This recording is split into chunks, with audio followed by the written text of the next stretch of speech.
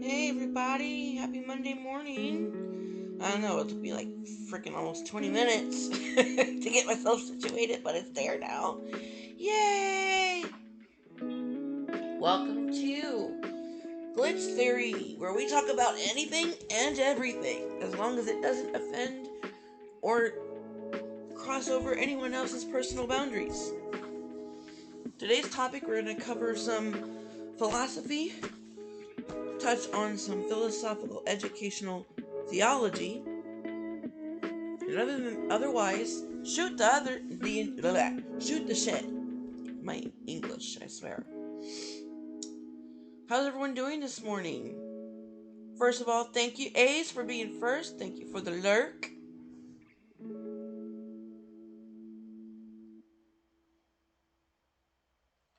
If you are here, you are queer, and well, I'm just already used to that.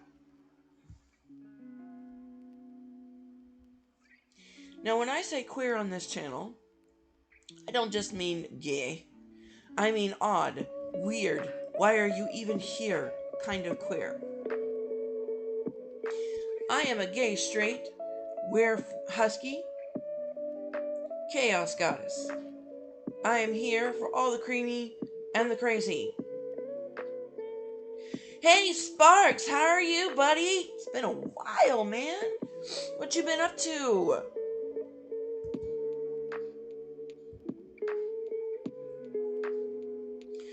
And being here for all the creamy and the crazy means we love chaos, but we also appreciate the calm, so that we can continue to to appreciate and create the chaos. So that is what Glitch Theory Divine Chaos Mondays are for. We're also doing Measurement Mondays. For every 100 bits that you donate to the channel, I give you a measurement of my body part that has yet to already have been measured. There are some updated measurements and some updated things going on with said body parts. I, 3 months ago, thought I was 300 pounds, 302 pounds, but 300 pounds. I went to my doctor's last week and found out I am not 302 pounds. So we get, with Measurement Monday, a chance for you, yes you, to guess my weight and my height. That's what's on the board right now. With every 100 bits, you get a guess. I also went and got my COVID shot and my flu shot.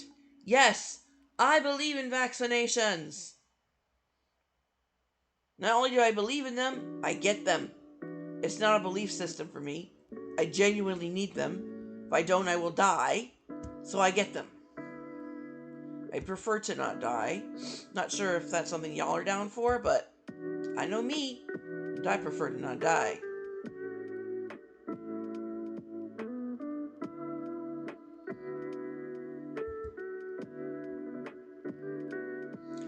Dreams. Aww. Sparks out here handing out sleepy times. I I am trying to sit down so I'm not in this window. There we go. We have Hansi the Snowman. He has been named by one of the channel's regulars, Ace, because Hansi likes getting handsy with my booba.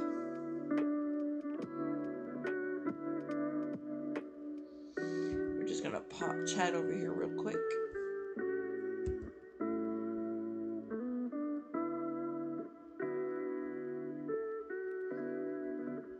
Sometimes on these Mondays, we play games, but most of the time, we just chill.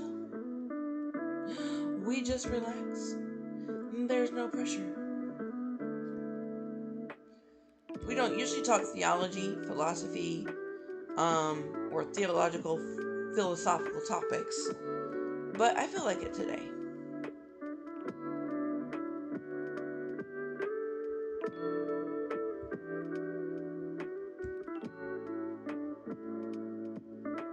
I do actually have an itinerary and a script for that. I'm just getting cozy first. I'm going to put Hansi up here over the shelf.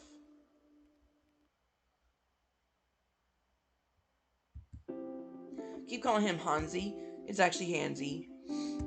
There is a channel on YouTube that I love so much called Nerd Forge. And one of the two founders of Nerd Forge is, his actual name is Hansi. So you gotta be real careful about calling Hansi.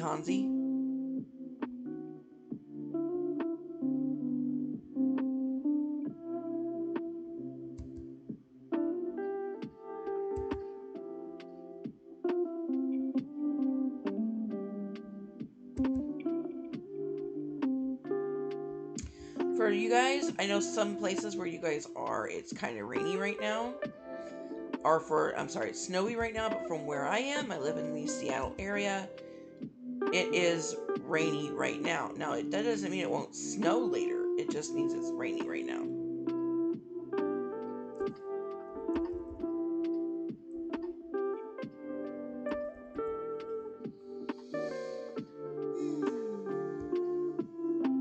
I'm not going to launch right into the talk just yet. I want everyone to get in the room, get comfy, get cozy.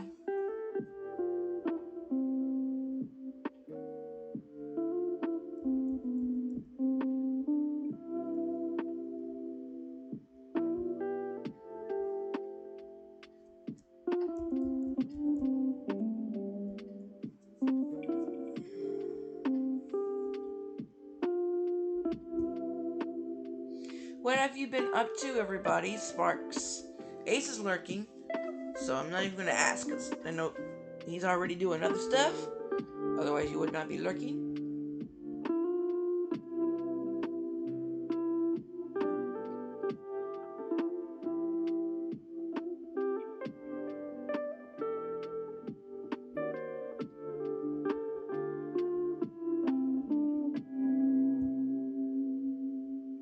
Oh, we hit 120 followers, by the way. Thanks to X Ghost Gear for the follow. Really appreciate that. We might actually hit 200 before this second quarter is up. So, and when I say second quarter, I mean second quarter of the channel. It's the first quarter of the year, second quarter of the channel.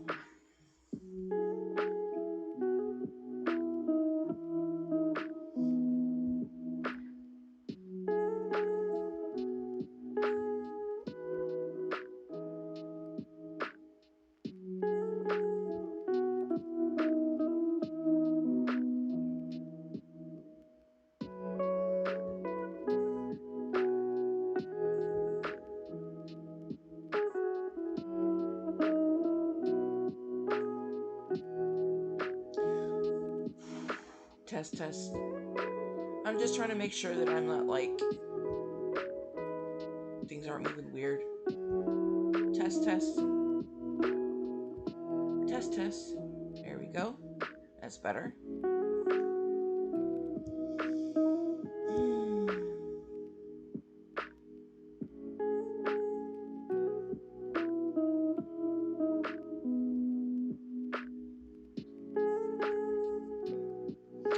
If you can hear me, put feetsies in the chat.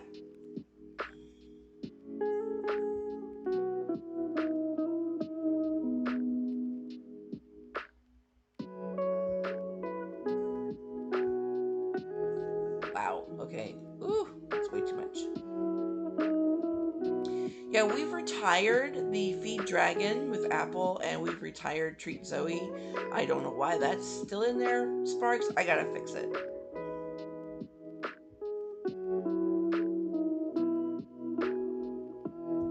But I am super excited.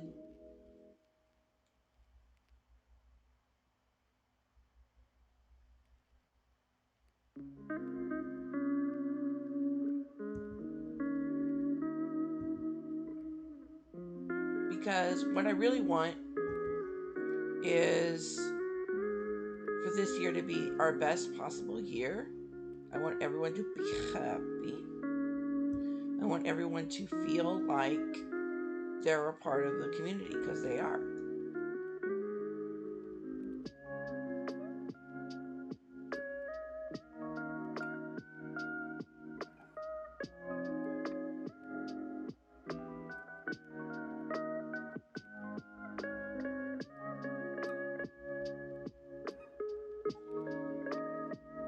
Do do do do do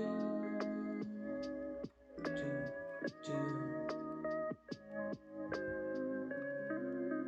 do do do do do.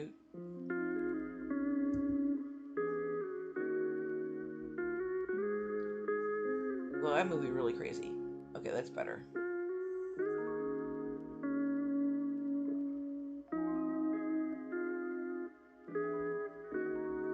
Okay. I noticed that I'm saying crazy and wild a whole lot lately. I tend to take the habit of whomever I'm with at the time. So, like, my boyfriend has a really bad habit of saying crazy and wild. It's not bad. It's just that he says it's so much that now I'm starting to do it. Ah. It's called social mirroring, folks, and it's Ote. It is Ote.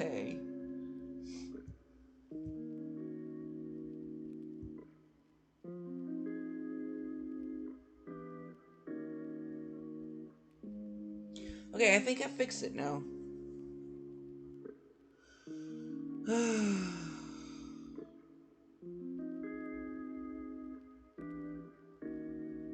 Alright, let me just check the stream manager on my phone. Give me a minute. A minute. A minute. I swear, English is my foreign and not. Wow. Okay. I can speak English. It is my native language. My brain is not working right now. Doesn't want to help me prove that fact.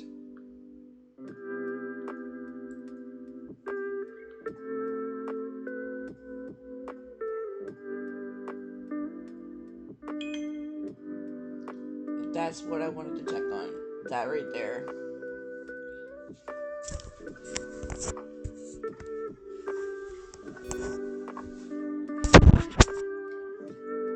Alright. Now, I have not gotten my medication, nor have I gotten my food. So I will BRB.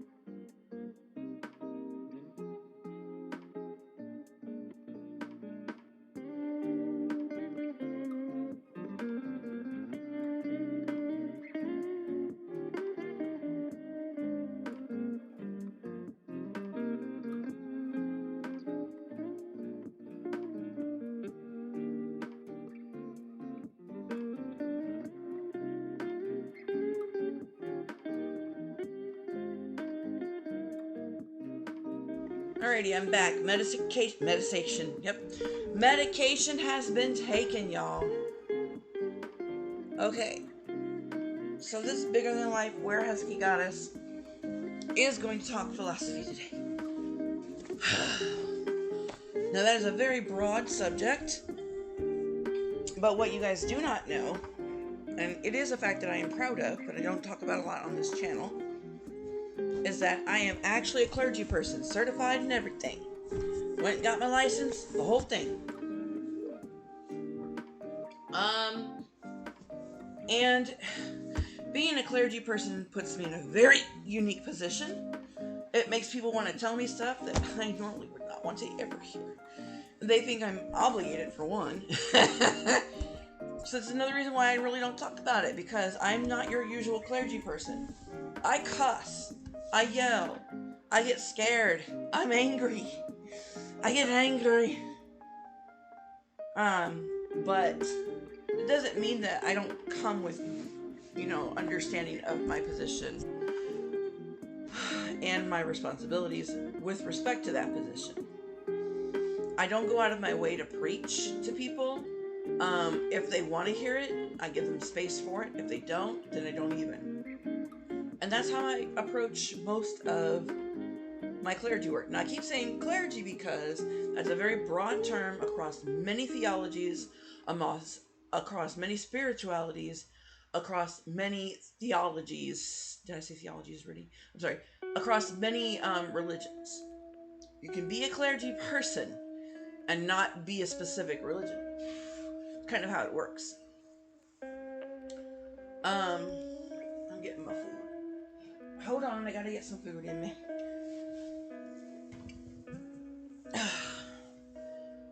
I have an entirely separate community that I have this conversation with. But there's something to be said about trying to stay level and trying to stay grounded. And part of that is talking with people who are not in your own echo chamber, who do not always have the same views as you, but can ethically, consciously have that conversation. Now, for some of y'all, it's a Monday. It's not Sunday. It's not Wednesday, because I know some of y'all go to church on Wednesday. So why am I talking about? Well, for me, Monday is a special day. Like a Sunday or a Wednesday for some of y'all. Hold on, let me get some coffee.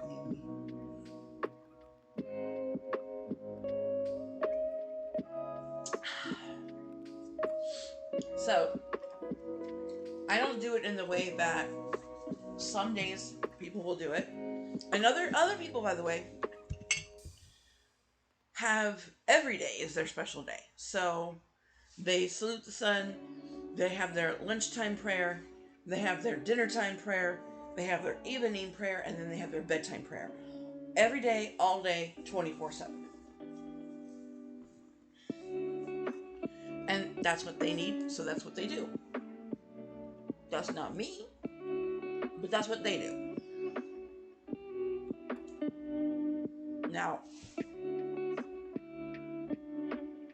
I do not personally participate in that sort of personal theology, personal spirituality, but I had a brother-in-law who did.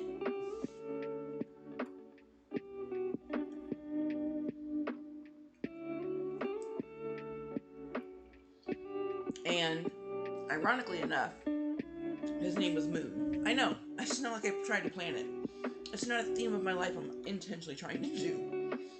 I can say his name because his actual legal name is nothing like what I just said. So, but his his phonetic name that we all called him by was Moon.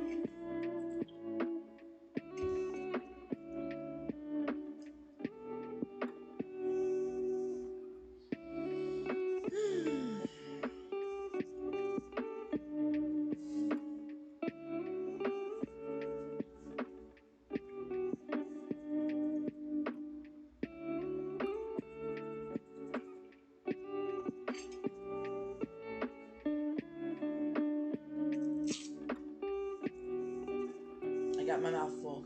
Give me a minute.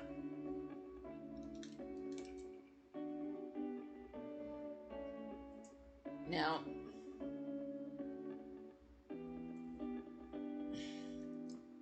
he had a spiritual practice where he did actually have to get up every morning, just as the sun was rising, to salute the sun, to pray to the sun, to make sure he's facing the direction of the sun.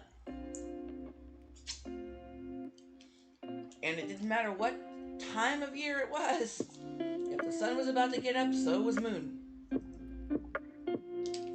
I think it's incredibly ironic that his name was Moon, by the way, considering that his religion required him to salute the sun. Not a bad thing, just, kind of a thing. I am trying to get... See, I got cream cheese. I went and got this, what's the heck? This bread that is very sweet, gourd bread. It's made of several gourds, so I can't necessarily call it squash. But it's delicious. And then I went and I got some cream cheese, because it was absolutely a travesty, a crime to not have cream cheese on these sweet breads.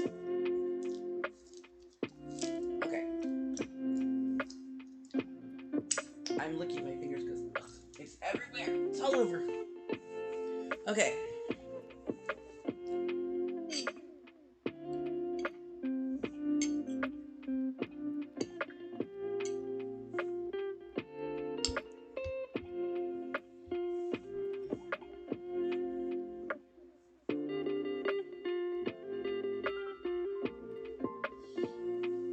Some of you are not religious. Perfectly fine.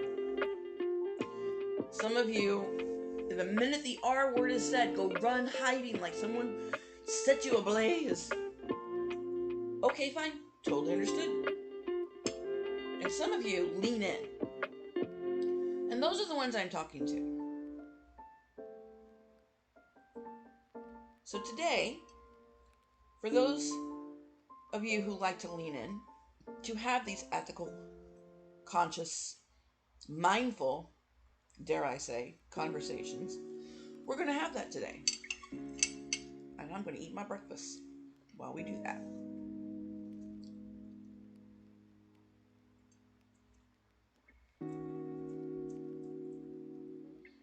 I put a lot of cream cheese on that. Oh my gosh.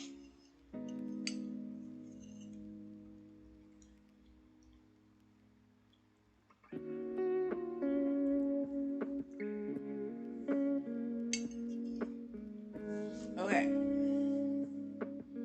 Let me pull up the paper that I made so that I don't get off topic because I have ADHD and I know I will.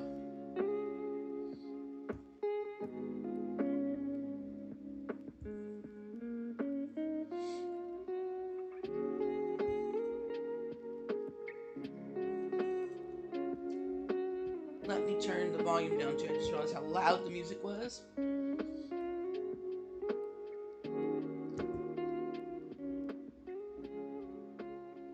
There we go. Coming to you live from my bedroom because I didn't feel like getting out of bed.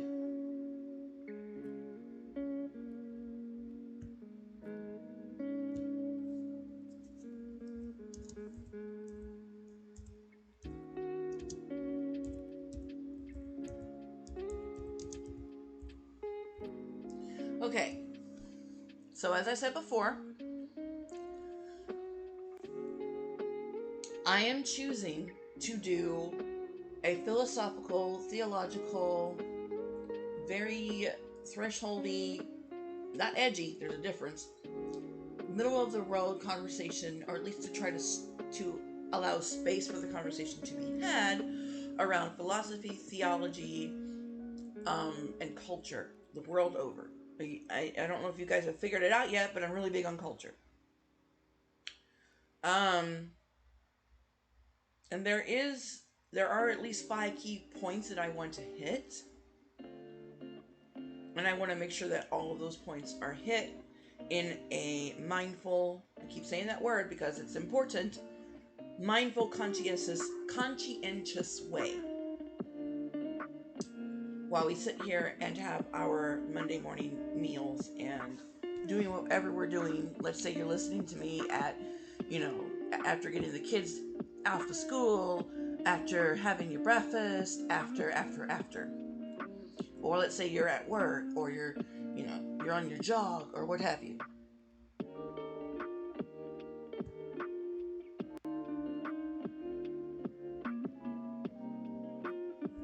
Let me take another bite of my food.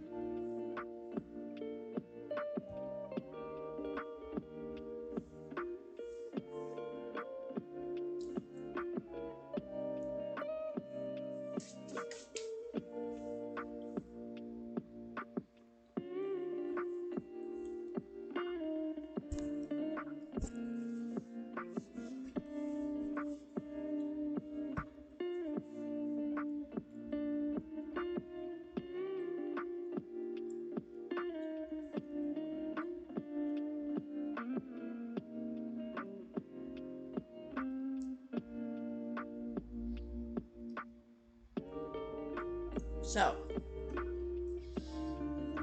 I am going to be looking at chat while I'm doing this. This is an offshoot of a talk that I gave about a month or so ago.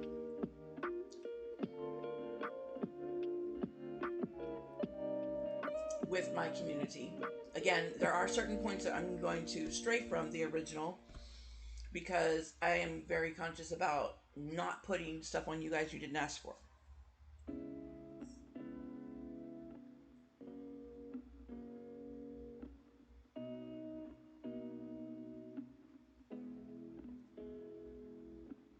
So, that said, here we go.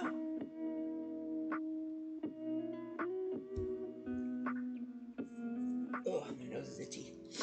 Why? When is my nose not itchy, you guys? Seriously. I'm a gamer who talks about theology in a very open way. Now, the minute this gets nasty, I am going to end it. So don't get nasty. Okay? Hi, Empress. Empress says, hello, cutie. Just wanted to wish you a great stream. I'm heading home from my day of hospital test. Oh my goodness. Empress is in our little streamer ring. She is going through her own health needs right now. So send her some good vibes and or prayers, whatever your personal theology is. She could use all of it. I'm not going to give out her information. But also go check out her channel if you want to support her in that way too. And I'm actually going to give her a shout out while I'm here.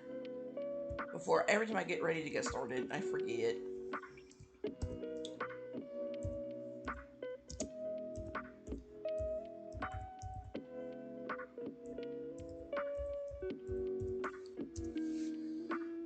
Okay.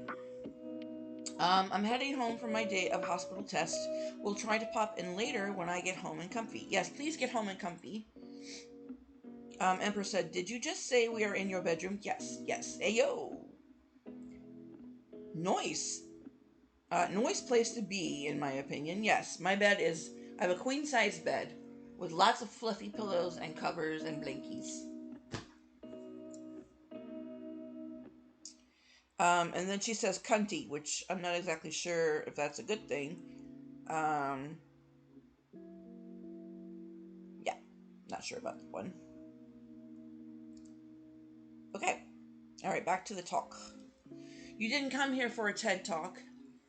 I'm not going to talk at you. We're going to talk together. I'm going to look at the chat as I'm talking and having this discussion that I hold with my own community.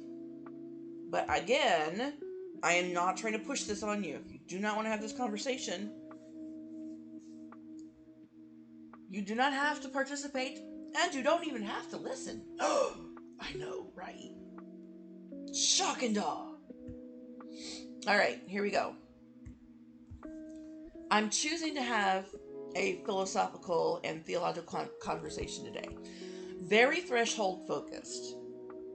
Not edgy. You know, there's a big difference. As I said before, this is a middle of the road conversation by design. That means on purpose.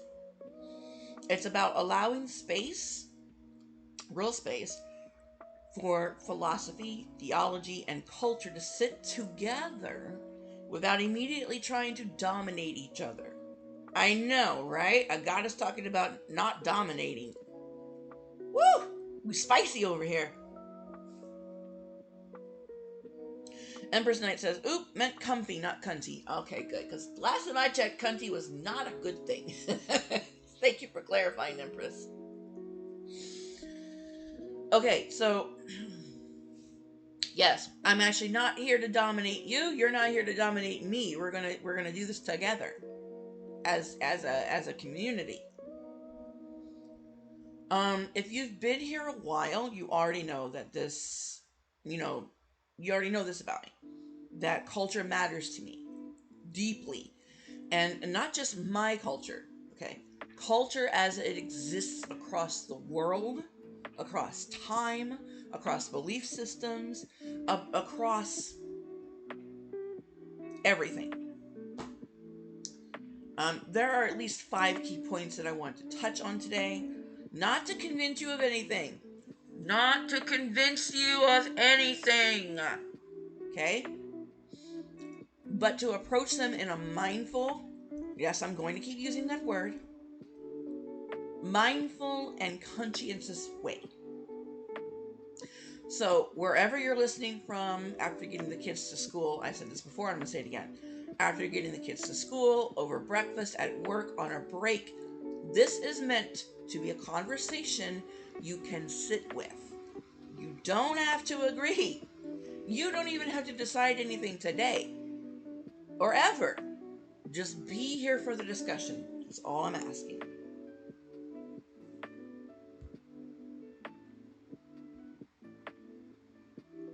So, here's the container. This is not debate. This is not conversion. This is exploration. Different cultures answer the same questions differently. There's no hierarchy, just presence. Meaning, suffering, belonging, morality, transcendence. This is where theology and philosophy stop being abstract. Where belief systems clash without declaring a winner. I could not underline that word enough. Without declaring a winner. We're here to sit in the discomfort because that's the threshold.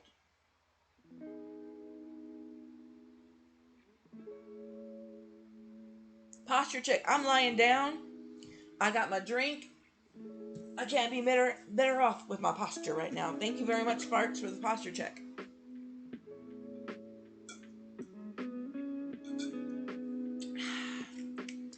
Hydration acquired. Okay.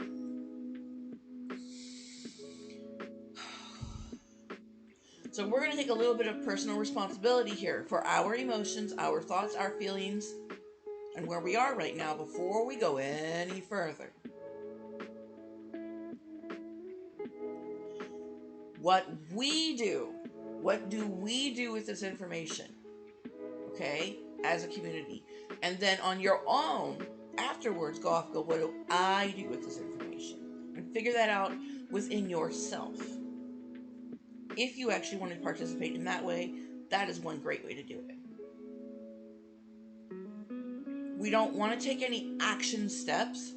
We're working on orientation here for your personal responsibility, for my personal responsibility, for our personal responsibility as a community on the subject. I'm going to keep us loosely moving through 5 ideas today. If we drift, that's okay, but this is the map.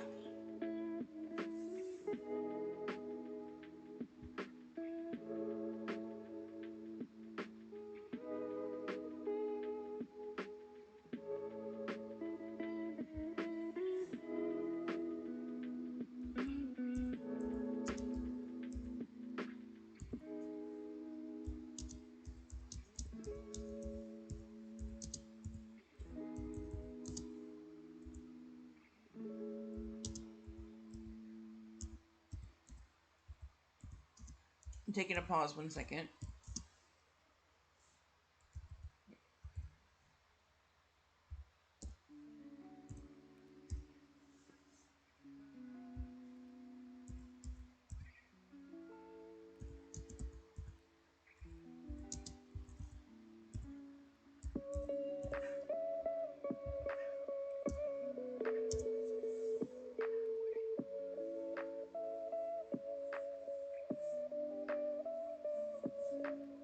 So,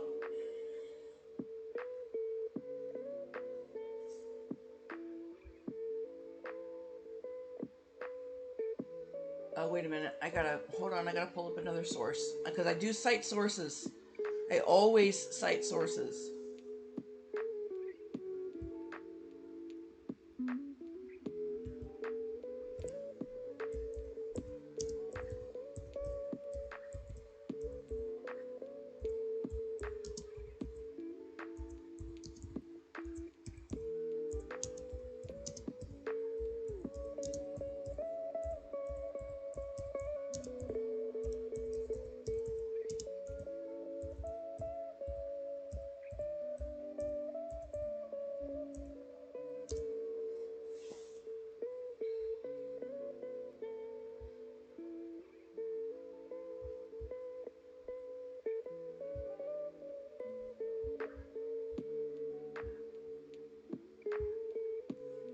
Empress says, I shall return soon. Taxi time. Big hugs. Huggies.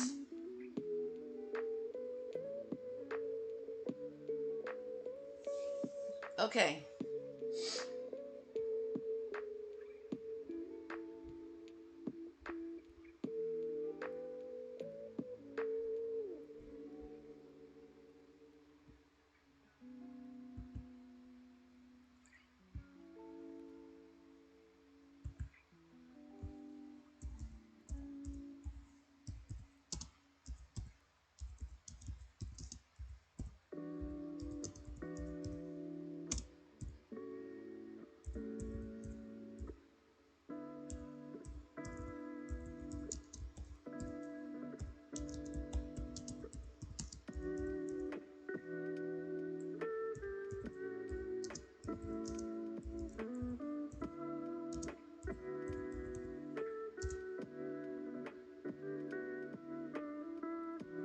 Okay, I found it. Took me forever.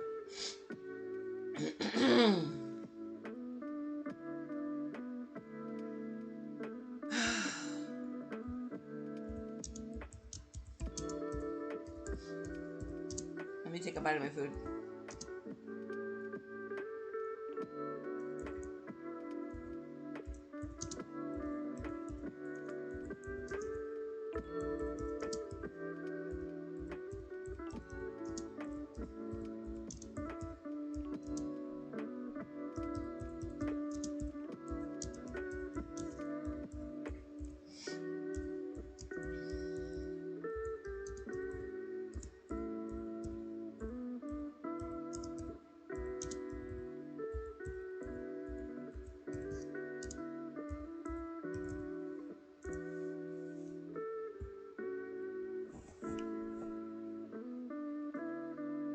All right, so we're past the doorway now. We're inside the room. You got your drink, you got your food, got your soft little cushion to sit your booty on. All right. So,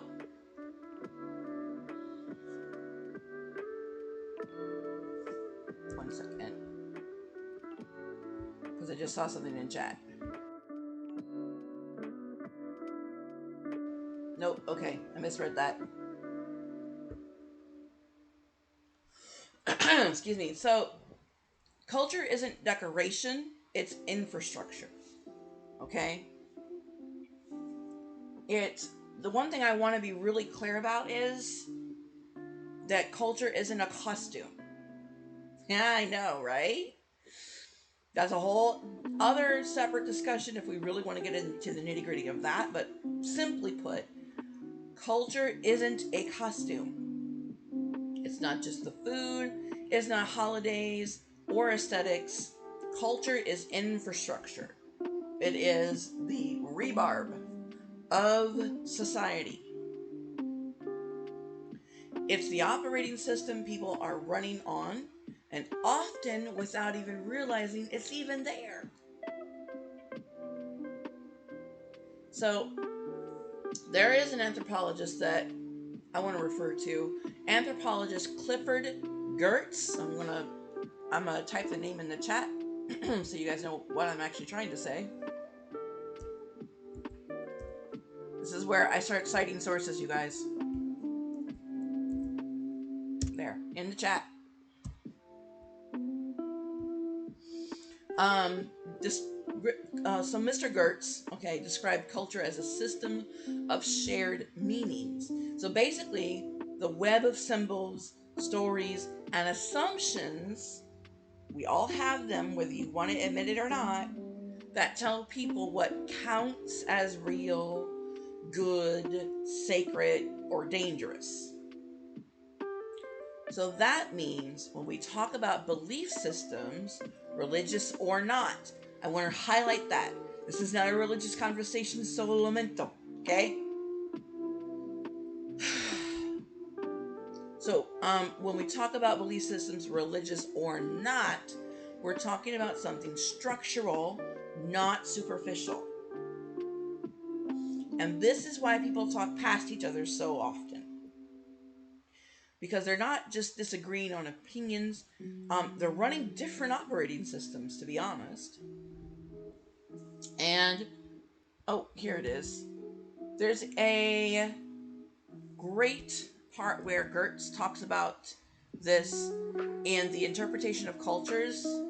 And it is published in the University of Chicago Press. I will put that in the chat now.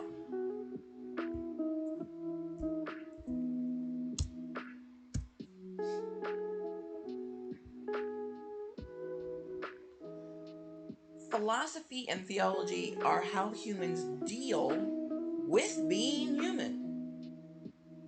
So across cultures, philosophy and theology exist because humans keep running into the same problems: suffering, death, meaning, love, responsibility, fear, hope. Theologian Paul, and I never say this poor guy's name right, theologian Paul Tillich called this our concern with ultimate meaning. The things people orient their entire lives around, whether they call it God, truth, justice, freedom, or something else entirely.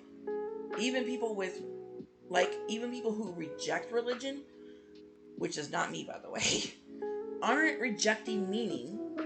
They're usually just choosing a different framework for it. So when someone says, I'm not religious, that doesn't mean they're neutral. It means they've placed their trust somewhere else, often in reason, science, humanism, or personal experience, or all of the above. And Tillich talks about this in The Dynamics of Faith, published in Harper and Row. And I'm going to put that in there too for you guys.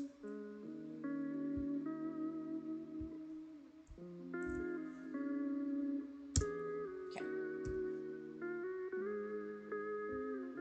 Because sources are important, so you guys don't think I'm talking out of my ass.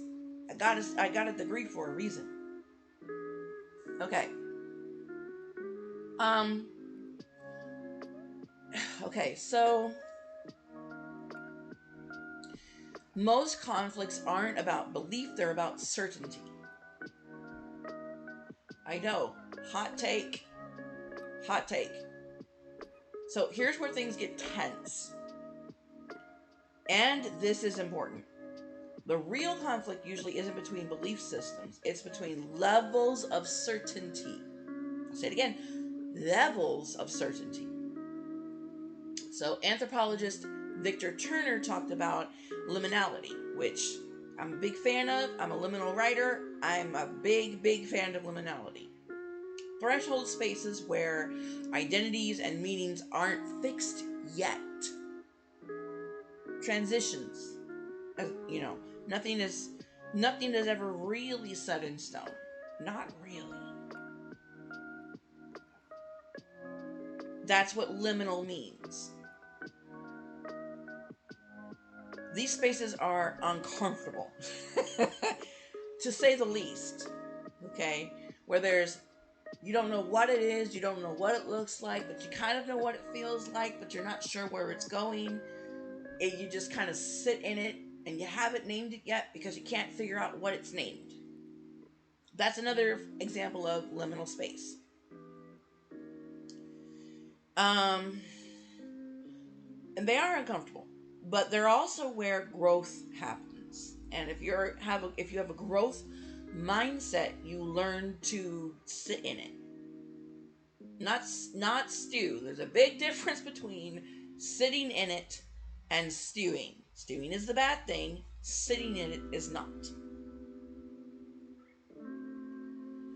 But they're also, most people don't hate difference. They hate uncertainty.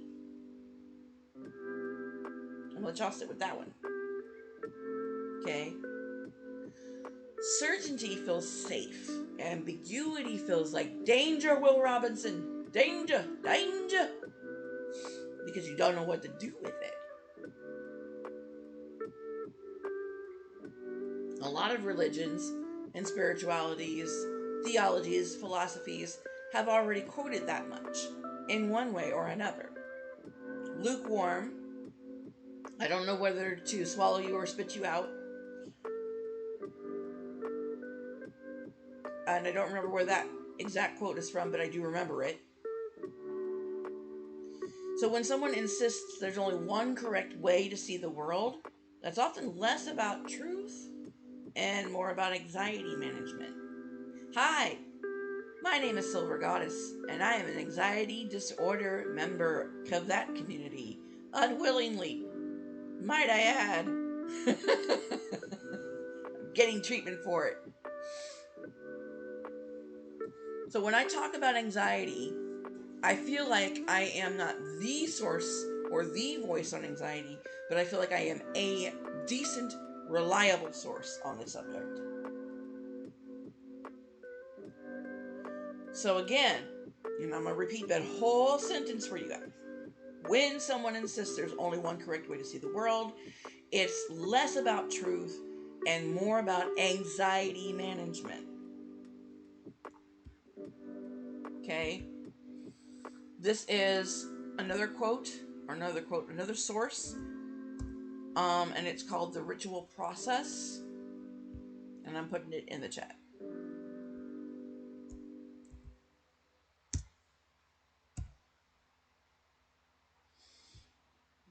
These live discussions are great because you guys get live sources that you can check out right now.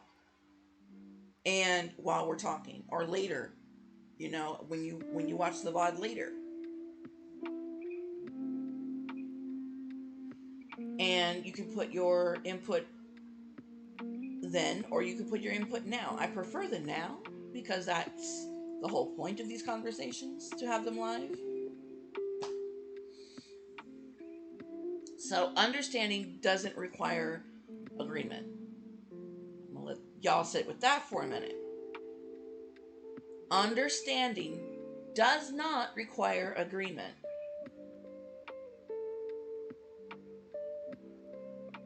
You can disagree with me right now in the chat.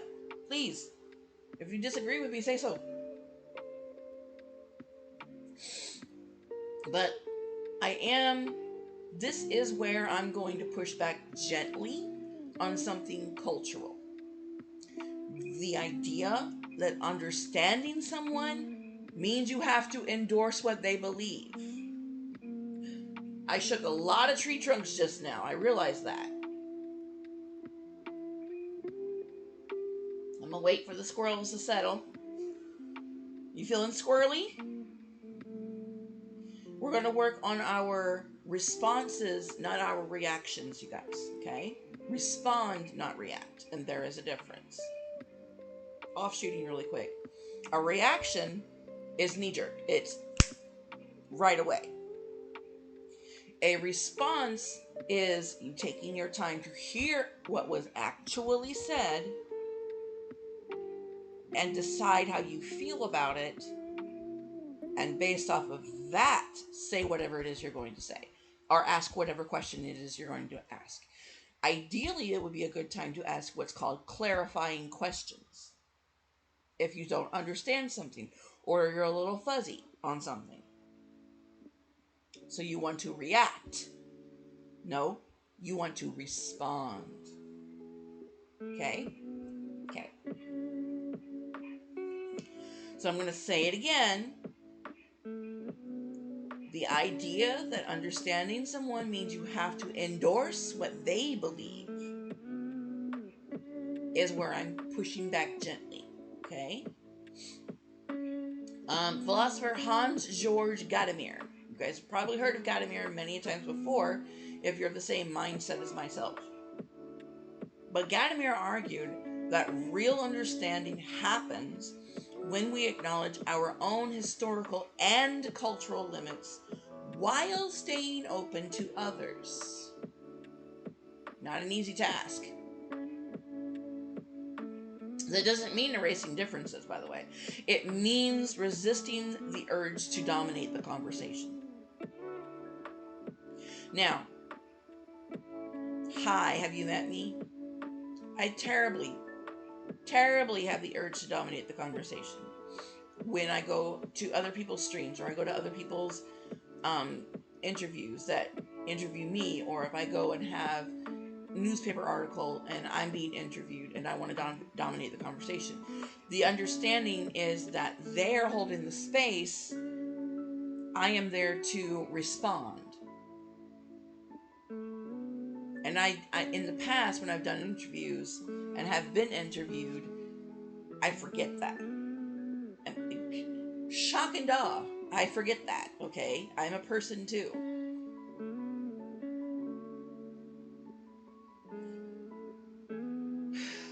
So, resisting that urge is really hard, and if anybody understands that, I definitely do.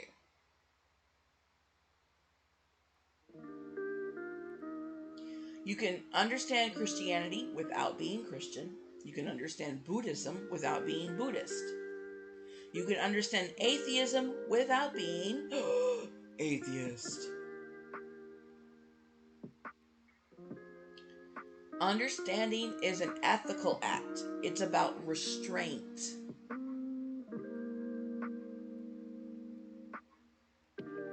So, you guys have heard me say it 1,000 times before. I will never be Hindu. I will never be Shinto. I will never be Buddhist. Okay?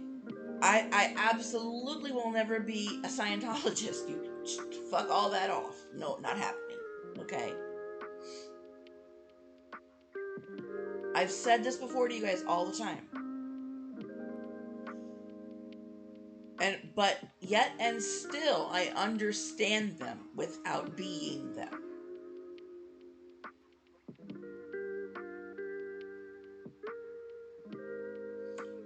Understanding is an ethical act. So let me go ahead and do Gadamir for Truth and Method.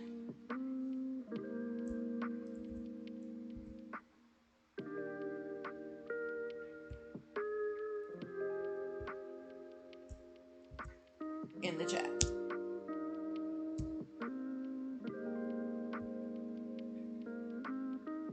Speaking of chat, let's check a couple of things here. Oh, I didn't lose anybody. Hurrah!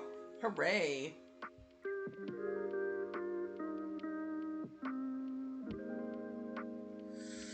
This is usually when people start trailing off. So I'm actually pretty excited right now.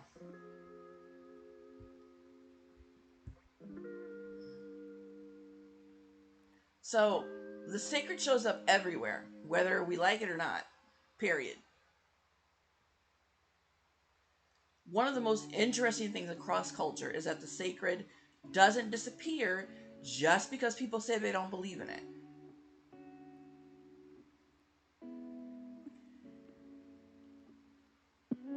So there is a historian of religion named Mircea Eliade.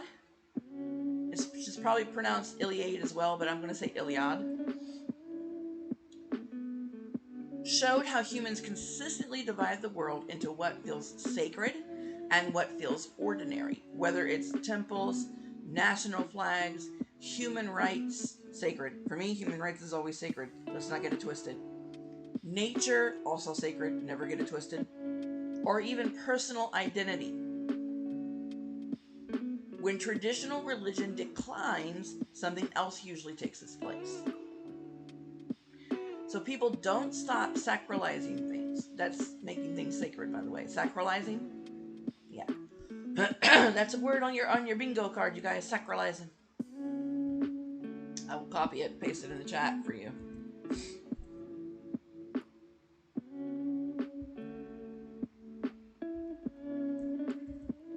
It is an actual word. You can look it up. People don't stop sacralizing things. They just change what they sacralize. And that's worth paying attention to. You may have actually heard of her work, not her specifically, Iliad, called The Sacred and the Profane, published by Hardcore, by the way, and I'm putting that in the chat.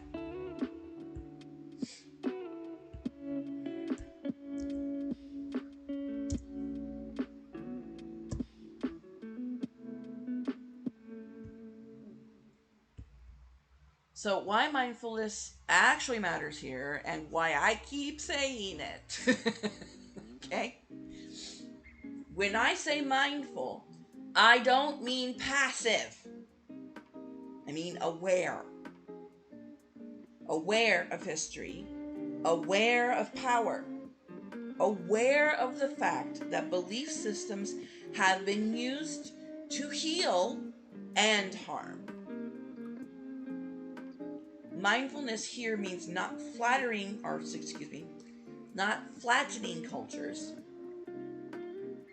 not pretending all beliefs are identical, and not rushing to judgment before we understand context. I'll repeat that last one. Not rushing to judgment before we understand context. It's the difference between curiosity and consumption. You can feel that you understand something, but unless you make sure that you're understanding it from its lens as it is, and not from the lens as you have any preconceived notions or understandings through your own personal lens, then it is judgment. Unless you are doing it from its lens, whatever you understand about it is a judgment. And you're not taking it into the context that it is.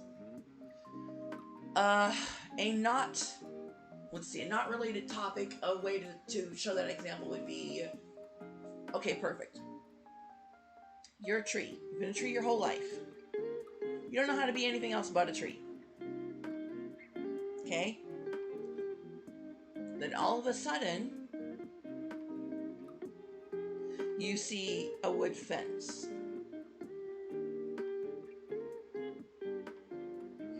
And the wood fence is telling you, I'm a tree. But not actually. I used to be a tree, but now I'm a fence. And so this fence is now put up next to you, and now you guys are forced to have this conversation. You're no way can you escape having this conversation now. And you're like, well, what happened to you? You don't look a thing like a tree. But the fence is steady telling you, but I started as a tree. Not any tree I've seen, you say. And then the wood fence tells you its story. And I'm not just made of one tree, I'm made of many trees. And you're like, what? I don't understand. And I have metal in me too. Huh, how about that? What? Yeah, they're called nails. They didn't feel so great the first time around, but kind of used to them now. But you've been a tree your whole life. The judgment here is, well, I'll never become a fence. I'm a tree. I'm always going to be a tree. Where the context is things can change. And it is okay. And it is part of how things go. If you stay there and go, well, I'll never be a fence, I'm going to always be a tree, you're not trying to understand the context. And there is judgment, inherent judgment in that. So, it's the difference between curiosity. So if you're, oh, I'll never be a fence. If that's where you start, then you're starting from judgment. If you go, well, wait a minute. If they were a tree and now they're a fence, how did that happen? They're telling me that it happened this way for them. Does it happen this way for all things that used to be trees? That's the curiosity part. The consumption part is the judgment part. And not only that, but in a way, consumption can also be the internalization of the new information. So, again, we're not rushing to judgment before we understand context and the difference between curiosity and consumption. And honestly, in a world optimized for outrage, choosing restraint is a radical act. It is radical. You want to be a punkhead, you want to be hard, be restraint. Choose restraint. Try to understand someone else's POV. That's how you be punk these days.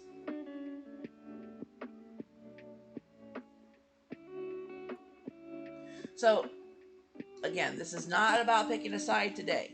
It's about learning how to sit in complexity, intersectionality, liminality, without needing it to collapse immediately. If that feels uncomfortable, good! Thresholds usually are.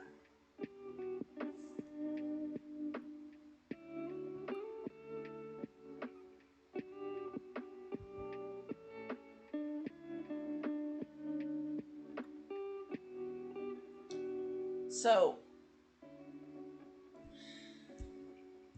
I'm actually going to grab all those sources and put them in one, and then I'm going to pin them. So just give me a moment here.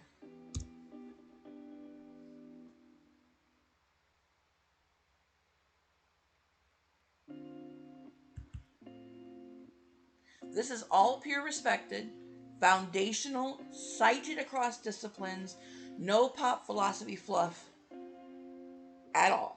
Okay?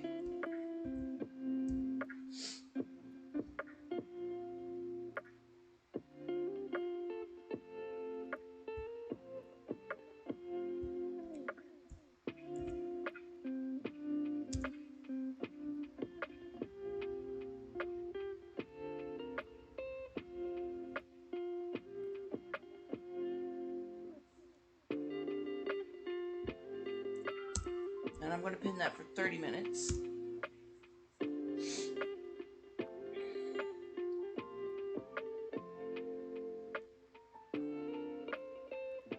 I know it doesn't seem like it, you guys, but I have an education. I worked really hard. I was a single mom during the entire experience. It sucked. There are times where I am smart and have big boobs. And video game. Triple threat.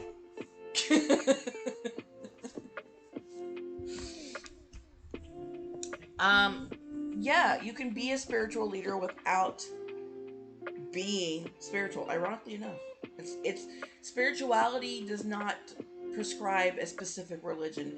As I was saying before, it is across all nations, times, cultures, everywhere. You can say you are not religious, but that doesn't make you not spiritual, and vice versa.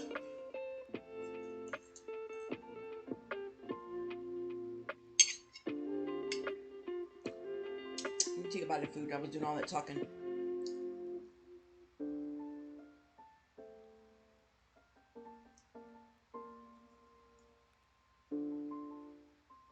Now I put in for your description or panel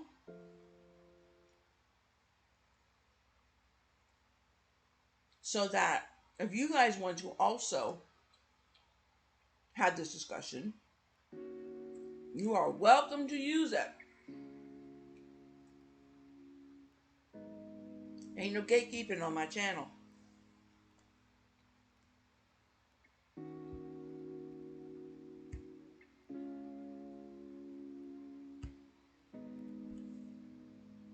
Excuse me, I'm chewing.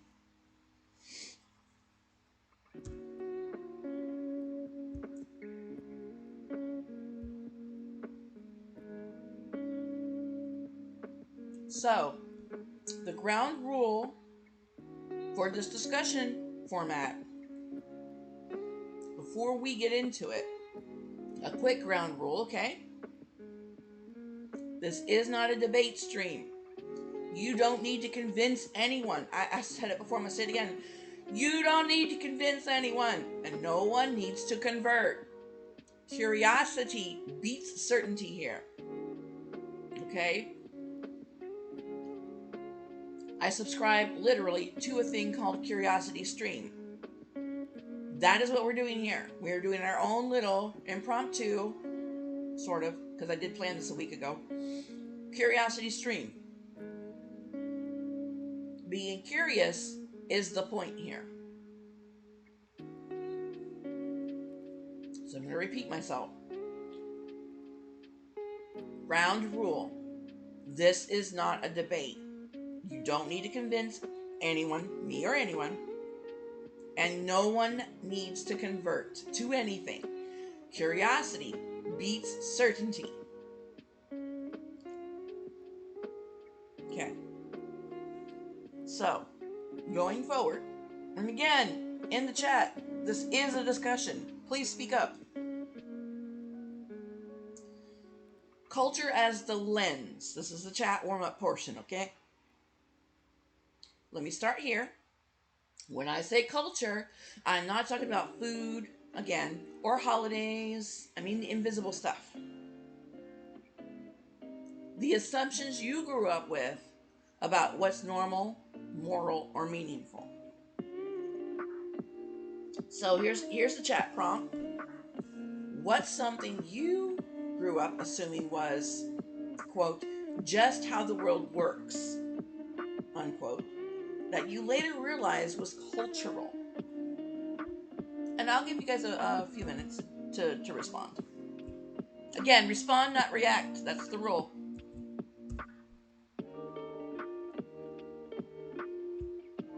That's what we're going with today. I'm copy and paste it in here too.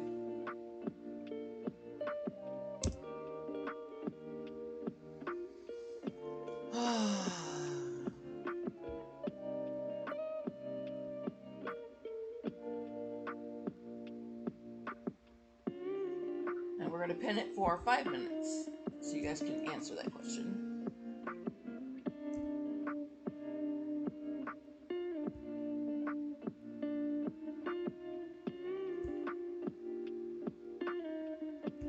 And while you guys do that, I'm going to eat my food.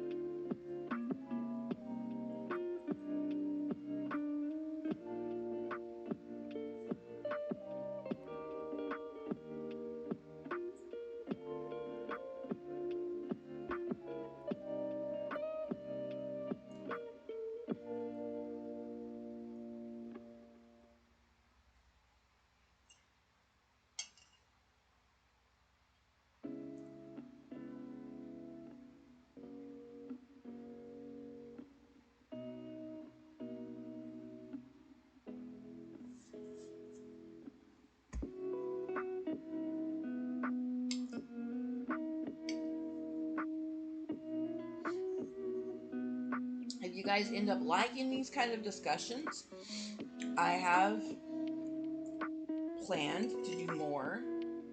But if this ends up becoming something that you guys are like, hey, we didn't sign up for this, then I probably will make sure it's periodical and not more frequent. But it is something that has been on the itinerary since the beginning of the channel.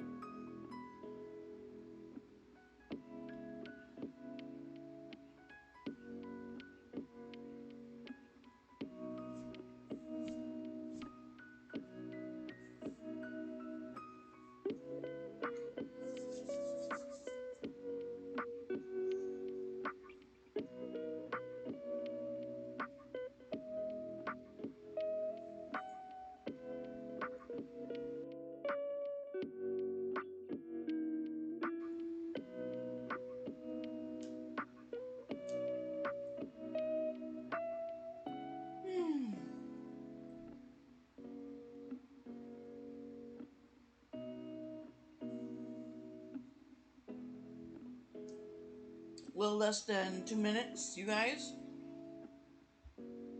to answer the pinned comment if you want to. And then we'll move on.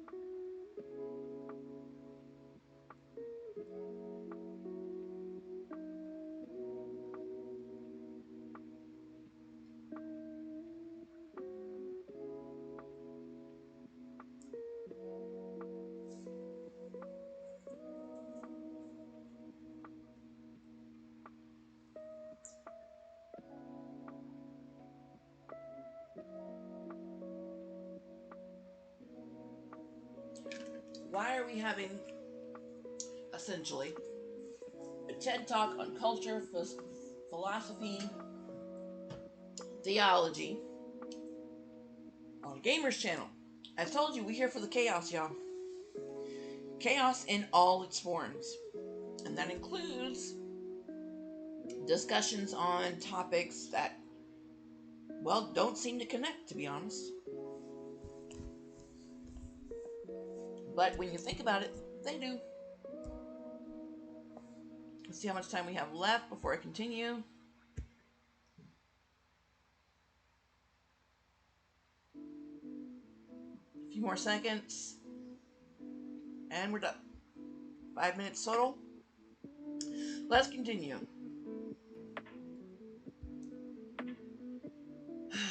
So anthropologists like Clifford Geertz talk about culture as a system of meaning we live inside of. So when people disagree about beliefs, they're often not even answering the same question.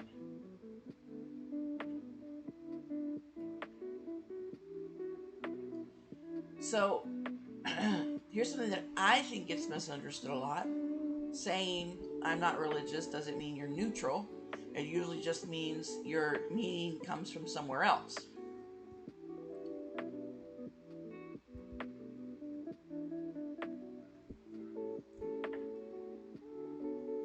Now, we don't have to agree on that. We don't have to disagree on that.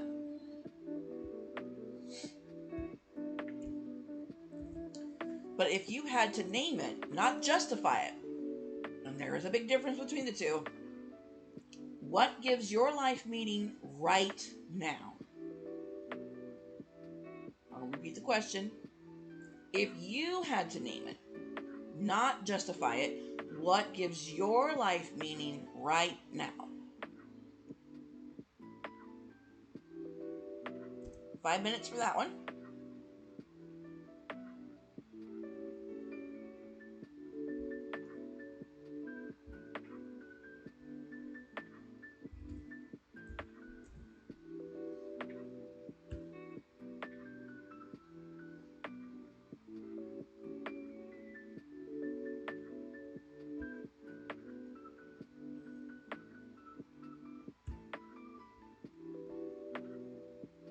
I'm going to try to give everybody a fair shot.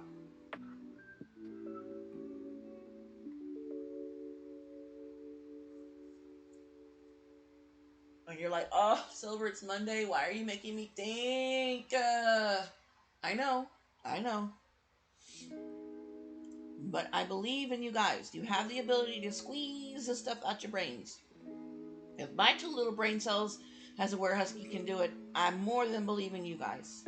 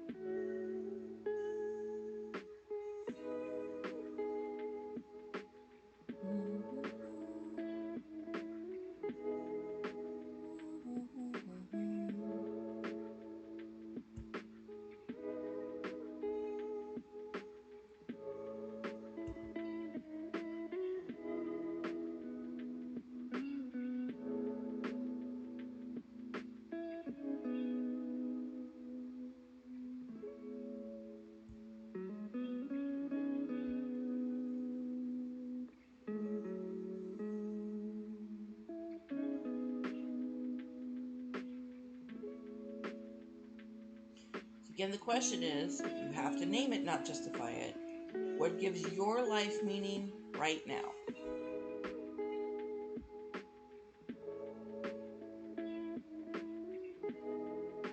A little over 2.5 minutes left, you guys, to answer.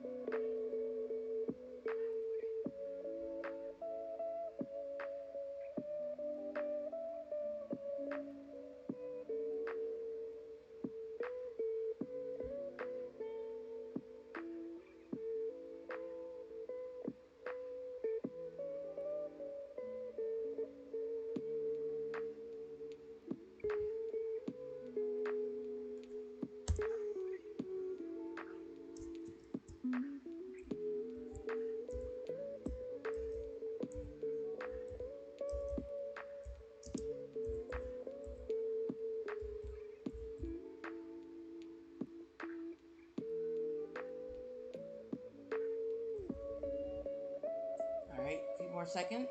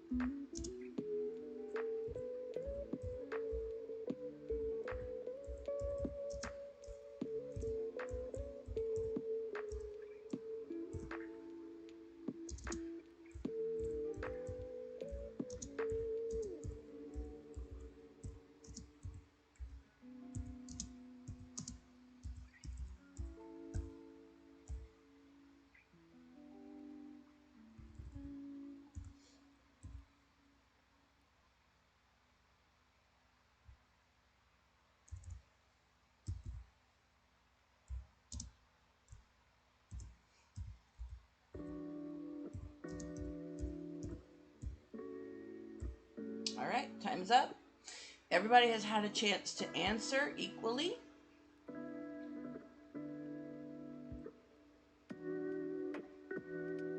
So, again, Paul Tillich called this ultimate concern.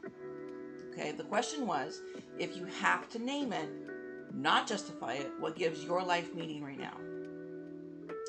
Ultimate concern is the thing you organize your life around, whether it's God, family, justice, truth, or survival.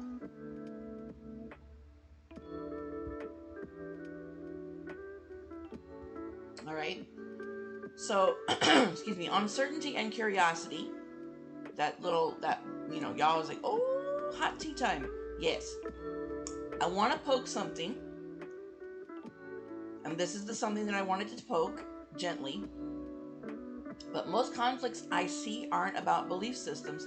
They're about how certain someone's or a someone feels that they need to be.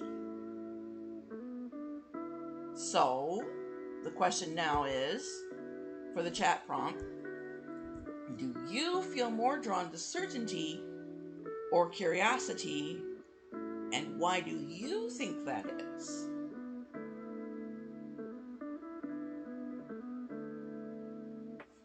Put that in the chat now too. Y'all want to get spicy with it, get spicy with it, but be nice and be considerate to each other.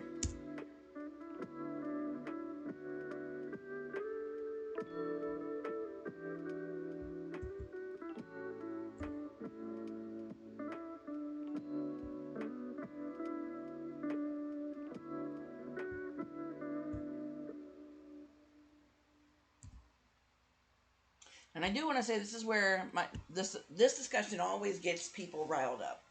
Absolutely always, every single time.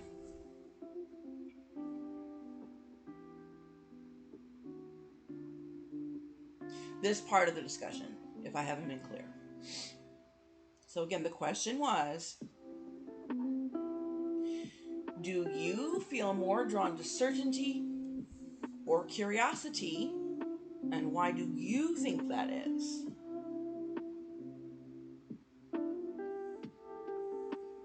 No one can answer that question for you but you.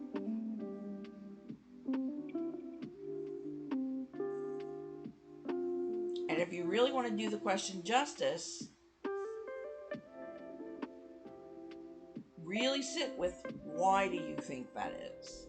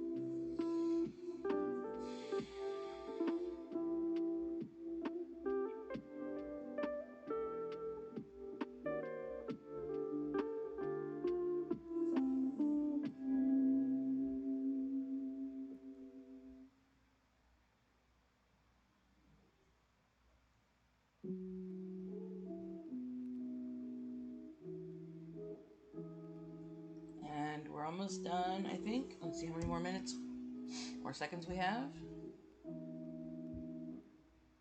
A little less than 2.5 minutes left, you guys, to answer that question in the pinned chat.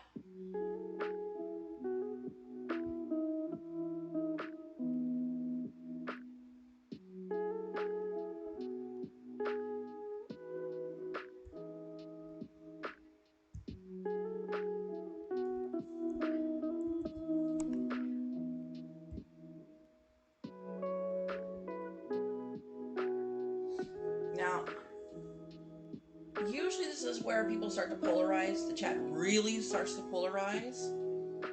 And I end up having, okay, guys, whoa, whoa, whoa, whoa. Notice how even this question brings up discomfort. And it's not a failure.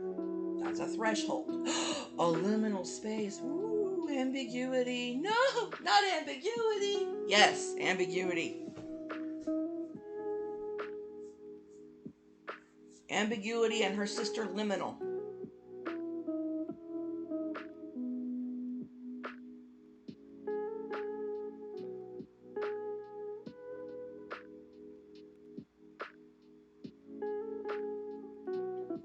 These are the ghosts of culture, whispers of culture.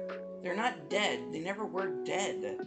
But they are spirits, as it were, of culture that people do not like because it makes them uncomfortable. And they want to ignore and they want to pretend it doesn't exist, but it does exist. And this is what we're here to talk about.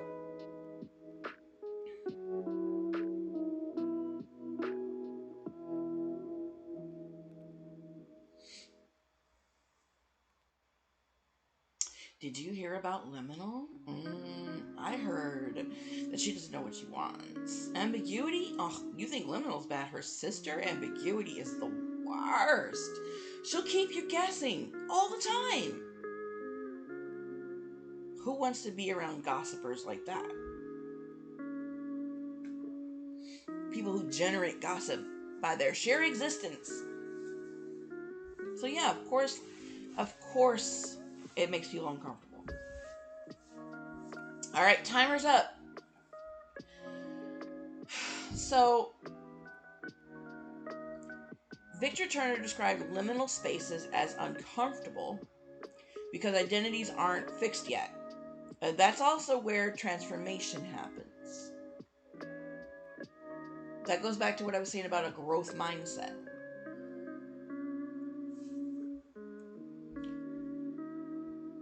Boundary setting. I do want to say this clearly though, because it matters. Understanding someone does not mean endorsing what they believe. I've said it before in a different way. Understanding the behavior does not excuse it. That's a negative way to say it. A positive way is saying understanding why someone does what they do gives you the understanding of the motivation and the positive results based off of that motivation. The liminal way to say it is the way I just said it. Understanding someone does not mean endorsing what they believe. So, that said, here's the question. Is there a belief that you understand deeply, even if you don't share it?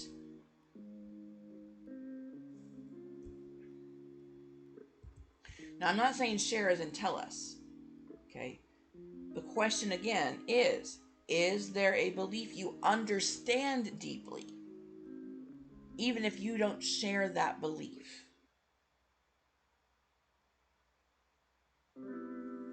I'll put it in the chat. Let you guys marinate on it. Excuse me. Y'all should know by now, I have the hiccups left and right on this channel for no reason at all. They want to be known that they are there, so they make themselves known consistently. I'll give you guys about 5 minutes to answer this question too.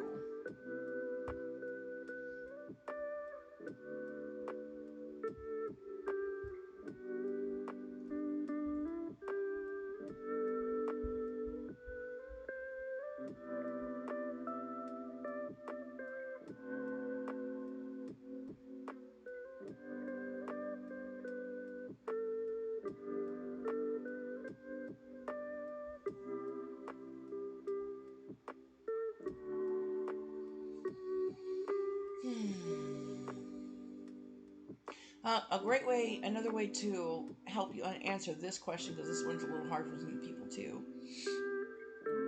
There's a belief that I understand deeply, though I don't fully share it, and that is reincarnation. I've said it before. I love me a good isekai. Oh my god, me and Truck-kun. Whew. Love me a good isekai. Okay?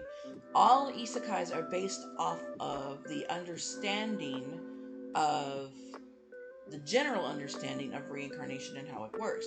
One of my other favorite isekais, and I forget her name now, but she's an artist and she gets isekai'd into her own anime that she made. Or no, not her own, someone else's anime that she was a very big fan of as a kid. So, and it was not great. It was not a highly rated anime whatsoever, but she adored it, and it got her started as an artist. I'm remembering it right. I just don't remember the name.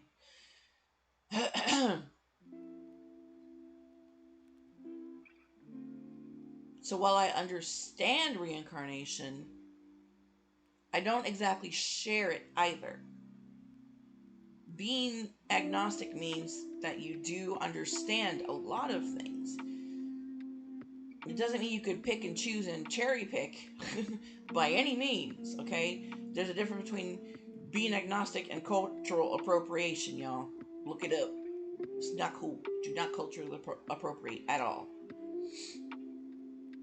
It just means that I don't think reincarnation is or isn't guaranteed. I think we just don't know until we know. And we won't know until we die. Goddess prevail, I don't die for another very long time. I got a lot of stuff I want to get done. But when I do, that's when I'll know. With certainty. But until then, I am uncertain. But I understand the different types of reincarnation beliefs. I understand how, for the most part, it works. At its core, there's a caste system. How good you were as a human when you died depends on how you're going to get reincarnated. If you get reincarnated at all, or if you have to wait a friggin' long time before you are.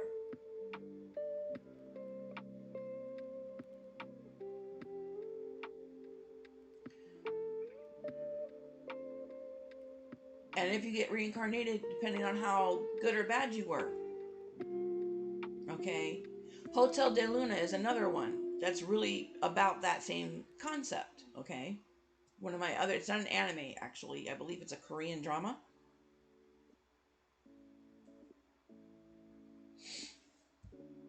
Got a little less than a minute, you guys, for answering that question. Cultural examination, cultural experience, and exchange helps you understand something without you needing to share it or believe in it or agree with it. That's the core and the crux of that question. Is there a belief you understand deeply even if you don't share it? So I do understand it deeply as someone who is an American raised Christian can. But I do understand it deeply for me. Do I share it? Not necessarily.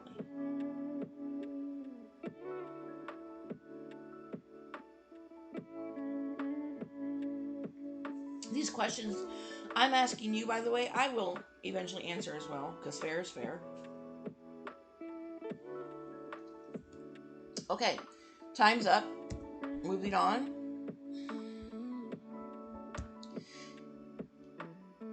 For those who want to push back hard, I'm not asking you to approve, okay? I'm asking if you understand why it makes sense to them. Okay? I'll repeat it. I'm not asking you to approve. I'm asking you to understand why it makes sense to those that do believe in it. Whatever the it is. Gadamer, I referenced him earlier. Philosopher George Gadamer argued that understanding requires acknowledging our own limits, not erasing differences. That's something I think we lose a lot these days. Okay. We do not. We all try to say, well, everyone's the same. I don't see color. That's a triggering phrase for me right there, okay? Oh, love is love. Which, again, it's a whole other separate discussion. But that is, in a way, erasing a difference. And I think our differences are what makes us special, are what makes us unique. And if we don't acknowledge our own limits, we don't acknowledge our uniqueness, we don't acknowledge our differences, we risk erasing them altogether. And those are the things that help make up culture. And as I said before, culture is super important. It is the rebarb of society. It is the thing that is there doing its job in the background quietly where no one can even notice it's even there, but it's doing it anyway.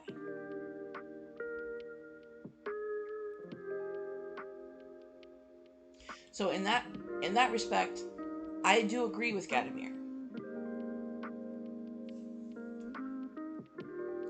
This goes into a little bit of intellectual humility. This part here, okay? That I've said.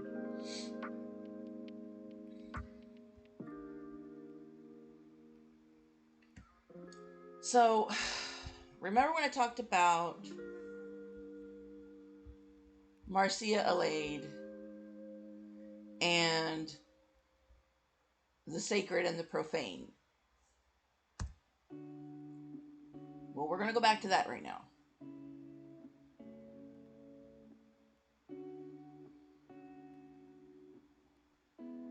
So, even in English, even in very secular spaces, what I keep seeing is the same thing. That people don't stop treating things as sacred.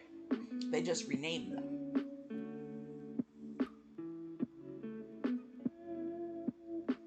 If you really want a great example of that,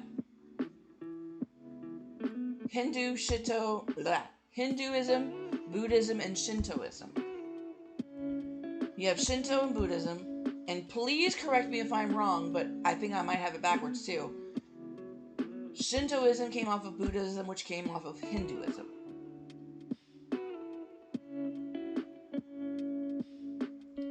That's what I remember from my studies. And they all are just a reframing and renaming of the same thing or similar things that are considered sacred. You notice there's a constant thread, there's a consistent thread in each one of those that's a straight through thread that you can go, oh, I see now. Islamic, Muslimic, those also have a through thread. You have Judaism, Christianity, and I do put them in separate categories, to be honest. Some people say, well, Judaism is a part of Christianity. No. No. They are separate entities for specific reasons. Catholicism is under the large umbrella of Christianity, but I would even argue that it itself is kind of separate from modern day Christianity.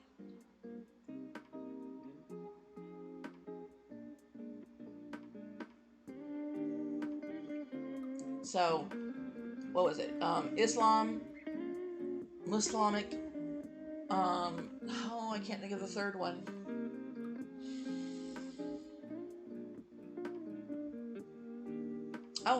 branches. There's another branch. You have voodoo and voodoo. Voodoo is the original. Voodoo is the branch. The American branch, but a branch nonetheless. You have hoodoo and hoodoo. Hoodoo is the original, or hoodoo, I'm not saying it right.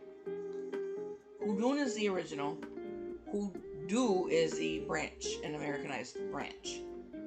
And depending on where in the Caribbean you go, is how it's practiced. Now, if we're going to talk about geography a little bit, there are parts of the Caribbean, the Dominican Republic, that are still American and or Americanized. This is something you just can't get away from. We still have American territories that aren't states, that are islands, whole islands. And I hate when people just ignore that fact. That said, what we brought over from West Africa, from their religions, their practice, their cultures, exist. The transitional spaces exist. The liminal space exists in those islands between us and Western Africa and Southeastern America. That's just the way it is.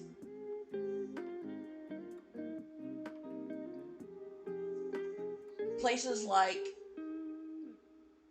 Jamaica, Dominican Republic, they have reclaimed their independence, but that does not mean there isn't a deep-seated origin story that they cannot get away from, the rebarb. So, without me going on that tangent too far,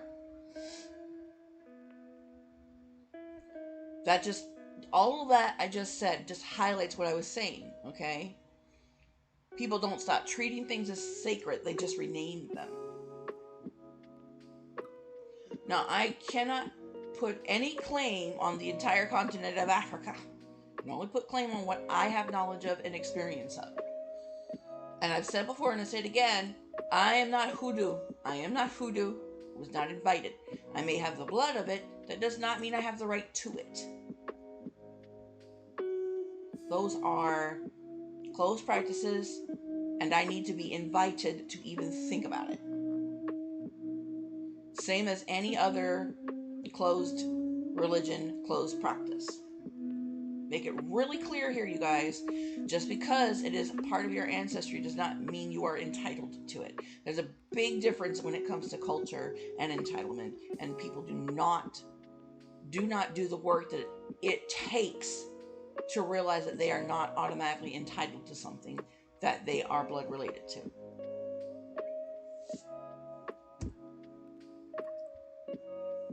Okay, I'm a little preachy. I got a little preachy there, I admit it.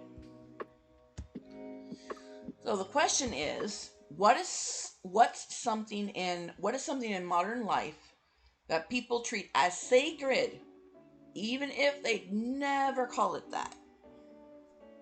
I'll give you an example. My mother, devout Christian, she started out as Lutheran. I don't know where she ended up, to be honest, because she went all over denominations of Christianity in the southeast of the United States of America before she passed.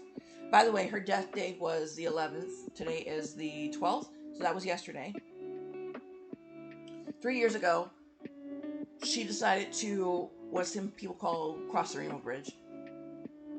And when she did that, her final words and her final thoughts were of Christianity, of beliefs and culture, all tied into Christianity. She was a minister. She did minister. She actively ministered. With my dad, they went to the jails and the facilities, and my dad is a recovering alcoholic for 20 some odd years, almost 30 years, I think. I'll have to ask him. No, yeah, I will say about 30 years. I remember because I was little when he went to AA and got admitted. But anyway, but he's a minister. He's continued my mom's ministry. To my knowledge, anyway. He recently had a heart attack back in July, so I don't know how physically able he is to do it, but he's a smart man. If he wants to do something, he'll figure out how to do it.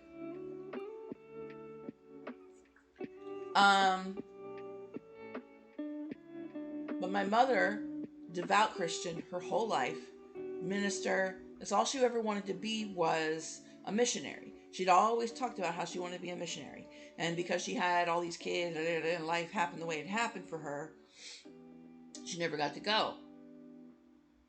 But at the end of her life, she kind of adjacent did it. And she influenced me to do the same for my own cultural, philosophical, theological systems, beliefs. I don't know how to say those words properly without being inaccurate. So that's kind of a good example of that. Okay, my mother would call all that to say. My mother would put a Bible down, not a Bible, the family Bible. Let me be accurate about that. On a surface. She'd put a doily down. She'd have a book, one of those little book open thingies you'd hold the book open with. And she'd put the Bible down. She'd put it to a verse. She drilled Ephesians 4:32 into my brain. I will never be able to get it out of my head. But that's fine because it's actually pretty damn good advice. Ephesians 4:32.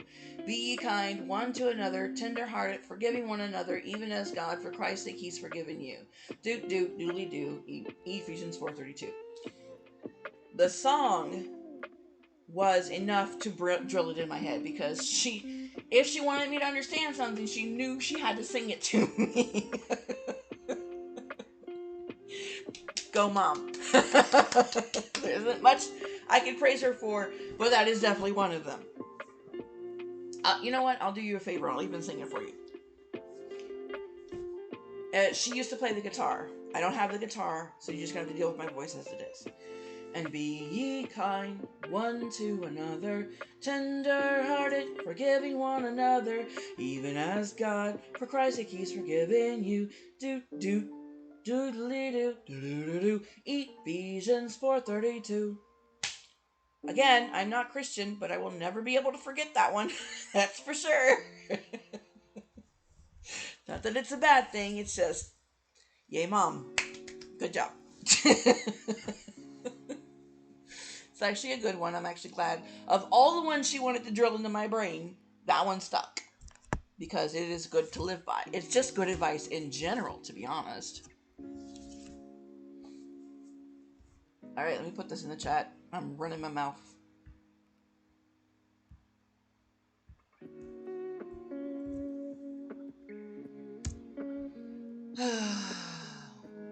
So because she wanted to be a missionary, but settled for a minister, I didn't actually realize this until after I'd gotten my degree and my certification for clergy, that she had actually, this is back to culture, what I was saying, right? She'd actually instilled that in me as well, that I wanted to talk to a community, my community, the community, what have you, and be versatile enough to see the thread and help everyone else see it too. For her, that was Christianity and telling people her story through Christianity and using the Bible for key touchstone points. She was not a perfect person. None of us are.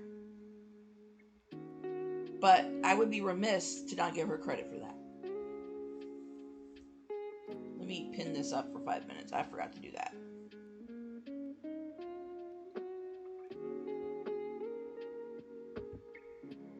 For you guys who have stayed this long, champions, all of you, the lot of you, champions. Because this is some heavy stuff on a Monday.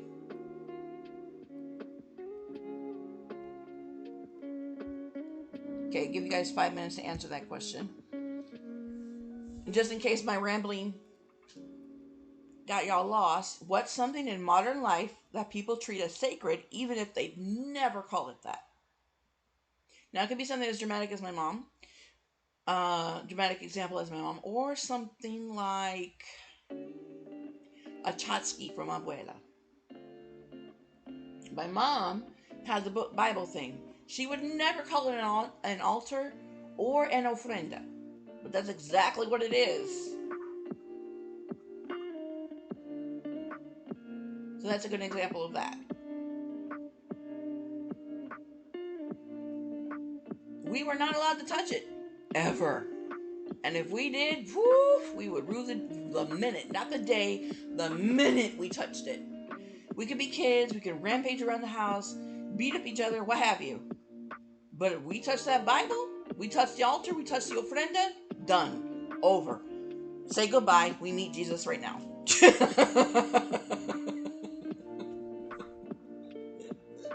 Ain't no wait. She gonna send us to Jesus right now. So yeah, she'd never call it that, but that's exactly what it would be.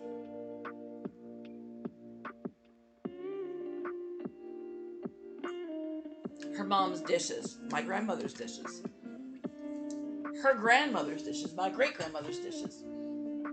All of those things were sacred to her. Not religious in tone, but sacred nonetheless. My grandfather's ashes. Oh my gosh, I'll tell y'all this story while we wait.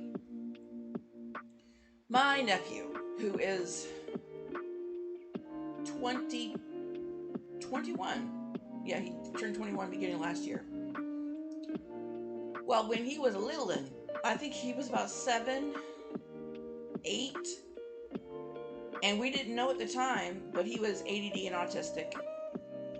And my grandfather had just passed away, I say a year or so before this. And I'll call him Jacob. That's his name, so you're not going to get the rest of the name. He's a grown man now. Good luck. But he's my sister's eldest. And this is the same sister who has 12 kids, by the way. And my grandfather's ashes was put in a very small urn on top of the fireplace where my parents lived, in the same house he lived and died in. And that was sacred to my mom. Okay? Not religious, sacred. There's a vast difference between the two. This is a good example of that. I don't know where my mother was. I don't even know where my sister was. I genuinely don't know where a single adult was when this happened. Okay? But according to my mother and my sister, Jacob had managed to climb onto something to get on top of the fireplace, not physically, but to reach the top of the fireplace where my grandfather's ashes were, and poured it all out. By accident, entirely. My mom came in and saw her dad in her grandson's hair and on the floor and in his clothes, and he's shaking it off like it's just dirt. She's horrified. Absolutely horrified. She calls my sister in. Mary Inez! You know it's the full name, man. You in trouble. I don't care how old you are. Your mama calls you by your full name. You in trouble. Amy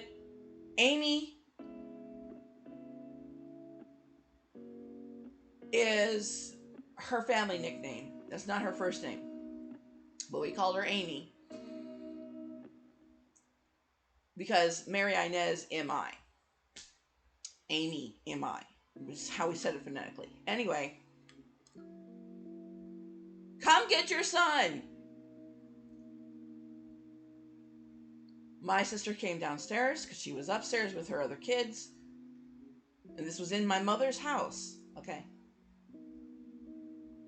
She saw the situation. My mother was in tears. Just sobbing. My mom is not a gentle person, okay? So for my mom to cry like that, it was a big freaking deal.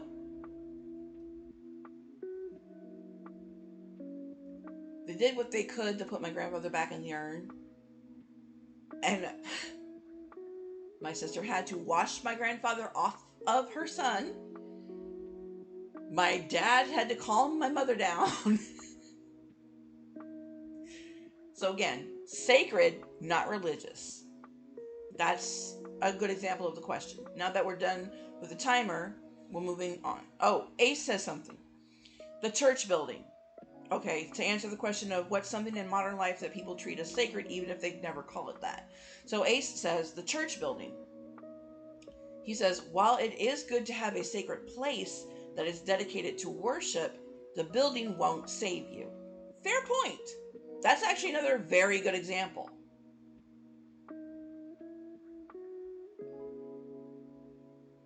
That's actually a really good example. Thank you for that, Ace. And he's right. It is good to have a sacred space.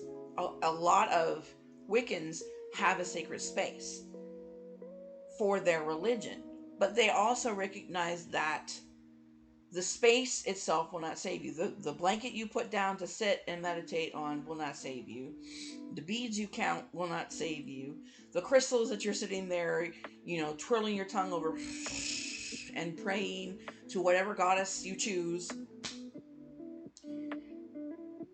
those are sacred acts. The space that you're doing it in is not itself sacred. So that is a very good example. Thank you, Ace.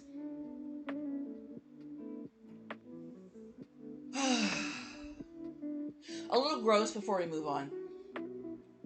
Ashes are not flesh and bone burnt down. Ashes are simply bone that has been, it's the whole body. They put you in the thingy, they burn your body completely. What's left is, let's say you got an implant or something that's metal, that's left. Pacemaker, all that stuff that is metal that can't be burnt to a crisp at 1,000, 110,000 degrees. That's all that's left. So typically that's human bone as well. That's all pulled out. What is not already powdered is ground up. Yes, they do have a grinder. They put it all in. They put it in a plastic bag, and they put that bag in the urn, and they shut the urn. And then they give you the urn. Now, they either give you the base urn, or you've picked out a fancy urn to put that into. And that is what you get when you get someone's ashes. If they had an implant or a pin or what have you, a pacemaker, anything, and that can't go in the grinder. So they give that to you in a separate container altogether. Okay, moving forward. Let's see. So I'm not here to hand you answers. I'm going to answer those questions that I haven't answered that I've asked you guys. But I'm not here to hand you answers, okay? I'm here to sit in the doorway with you and notice what we're bringing in with us. Our cultures, our fears, our hopes, and certainties. Not uncertainties, and certainties.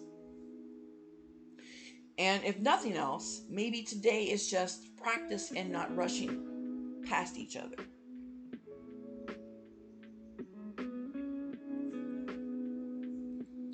So, if you want to hold a similar conversation, I'm going to give you these reputable sources for, panels, for your descriptions, for your own discussions to have separate.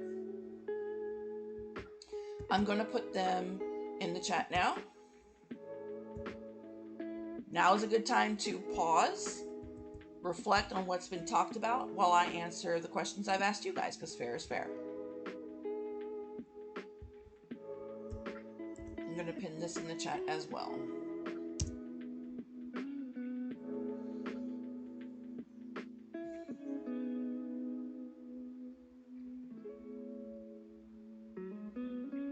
We'll do 21 minutes, just to be on the safe side.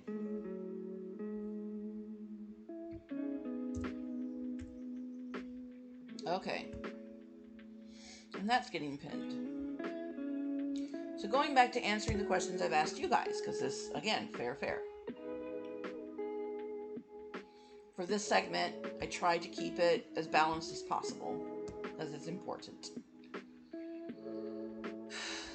So, answering the question for culture as the lens, okay? The question was, what's something you grew up assuming was just how the world works that you later realized was cultural? For me, I thought growing up that the men were the men of the household and they protect the women of the household, and the women took care of the household. Insert chest beating here. Okay?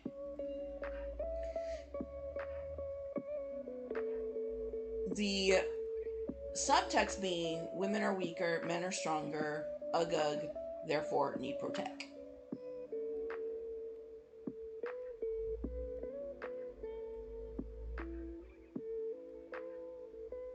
I later realized, obviously, that it was cultural when my mother told me that she was a veteran before I was even born.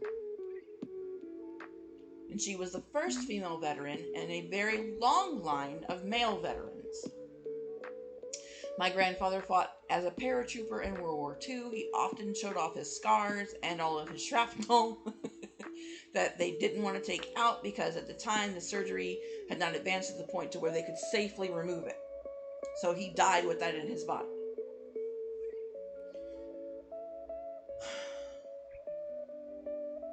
Yeah.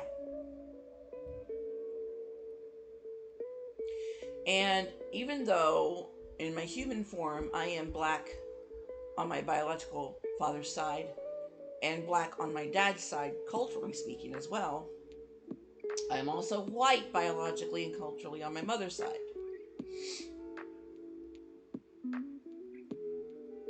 But across the board between both of those was the through line of men protect women, women weak, therefore need protection by men. Ugh, ugh. We birth the babies. You protect babies. Men don't cry. Women cry too much. And then I later realized that's not the case at all.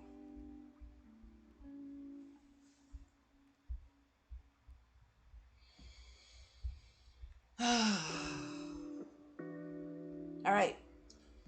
So back to the other segment where belief without religion comes into play. And I asked you guys if you had to name it, not justify it, what gives your life meaning right now? For me, what gives my life meaning right now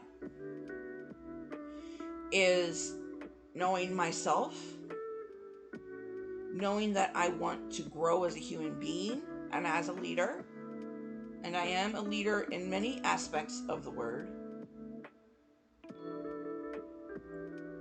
knowing when to be hard, knowing when to be soft, and knowing when to know the difference between the two, and knowing when to be pliable between those. Because everything's a spectrum. Everything is a spectrum. Those are things that give my life meaning right now. I have people in my life right now that are extremely important to me. But I have learned that sacrificing myself for them, all of myself for them, never reaps the benefits I always hope it does. That sounds a little negative-y, but hear me out.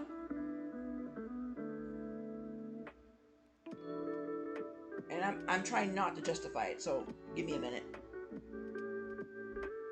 What gives my life meaning right now is knowing who I am as a person and my boundaries. That's the short version of it.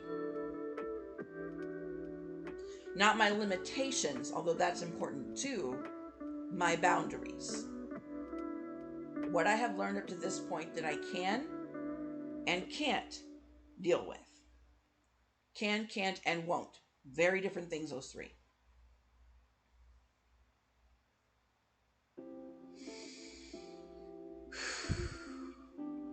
and operating from there. Another way to put it is knowing my core, knowing my center, and making it my most unshakable truth. If you've been on the Discord, you see that as something that I quote. I don't even remember where I got it from, but it is definitely on my profile. Find the thing that they tried to break in you and make it your most unshakable truth.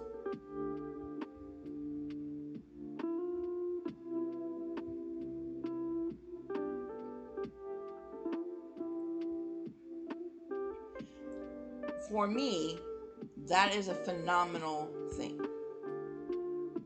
That's what gives me meaning right now. Okay, segment 3. I asked you guys, do you feel more drawn to certainty or curiosity, and why do you think that is?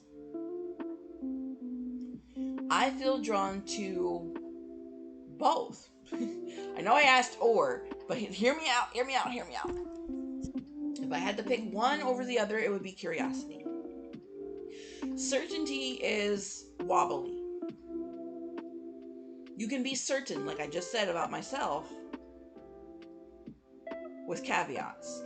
But if you're certain, ironclad, not willing to accept the fact that you don't know everything, and willing to modify yourself accordingly, then that certainty is brittle at best. Curiosity, however, since I've called this our own little curiosity stream, to me, is more valuable. Constantly asking why, constantly questioning, not to be the dissenting voice for the sake of being the dissenting voice, but for the sake of understanding. It goes back to the other thing that I was saying earlier. You can understand something and not believe in it. You can believe in something and not understand it. I know. Hot take. Piping hot tea. Okay, I get it. Now, because I feel more drawn to curiosity, the follow up with that question is, and why do you think that is? Why do I think I am more drawn to curiosity than certainty? In my experience of culture and how I move through life, as a result, I'm always going to want to turn something over and look at all the different facets of it to fully understand it as much as I can. I'm never going to fully understand it or grasp it as if I were the thing. I accept that, but I'm going to do the best that I can. And that if that means walking through it, walking with it, understanding it from several different lenses, then I will always do that. Even if I feel I've looked at the topic 10, 20 other different times through 10, 20 other different lenses, curiosity is primordial for me. Primary. Necessary.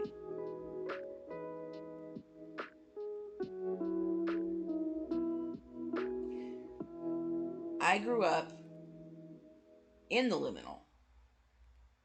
I just said my human self is black and white. I am essentially a black woman with white people skin. Okay? Y'all have seen my human avatar before, so you already know. That is exactly what I look like moving through life. I was raised culturally black, but I was also raised with some of my white family as well. But primarily, I am a black woman, culturally and by blood. Yet I still have white people's skin. Sometimes white people will slip out of me. Don't get dirty. Don't get dirty. You heard what I said. Take it what I said. Not don't get dirty. Anyway.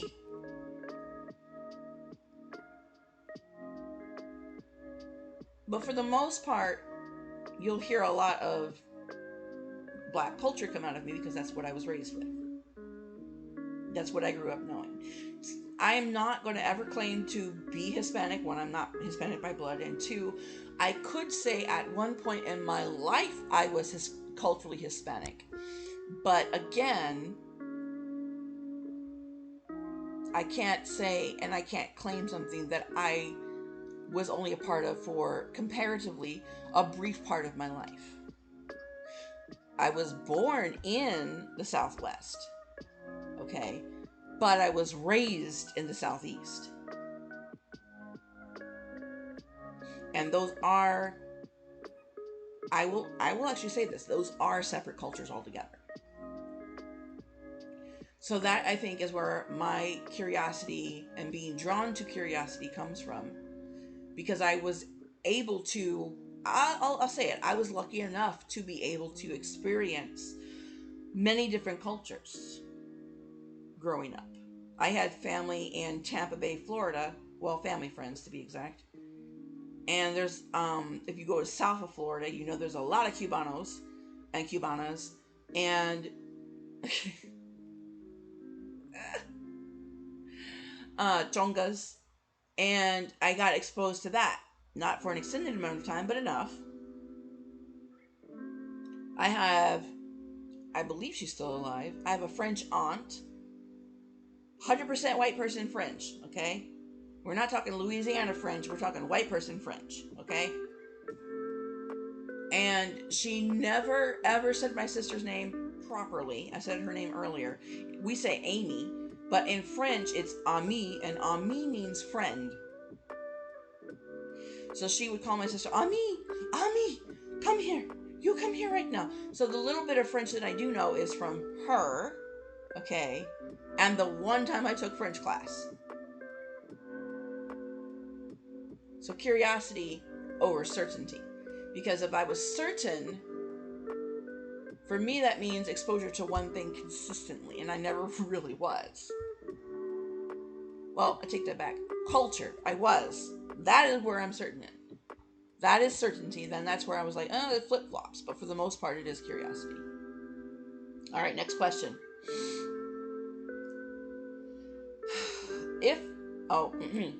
So this was on the part about boundary setting, understanding is not the same thing as agreement, right? Okay. So the question I asked you guys was, is there a belief you understand deeply, even if you don't share it? And I kind of did answer this question already when I was talking about reincarnation and Truckcoon and all that stuff. So in case you missed it, I'll repeat myself briefly. I understand reincarnation in all the different denominations and spiritualities and religions that have it. I understand it fully. It was part of I had quite a few papers that I wrote on it. I don't remember where they are anymore, to be honest. I might still have them. I don't know. But anyway. I understand reincarnation. I don't exactly share it. Okay? And the reason why I don't exactly share it is because it comes with the understanding that I won't really know until my day has come that I'm not on this existence anymore. If my existence continues past the existence that I am currently experiencing and have for decades now, then at that time I will know whether or not reincarnation is a thing. It goes back to the phrase, you know what you don't know, and you won't know until you know. That's the whole sentence that nobody ever quotes, by the way. You don't know what you know, and you won't know until you know. Wisdom is understanding what you do not know and accepting that you will know it when the time comes for you to know it. Whenever that happens. People don't understand what they need to understand when they understand it until the conditions are right for them to understand it. Notice the big word here, understand. Understand, okay? I'm mom used to say, comprende? God, she's so white. But anyway. ¿Comprendes? Sí, se comprendes. No, no sé. You do or you don't understand something, but the word here is to understand for this particular segment. Understanding is not the same as agreeing. Okay? Okay. And I reiterate this now because I said it then. I wasn't asking you guys to approve. I was asking you to understand why it made sense to you. Or why it made sense, why it made sense to them, not you. I wasn't asking you guys to approve of that belief. I was asking you guys to understand why it made sense to them that they believed that. Okay. And it goes back to, as what I said before, intellectual humility. Going back to closing the loop, as it were, when I was talking about the sacred sneaks back in, that part, the question was, what's something in modern life? Ace answered this one. What's something in modern life that people treat as sacred even if they'd never call it that? For Ace, it was the church building. For my mom, it was the altar that wasn't an altar. And dishes. And an urn. My answer to that, honestly, Ace took my answer. So I'm going to figure out something else.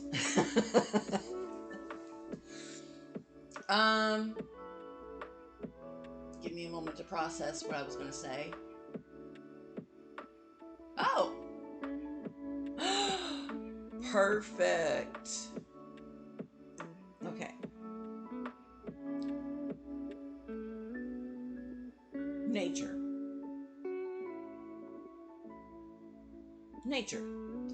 Nature is, and it says modern life, but nature is going to be there. Modern, postmodern, what have you. It's just there. So nature is something in modern life that people treat as sacred. And I dare you to tell me I'm wrong. Please tell me I am wrong. I want dissenting voices on this one. They would never call it that. But the minute you throw a rock at a squirrel, see somebody's reaction.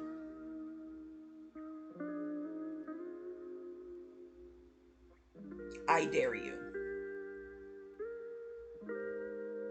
They would not have that reaction if they did not consider nature to be sacred.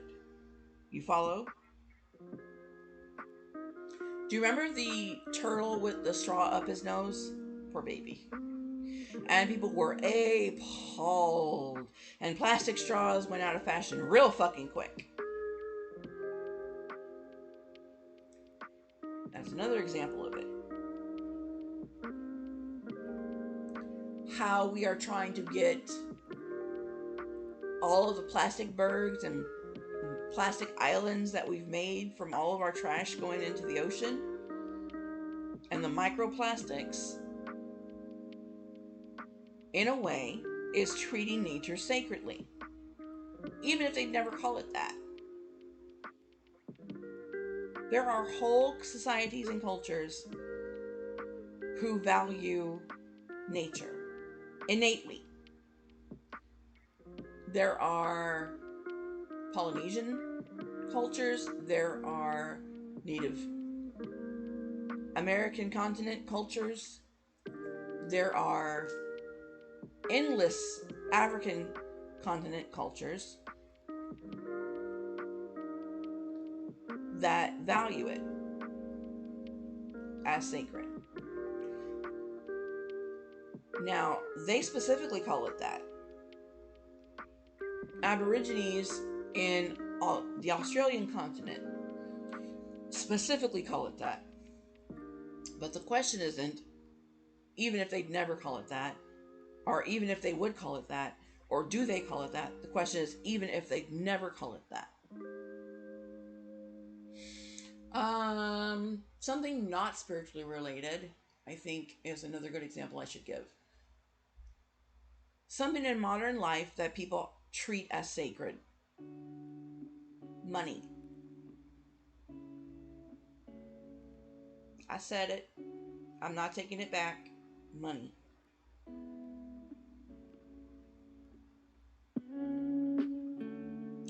It will move politicians from one side to another real fucking quick.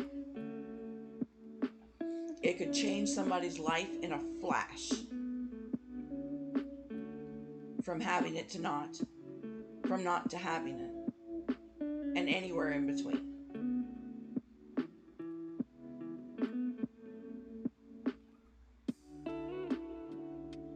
Ace said it earlier. I'm going to say it adjacent. Housing. Housing's sacred. Even if they'd never call it that. You don't know something is sacred until it is challenged as such.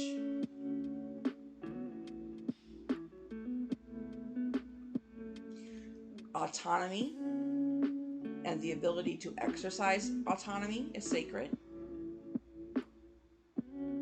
There are a plethora, a limitless number of things that people consider to be sacred that are not innately sacred if you were to ever mention it right away. It would never come to their mind as that is sacred.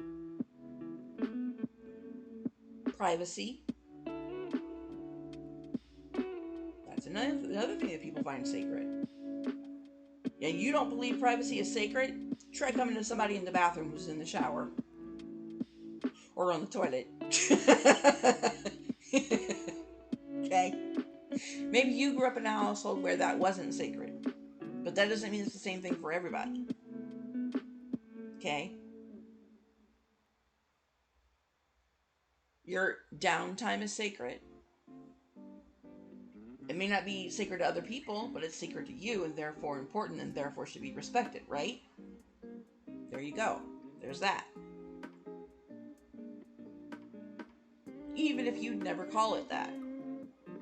You know that you have to go to work, so you need prep time for that. Not just to physically get ready, but set your mind and spirit towards that ultimate destination. And so that time is sacred. Let's say as a mom, I've done it before. I've told my kid, I need 10 minutes to myself, please. Just 10 minutes so that I can get my mind right for today. Just go do A, B, C, D, F, G. So that I can have that 10 minutes. That 10 minutes is sacred. Even if I had never called it that. The drive from home to work, you have your ritual. You got your coffee, your soda, what have you. Your ritual, let's say, for example, your ritual is to go to the nearest Starbucks because it is up here. It's a very common ritual up here. Is to get in your car, go to Starbucks, wait in the extremely long line that you already know is wrapped around the building twice. Play your music, listen to let's say you're a religious person and you have prayers going on record, or you're listening to the prayer channel or Christian rock or what have you. For me, when I was being a Christian, it was Christian rock. I love me some good Christian rock. Kind of still do to this day, depending.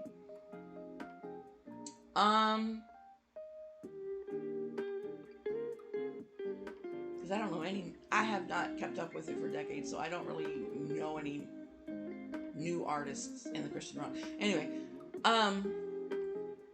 that time is still sacred.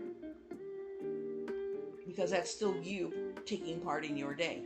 That's the liminal space between you being at home and at work. We're back to liminal spaces, right? Right. Okay.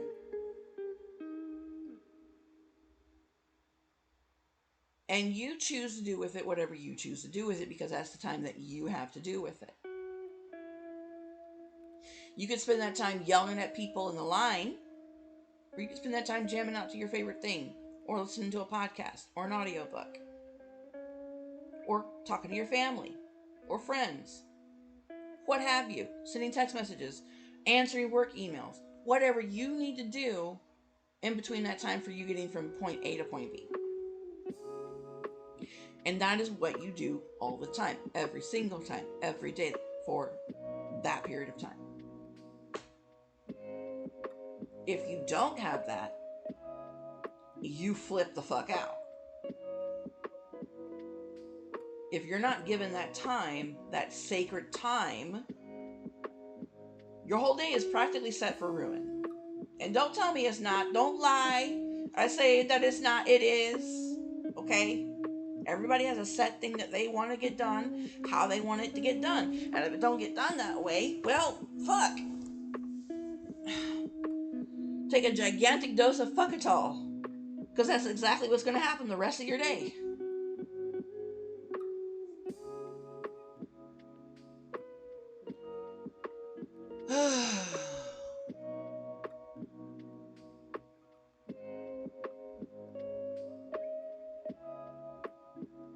I'm taking a pause because my brain went an entirely different direction.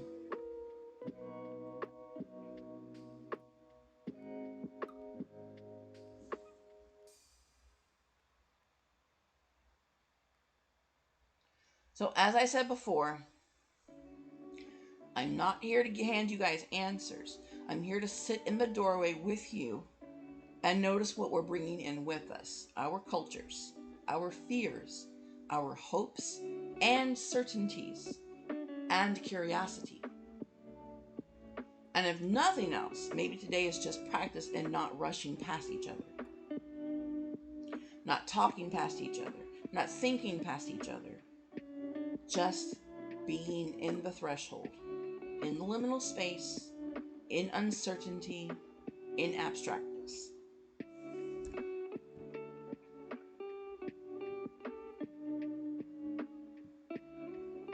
Now, what time is it? We are 3 hours into the stream almost. I'm not going to watch this next section until... Oh, wait, I had 120 followers. I lost one. Okay. Oh, well. I believe the people who are here that will stay here, that want to be here, will stay, and those who have to go, go. Life is nothing but change. Change is the only constant. So, for that one person who left, I get you. Do what you gotta do, boo.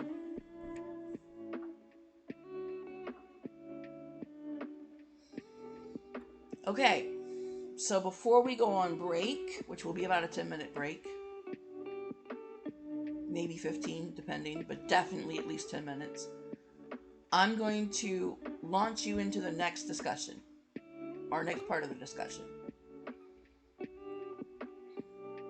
It's essentially the bridge to the meaty part, okay? So now that we've established that culture shapes meaning, that belief doesn't disappear just because religion does, and that certainty is often about safety more than truth, I want to talk about, when we get back, what actually happens when belief systems meet each other in the real world. Not in theory, not in textbooks, but in bodies, in laws, in families, in who gets protected and who doesn't. That's the chunky part, right? Okay. We're going to pause. We're going to take about 10-15 minutes and I'll come back.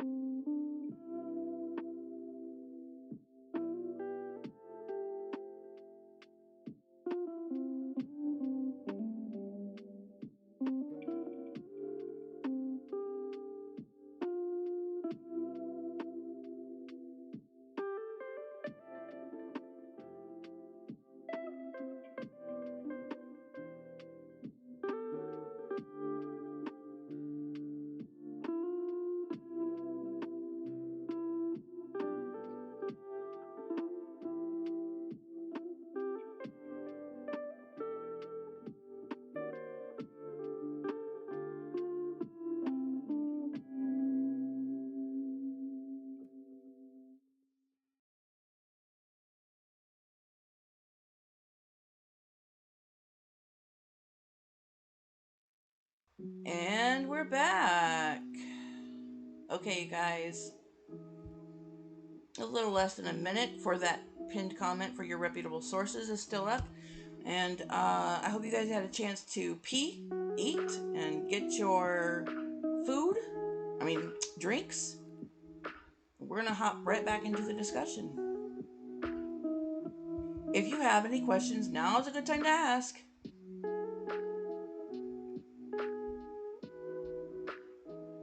So before the break, I had said, we've established that culture shapes meaning, and that belief doesn't disappear simply because religion does, and that certainty is often about safety more than truth. So now we're going to talk about what actually happens when systems of belief meet each other IRL. So again, this is not in theory, not in textbooks, but in bodies and laws and families. Bodies, laws, families, and who gets protected and who doesn't.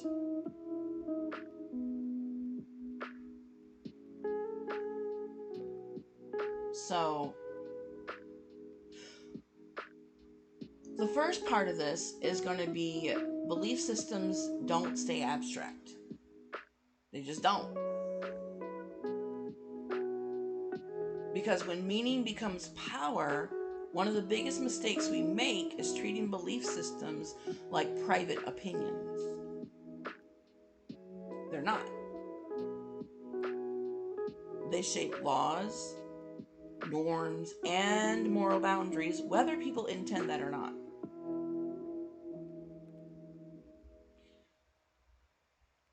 There is Emily, she's a sociologist, Emily Durkheim, and she argued that what societies treat as sacred eventually becomes social obligation.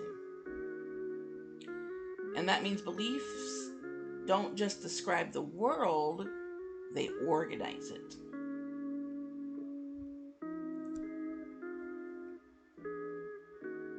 I'm going to let that sit with you guys for a minute.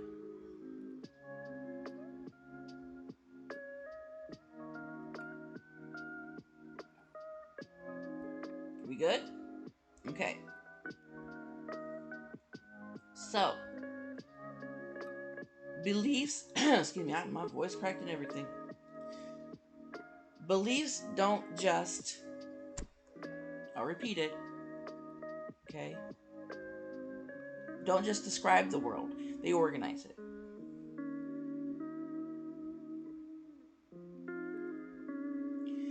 So, that said, can you think of a law, rule, or norm that clearly came from someone's moral, hi Johnny, or religious framework, even if it's now treated as common sense?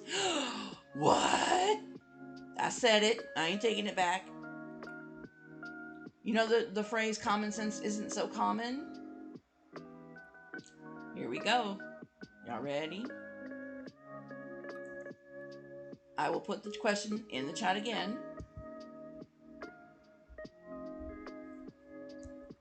for you guys. And I will give you guys 5 minutes to answer that. There is no right or wrong answer, by the way. No competing.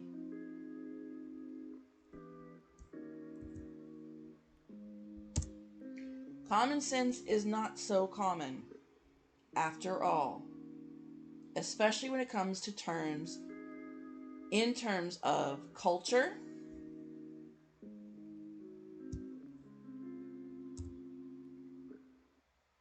theology, and how do I say this? Society on the whole. Philosophy. Philosophy was the other one I wanted to say. You guys are getting a class today. I know. Y'all didn't sign up for this, but you're here now, so...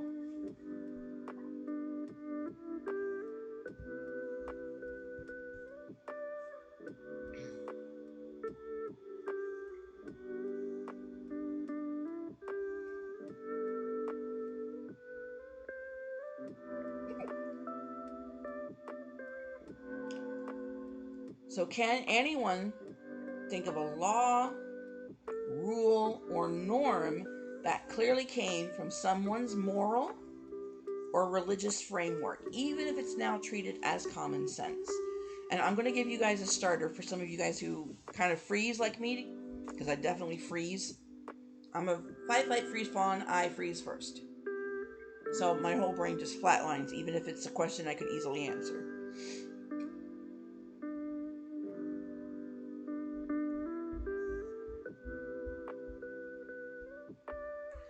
I'll give you one, since we're an LGBTQIA plus positive community on this channel. Marriage. Who we should be in bed with. Who we should have relations with, be it romantic or otherwise. And who we should associate. Another one that isn't quite such a hot topic.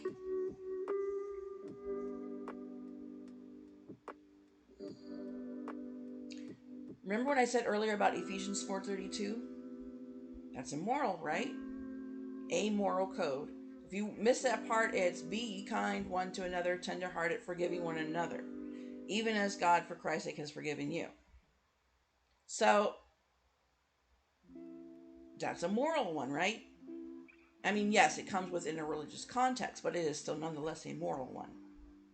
So those are some really good examples to help you guys answer the question. I'm going to put it in for 20 minutes. I meant to put it in for 5. My bad.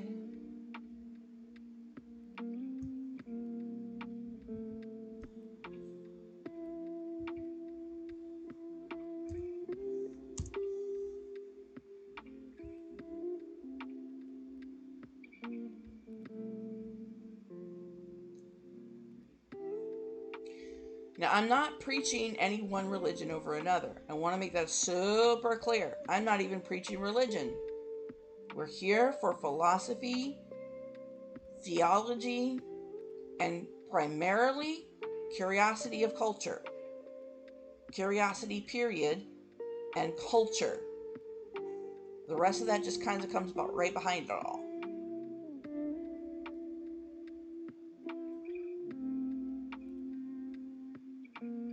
I almost said theosophy, but to be honest, it's not entirely wrong. Because that's theology, philosophy, theosophy.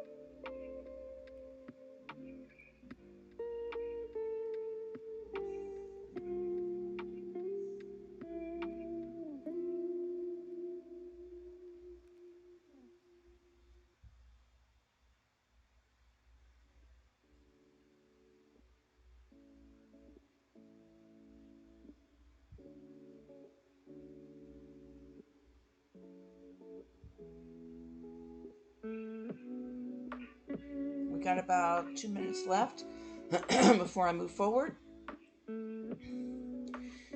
The source for this particular core sector is The Elementary Forms of Religious Life, published by Oxford University Press, written by Emily Durkheim. And I'm going to put that in the chat, so you guys have a source to refer back to.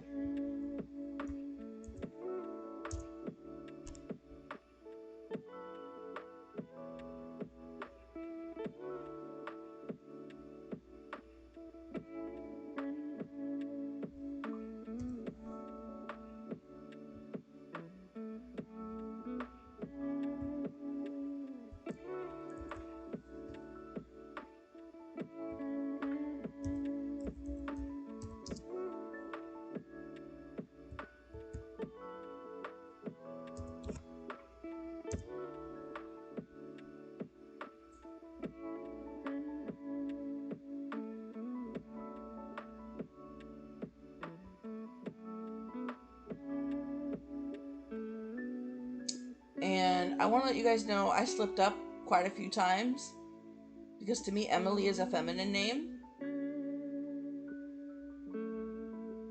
I forget it's a dude. My bad.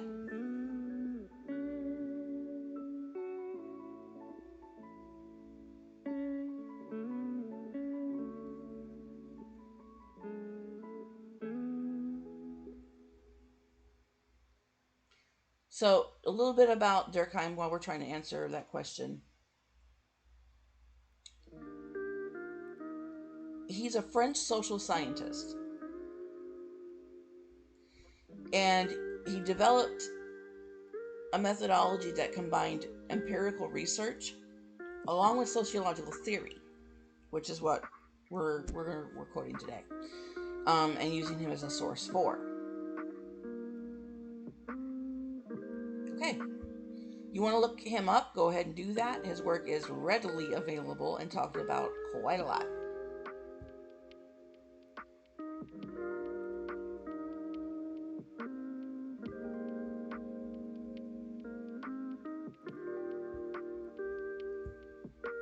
Okay, so moving forward, and remember, any question I ask you guys, I will also answer eventually. After, all the questions have been asked to you guys, I will also answer them. So, the next concept is neutrality is usually an illusion. I usually say normal is an illusion because there's no such thing as normal. But adjacent to that, I think, would also be neutrality. You could try to be neutral. We're still talking about liminal space here, and most people would equate neutral to liminal, abstract, not really taking a side, bisexuality, that kind of thing. Being multiracial, But there is a difference. With the concept of neutrality is usually an illusion, we approach the fact that we love the idea of neutrality, but most systems aren't neutral, and they're just normalized. There's that word again, right? Normal. So Charles Taylor, another philosopher, he points out that even secular societies operate with moral frameworks, shaped by history, often Christian, colonial, or Enlightenment values. And whether they acknowledge that or not, they're there nonetheless. So when people say, keep belief out of it, what they often mean is, keep your belief out of it, mine already won. And it's a flashpoint. It will always be a flashpoint. And I want y'all to let that sit. There's no accusation here, okay? Just clarity.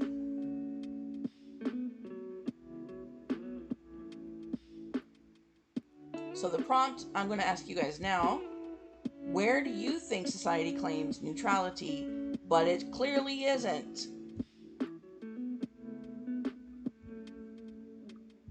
I will put that in the chat for you and pin it for 5 minutes.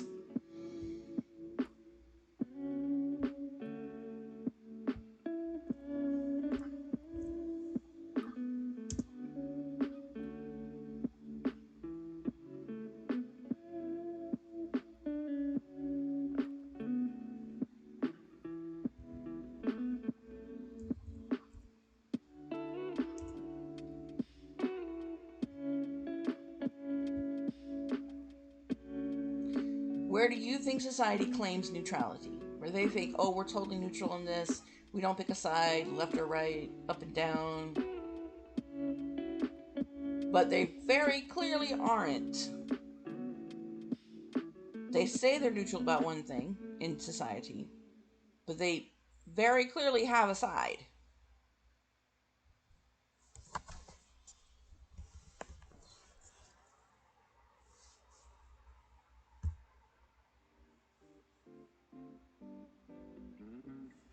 And I'm also going to put in the source quote for Charles in here as well. Charles Taylor. It is the Harvard University Press, A Secular Age.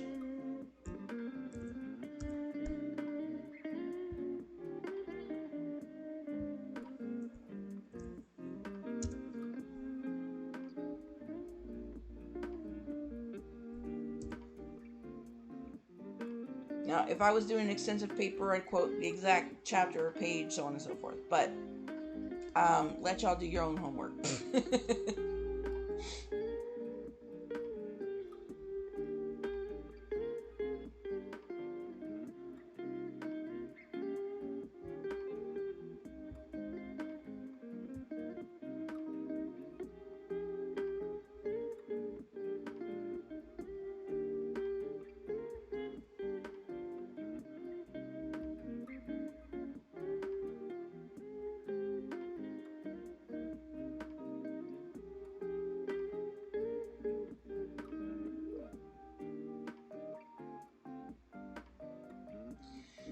Now, this next part, does not come with a question. Okay, this is more of a discussion section. So I will wait the 5 minutes, but I'm going to give you a heads up. There is no question with this next section. This next part, I mean to say.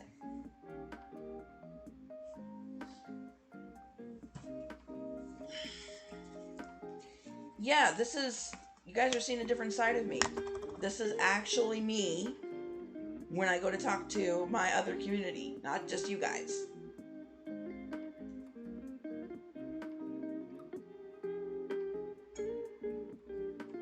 We hold whole theological,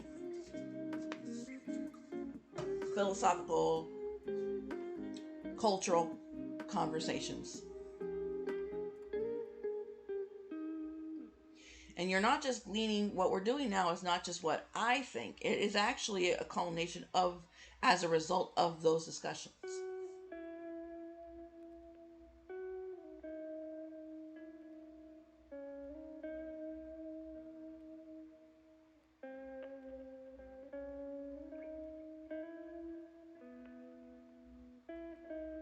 This is a discussion too, by the way. I do want you guys' feedback. You guys aren't really doing a whole lot of that, but that's okay. I'm used to a lot more volume when it comes to this kind of stuff. In the other community that I usually do this in. Like I said, I'm doing this because checking yourself and making sure you're not in an echo chamber is very important when it comes to this kind of stuff.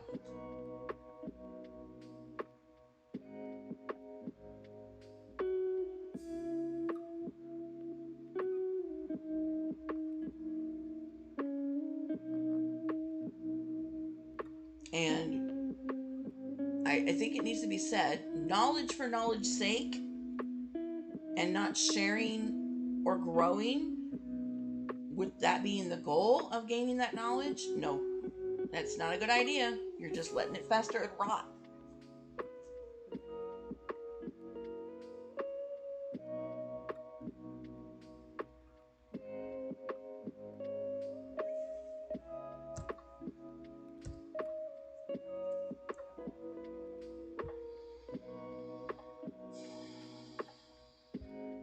A few more seconds here, and then we'll move to the next part.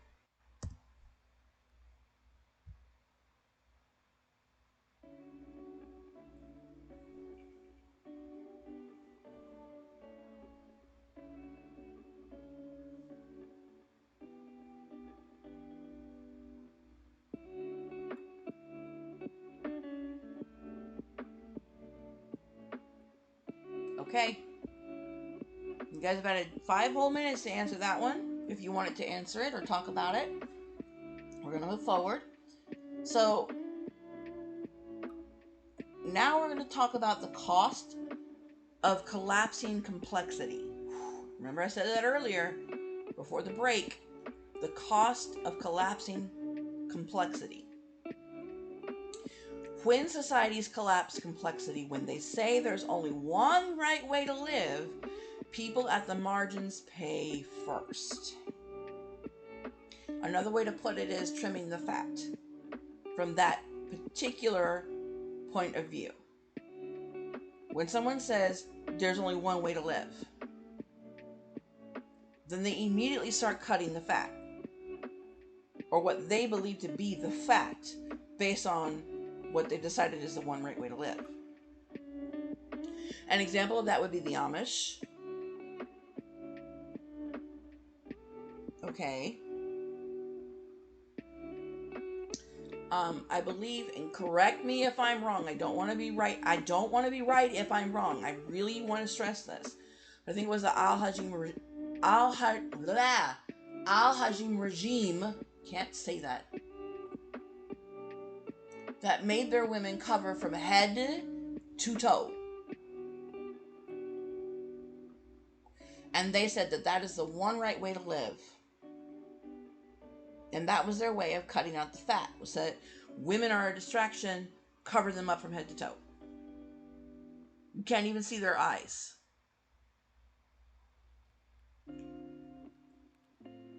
That is a culture. That's a cultural collapse of Cultural society collapse of complexity. Trimming the fat. So, Judith Butler is a historian, and she talks about how norms determine whose lives are considered grievable, whose suffering counts, and whose doesn't. This is from the Frames of War, by the way. Or not the Frames of War. It's called Frames of War, but I'm the writing of Frames of War. So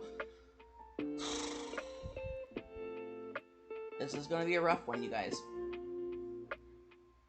This isn't abstract philosophy. Okay, it shows up in policy, healthcare, policing, and cultural narratives. And this is why conversations about belief aren't harmless. They land in real bodies. Real human, environmental, and animal bodies. So we're talking systems here, not attacking individuals. So let's keep it there, okay?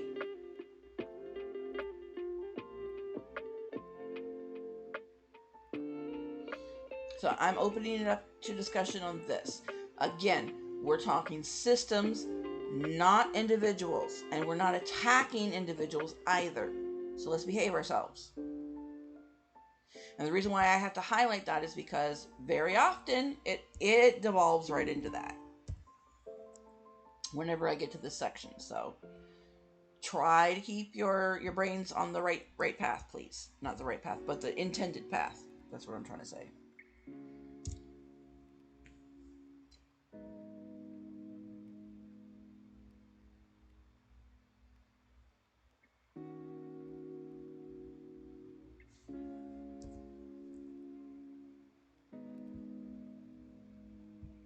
If you have a problem, if you have a question, if you have a concern, if you disagree with me, I welcome it.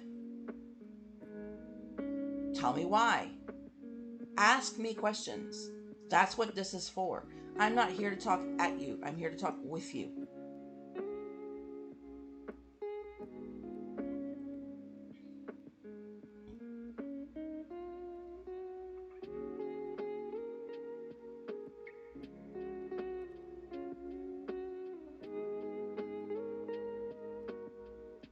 When we talk about collapsing complexity, another way that we can relate as Americans, for my fellow Americans out there,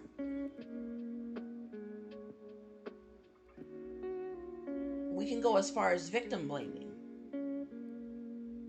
Oh, what was she wearing? Well, she was out late at night. That's along the same lines of there's only one right way to live. Well, if she wasn't wearing this and she wasn't out late at night, or, it wouldn't have happened. Well, if she was doing A, B, C, D, F, G, if she was drinking, da, da, da, all of that falls under collapse, complexity, and the right way to live. Putting people on the margins, and those people that are on the margins paying for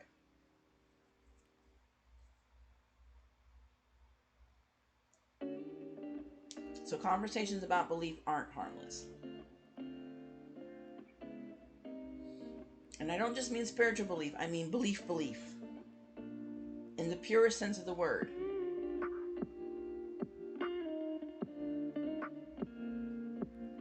You believe that life should be lived a certain way, and you judge everything and everyone based off of that. And it's not something you can hide. It's how you go about your life. It's how you live your life innately, through culture, through your experience of culture. It's the rebarb. It's unavoidable. You can't help it. That's just the way it is. You can always change it, or you can keep it the same.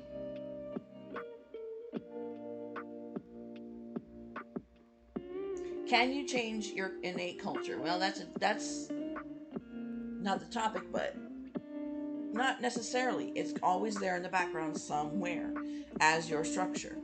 Can you change your opinion and your viewpoints? Yes, you can. But the framework you were given as a child, that can never be changed. That is your framework, quietly living in the background.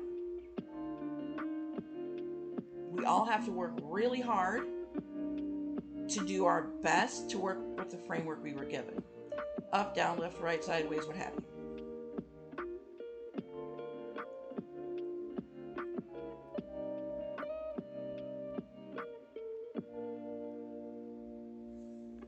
All right, moving forward.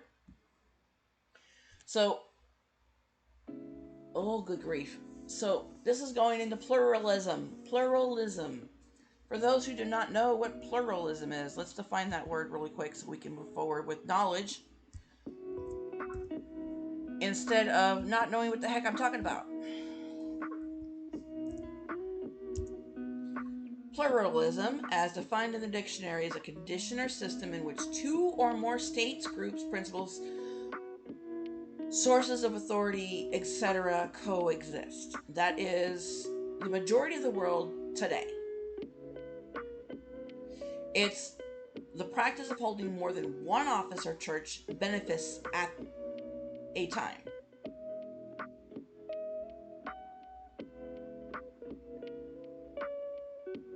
So, in simple words, it's the theory that power shared between many groups produces the best outcomes in society and government.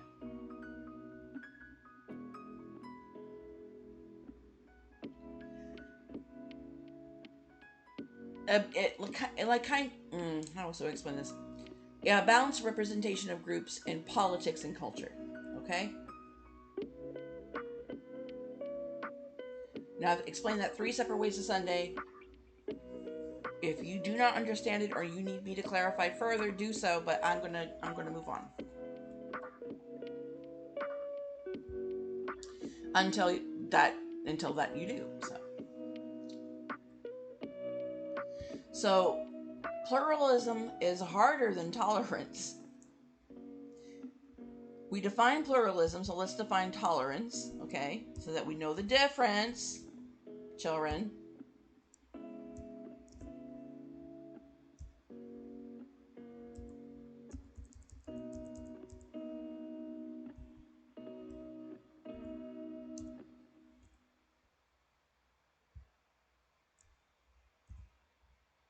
You guys ready?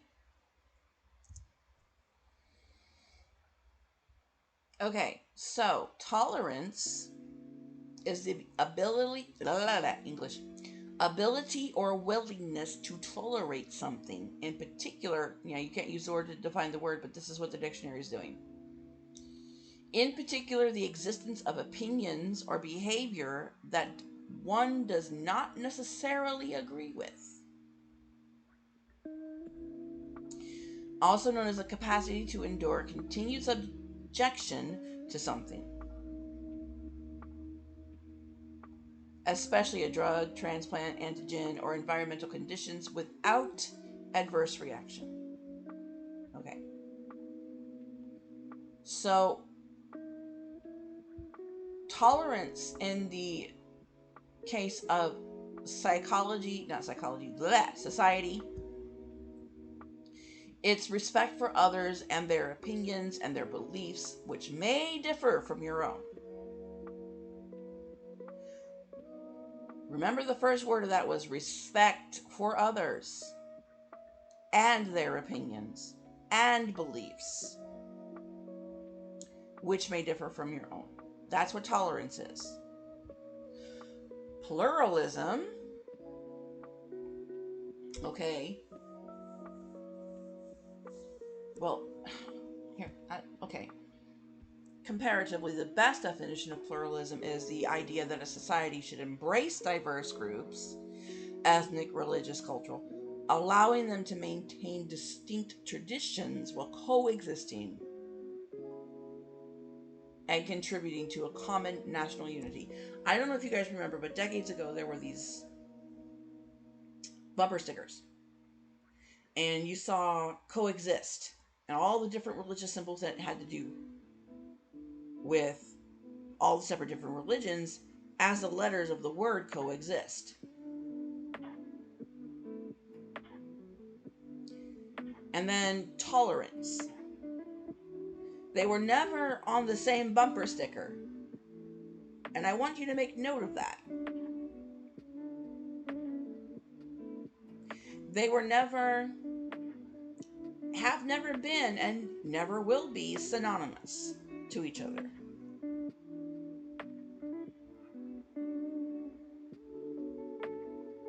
Okay? Tolerance is respect for others. Pluralism is that society should embrace the diverse groups. So respecting someone else, even if you don't agree or believe with them, doesn't mean that you're embracing them. Embracing someone doesn't mean that you are separating yourself from them, even if you don't, and then respecting them as a result. They're not the same. That's why they're not the same, tolerance and pluralism. Okay? That said, tolerance is easy. You ignore people, right? Pluralism is hard. You have to stay in relationship with difference.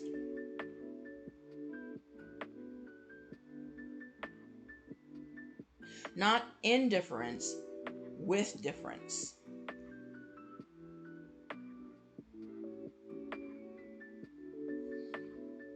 So tolerance is allowing yourself to respect them, but it also gives you a degree of space to remove yourself in a way where pluralism requires you to involve yourself, requires you to be an active participant, and that's why it's hard.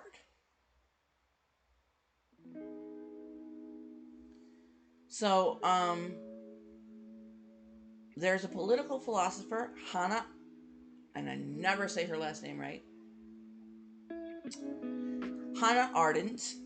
Arendt, and never say it right. I'm sorry, Hannah. Okay, Hannah Arendt warned that when people stop thinking critically and start obeying frameworks without reflection, that part, harm becomes bureaucratic. It becomes bureaucratic, which what that means is normalized, invisible, just how things are. That's just how it's done. That's just how things are.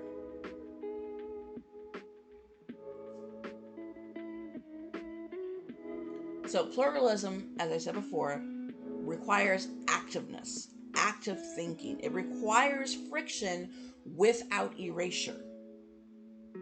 What is erasure, children? Can someone explain for me in the chat what erasure is? I say children, I'm not calling you guys kids. I'm actually, trying to be a little comical here.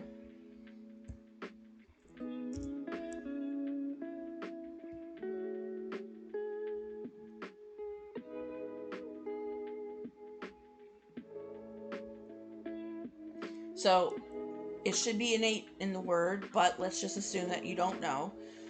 Erasure is the act of erasing, deleting, or removing something. Just getting rid of it altogether.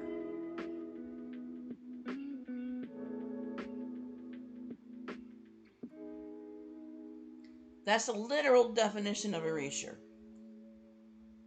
To not exist anymore. It did once, it no longer does. So, pluralism requires friction without getting rid of something that once was.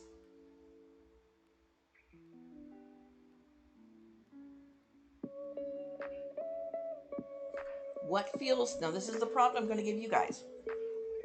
What feels harder for you? Tolerating difference or staying engaged with it? Tolerating difference, not indifference. Tolerating difference or staying engaged with it. I'm going to put that in the chat for you now. I know we're doing something entirely different than I am normally doing, but I think it is worth it. And if you're still hanging around, that means you do too. Give you guys about 5 minutes to answer that. Either you answer it in chat or you answer it with yourself, but it is in there now.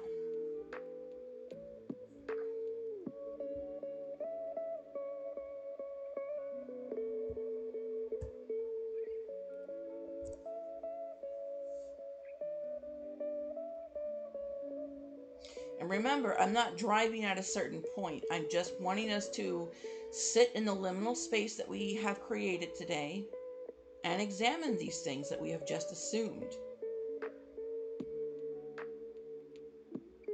Or realize things that we have just assumed that maybe we didn't realize before.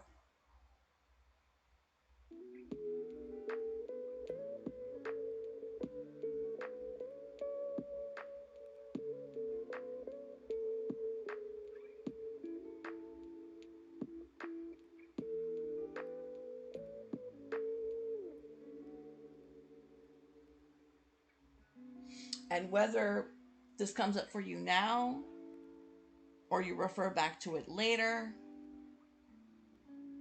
or you think of it years from now, or whether you never think about it, like, oh gosh, Silver's crazy, blah, blah, blah, blah, blah. Yes, I'm crazy, and so what?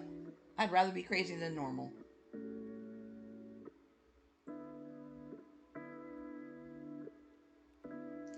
Just the fact that you're even here listening is more than enough, because that means something in here is for you. Whether you know it or not. Whether I know it or not.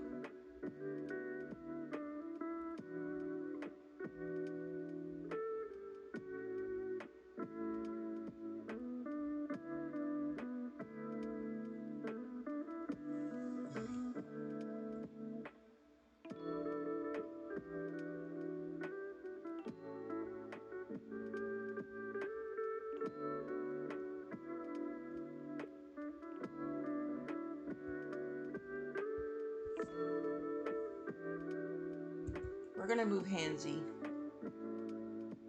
Put him right here. So I would like my little handsy man to be closer.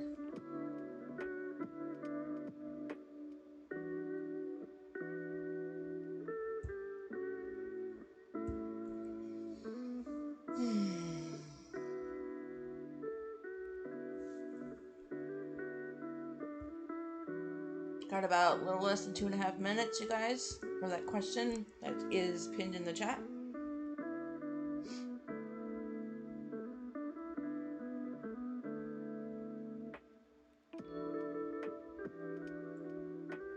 Yes, I'm asking you to use your noggin on a Monday.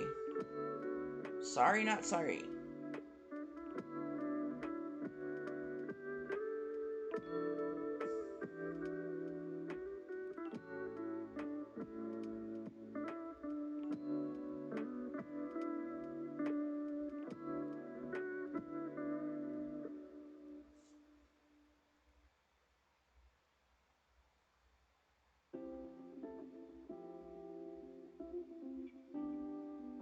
Got about a minute left.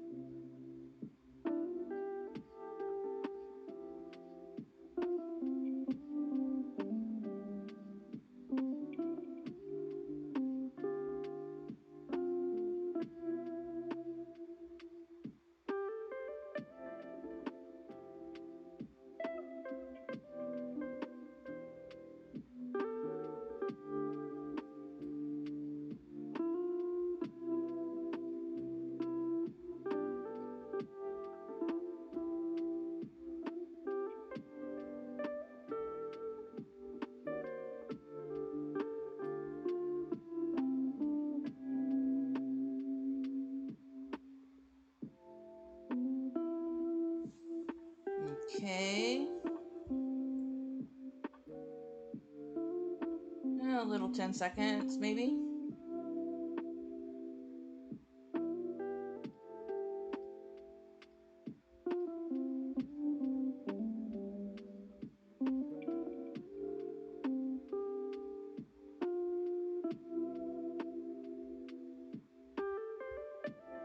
And time. Okay. We're going to keep moving on here. If you need to refer back to these questions, they are still in the chat, just not pinned anymore. And I'm going to drop the source. Eichmann in Jerusalem by the Viking Press. Published by the Viking Press.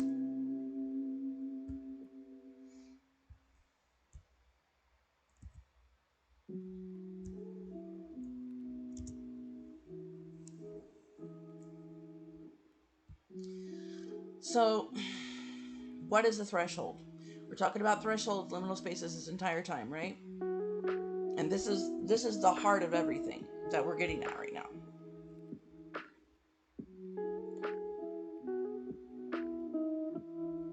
Every culture, every society, every individual eventually has to choose. Do we prioritize certainty or relationship?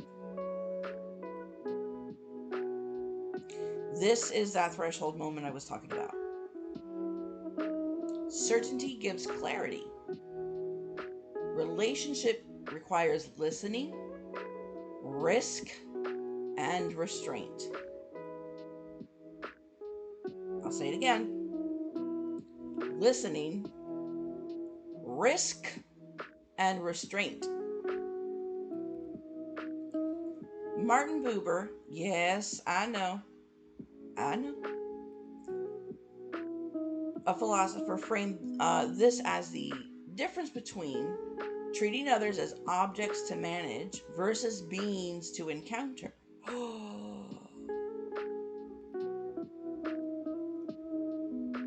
I, it versus I, thou.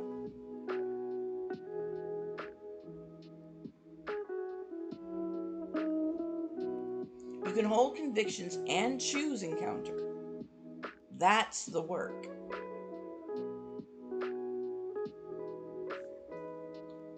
So where in your life do you feel pulled between being right and staying connected?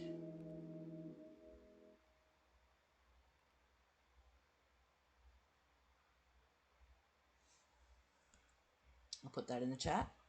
5 minutes.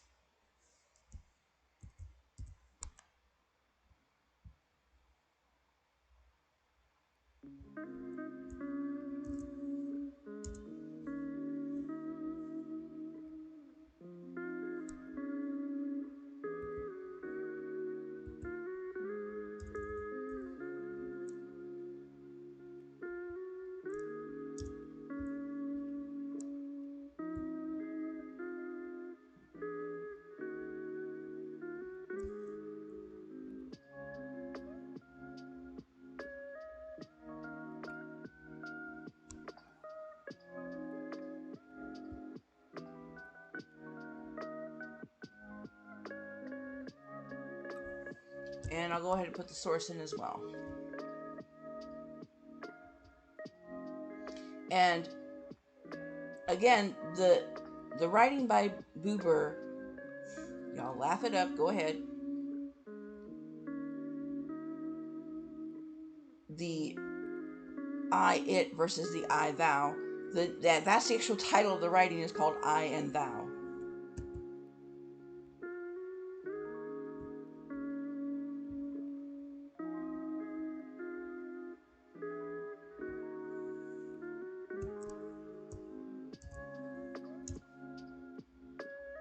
By Scribner, by the way. Published by Scribner.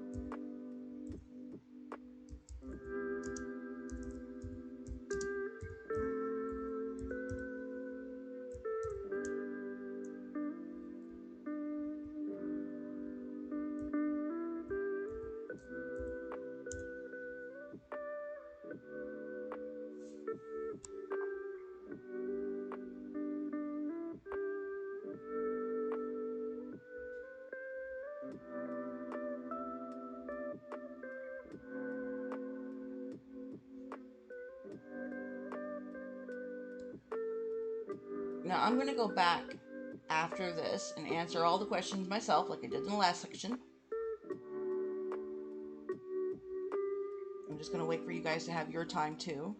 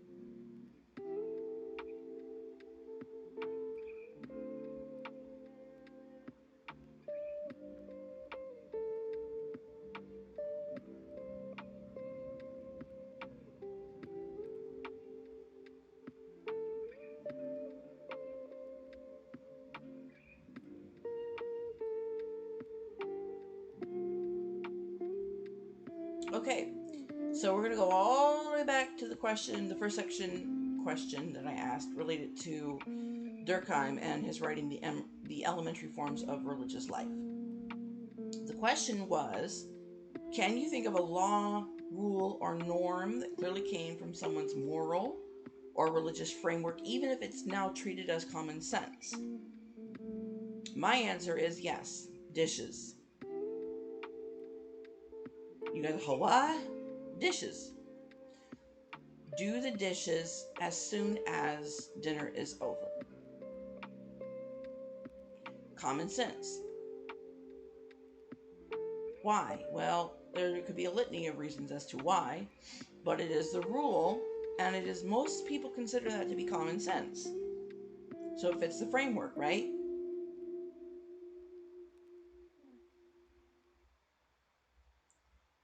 Well, why would you want to do the dishes right after dinner? Why not do them as they're getting dirtied? Exactly. These are the kinds of questions I'm wanting you guys to ask about this topic.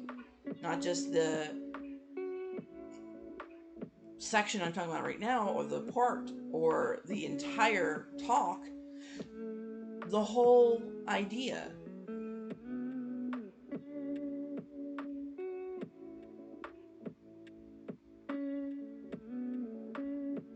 So, doing the dishes after dinner's over is a moral framework. Okay? Another moral framework that I can think of would be to take your shoes off before you enter the house. At the very least, if you're in a Japanese or Asian house of any kind, you have the little area in your doorway where you take off your shoes. Everybody leaves their shoes at the front door. And then you put on your house shoes. And then you go about the house. Why is it a moral framework? Because you know that the woman of the house, or that the house person who owns that house, they work really hard to keep the house clean. You walk in with your dirty shoes, that's rude. Rude as hell. Moral framework.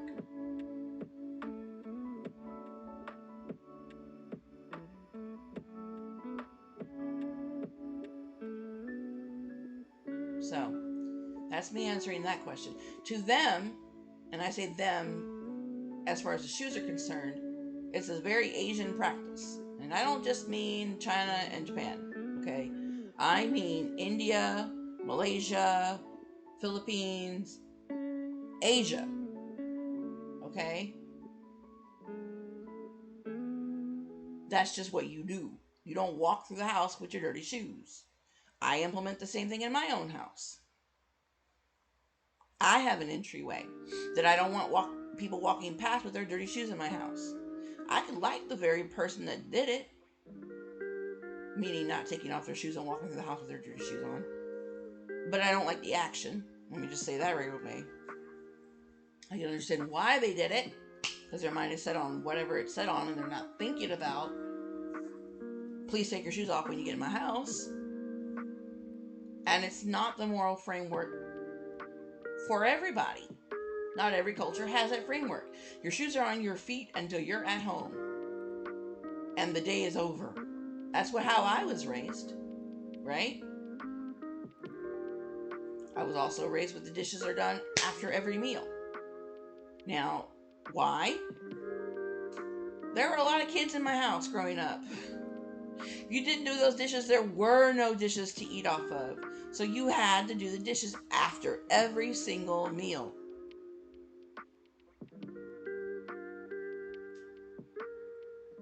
That is a logical framework, but also a moral one, because if everybody had a role, everybody had their turn doing the dishes. You had the morning dishes, the lunch dishes, and the dinner dishes. And the person who did the dinner dishes was responsible setting up for the morning dishes. So if you didn't do the morning dishes, you leave it for the person who comes after you to do the lunch dishes. There's your moral framework right there.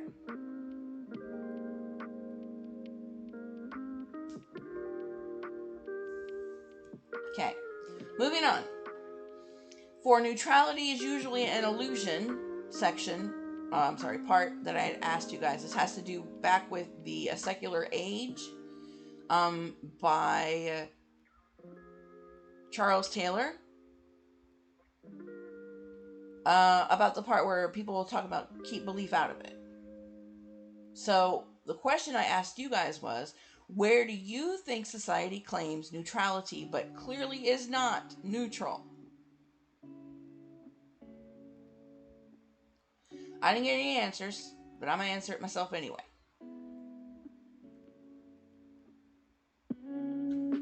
Society claims neutrality on social norms.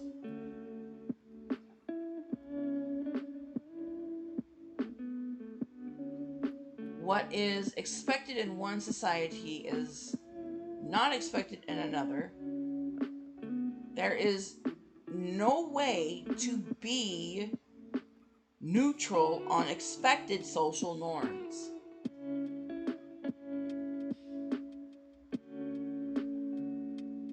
A good example is I've moved all over the country. I've been all over the world. But I'm going to use America specifically for this example. Expected social norms. I experienced it more recently when I moved up to Seattle from the Southwest, from Arizona. And an expected social norm in Seattle compared to the similar expected norm in Arizona. In Arizona, you can shout across the street and go, "Hey man, love your shoes, where'd you get them from?" And they won't even say shoes, they'll say choose. But anyway, "Hey man, love your shoes, where you get them from?" "Oh yeah, I got them at Payless, man, they were on sale for like $4. "What Payless?" Like, you're shouting across the street, having this whole conversation, cars going past and everything. Okay? Is that an expected social norm? In a way, yeah. People are that comfortable that it's too hot. We don't have time to do nothing else. I'm going to give you a compliment. I want the information. You give me the information. Good. Have a good day. Does not work the same up here in Seattle. Try that and see if you don't get really odd looks from people. I did. And I did.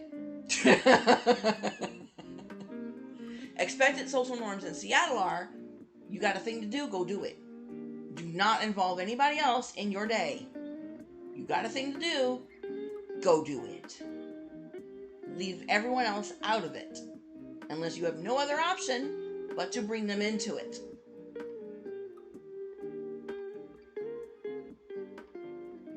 So again, society claims neutrality on expected social norms, but it clearly is not. That is my answer to that question.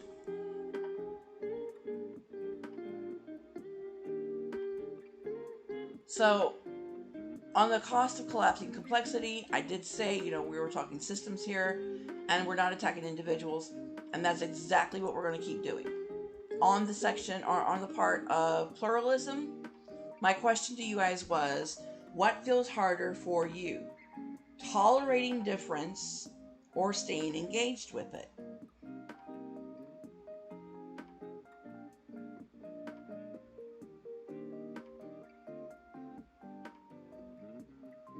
Harder, not easier. What's harder? So I'm going to answer that question now.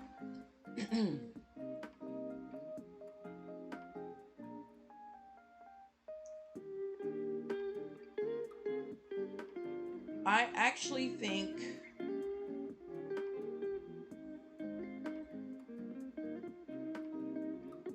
what's harder for me is tolerating difference.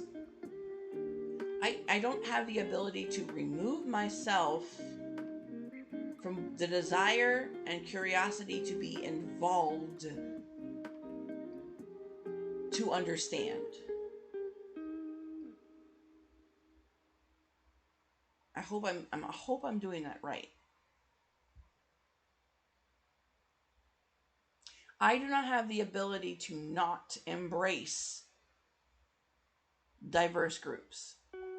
I think a lot of that comes with my birth, how I was raised, so on and so forth. What's harder for me, what was harder for me, let me try this again.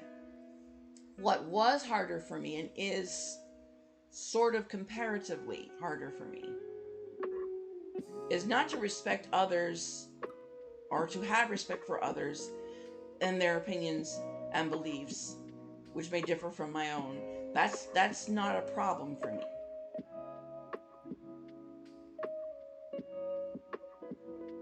It's being able to balance both of them and have them both be true at the same time.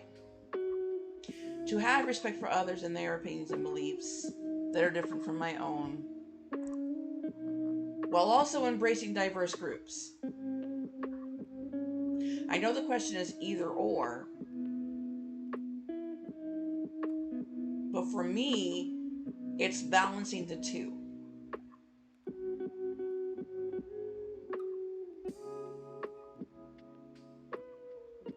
Because from my perspective, I can coexist and I can contribute to a national unity. For example, I say I'm American. I say I'm mixed. I say I'm a furry. I say I'm a woman. And all different communities, all different unities, which allows me to tolerate and have tolerance. So for me, yeah, it would not be either or. For me, it would be both. And not necessarily both as in managing both separately, but balancing, tolerating the differences, and staying engaged at the same time, and vice versa, staying engaged while still also tolerating the difference. I think the middle ground here is making sure that I don't misappropriate and or disrespectfully appropriate.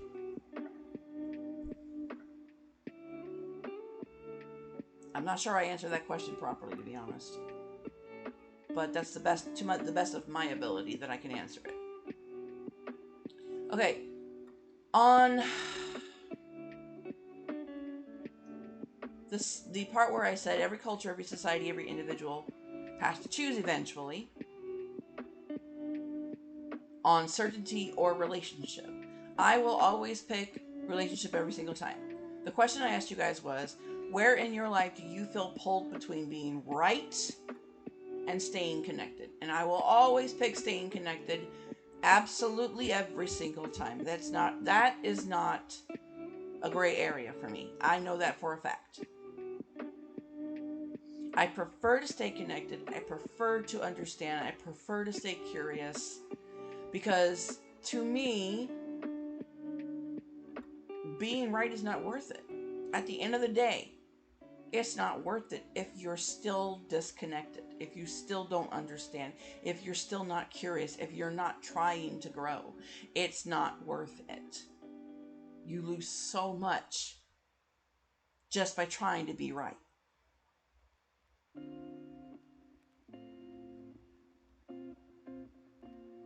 And there are instances where you're right, and that's it, it's irrefutable. But more often than not, there are instances where you are not right. And you have to be willing to stay connected enough to know and accept it. So yes, staying connected, very big for me.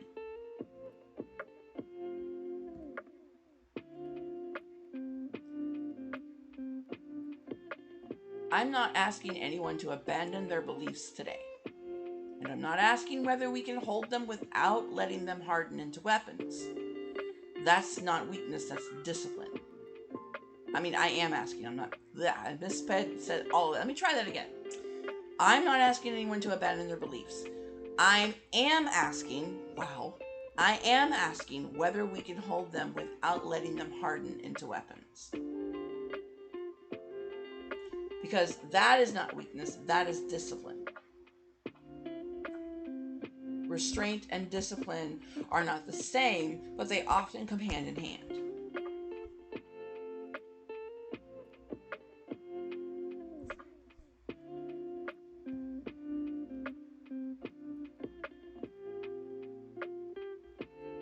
So, to end and ground everything,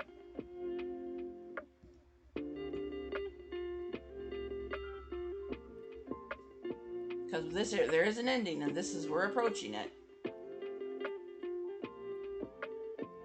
I want to bring this back to the personal for a moment, because none of this lives only in theory, okay? It shows up in how we talk to our families, how we vote, who we listen to, who we dismiss, and who we assume is dangerous or wrong before we ever hear them speak. I'm just as guilty. Every one of us is carrying a framework. Remember that word? A framework we didn't even fully choose. Rebarb, remember? We inherited it through culture, religion, trauma. Okay, we talk about trauma on this channel all the time. History, survival. Okay? And at some point, whether we like it or not, we're responsible for how we use it. Understand the behavior, but not excuse it. And that includes ourselves, with ourselves. The question isn't, do you have beliefs? The question is, what do your beliefs train you to do to other people?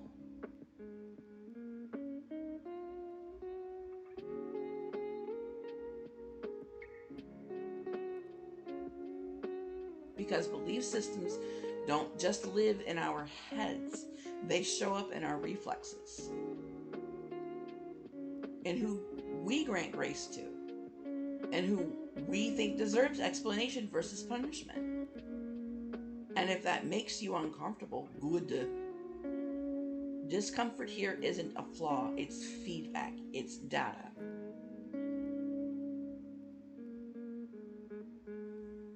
So let me be very clear about what I'm not saying. I'm not saying all beliefs are the same. Period. Full stop. I'm not saying truth doesn't matter. Facts, no printer. I'm not saying conviction is bad or that certainty makes you stupid. Hard bet, okay? What I am saying is this. When certainty replaces curiosity entirely, when belief becomes immune to reflection, it stops being a compass and starts being a weapon. And history across cultures, religions, and political systems back that up.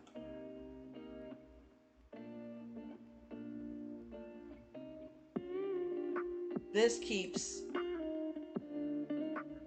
our spine, the spine of this discussion, firm. And I won't apologize. And you shouldn't either. At the end of the day, no philosophy or theology makes this choice for you. You make it. Over and over and over again. You make it in small moments, in conversations that don't go the way you planned, and in how you respond when someone challenges you, not aggressively, but genuinely. The threshold isn't between religions or worldviews, it's between reflex and responsibility. And crossing it doesn't mean changing what you believe. It means deciding how tightly you're willing to hold it when another human being is standing in front of you. So, here's a question I'll leave you with. Not for chat, not for debate, just for yourself. Where in your life is being right costing you connection? And is that cost actually worth it?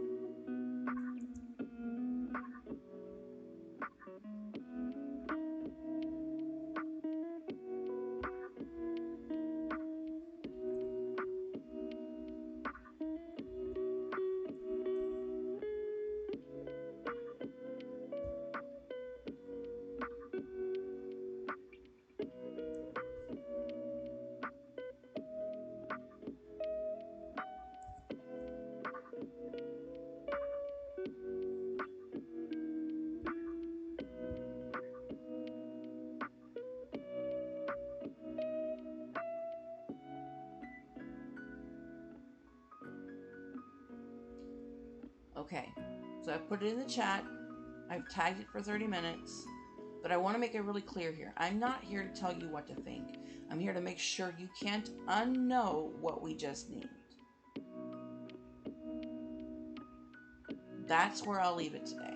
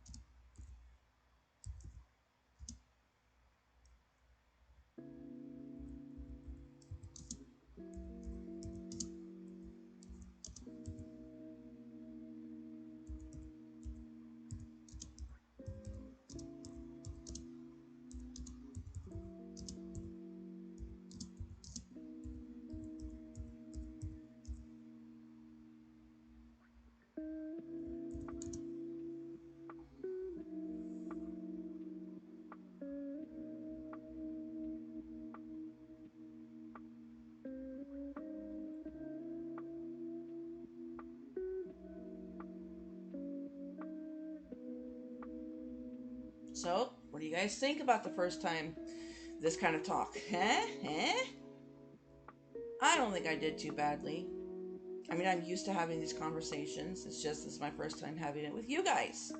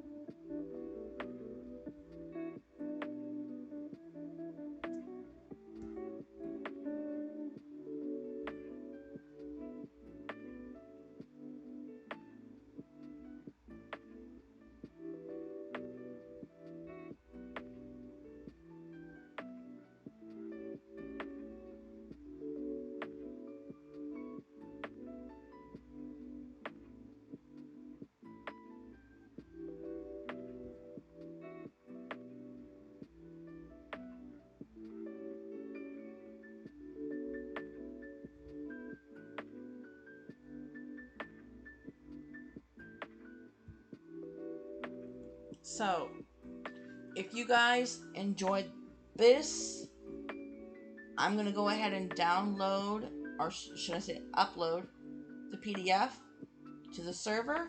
Subscribers, you guys have access to it. Go over it, look at it, and use it for your own discussions.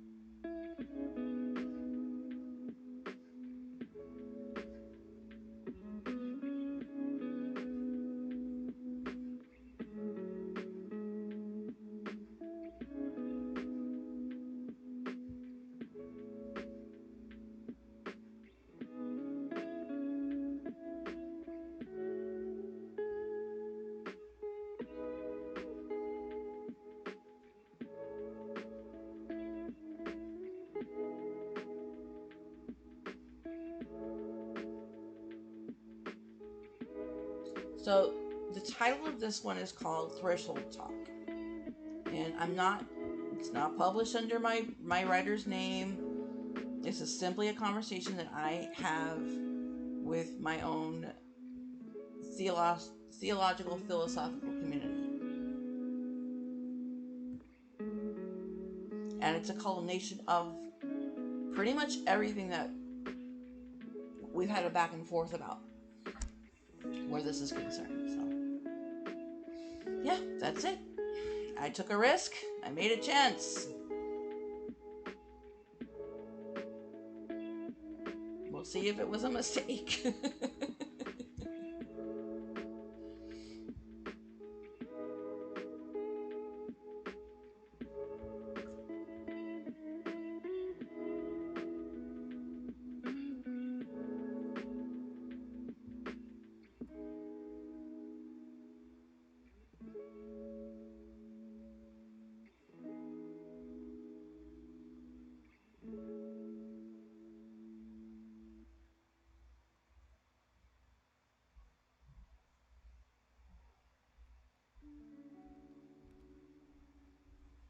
Now, it does have my talking prompts and pause prompts and stuff like that, just letting you guys know. So if you see that in there, that's why.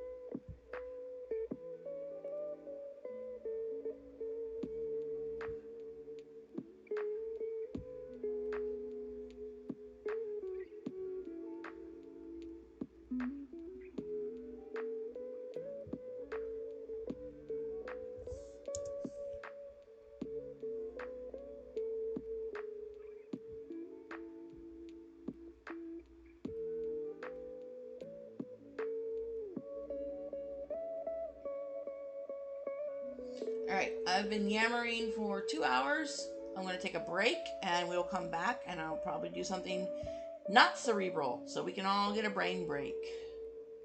10 to 15 minutes and I will see you guys soon.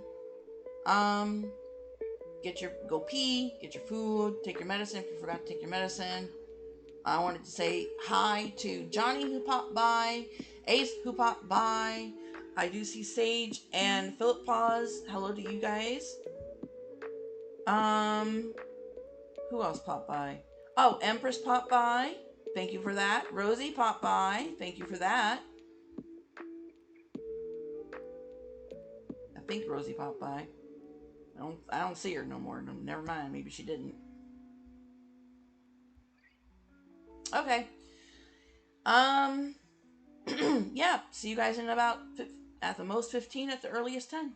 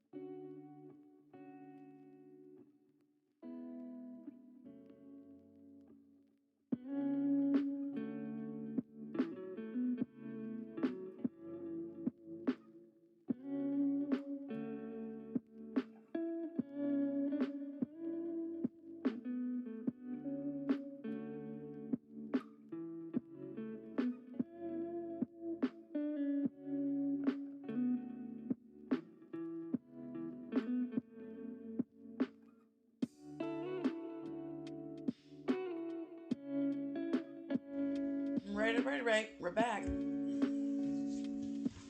So that was 4.5 hours of really heavy shit. You guys have more than deserved a break. Let's do something fun, shall we? What do you guys want to do? I'm eating a tuna sandwich. That has nothing to do with anything. I just wanted to share that.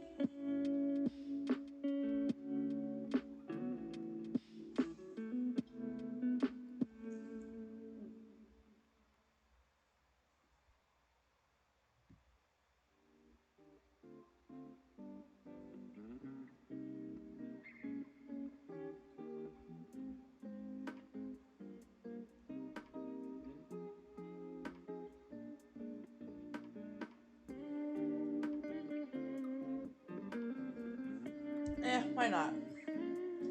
What do you guys say to watching some shorts? Just random shorts that are on my list.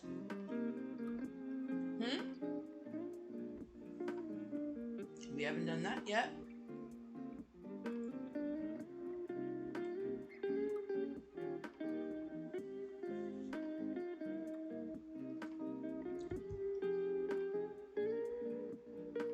Let's do that.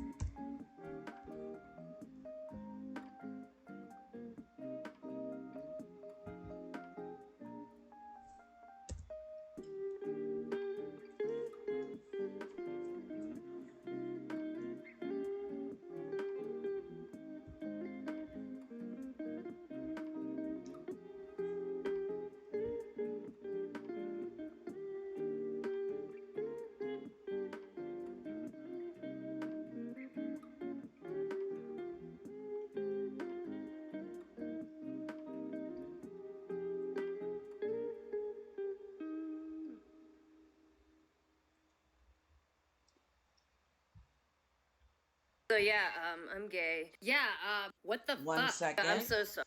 That started way before I expected it to.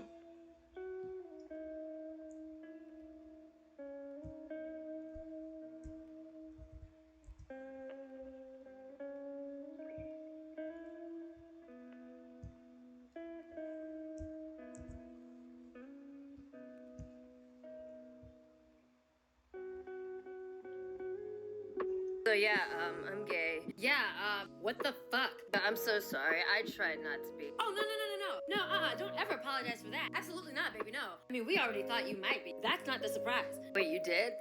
Wait, what?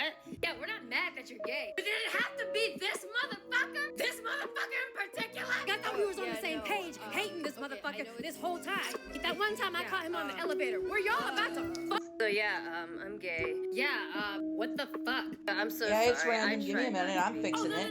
No, don't ever apologize for that. Absolutely not, baby, no. I mean, we already thought you might be. That's not the surprise. Wait, you did? Wait, what? Yeah, we're not mad that you're gay. But did it have to be this motherfucker? This motherfucker in particular? I thought we was on the same page, hating this motherfucker this whole time. That one time I caught him on the elevator. Were y'all about to fuck? I'm gay. Yeah, what the fuck?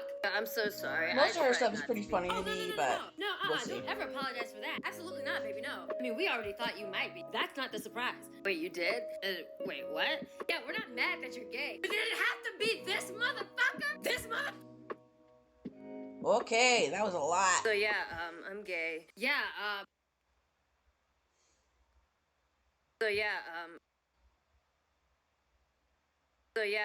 I'm gay. Yeah, what the fuck? I'm so sorry. I tried not to be. Oh, no, don't ever apologize for that. Absolutely not, baby, no. I mean, we already thought you might be. That's not the surprise. Hey guys, wait, you did? Wait, what? Yeah, we're not mad that you're gay.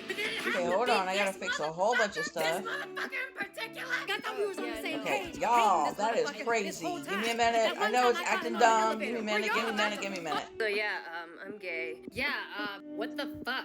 I'm so sorry. I tried not to be. Oh, no, don't ever apologize for that. Woo, that was a lot. Okay, let's try this again. I never seem to get these right.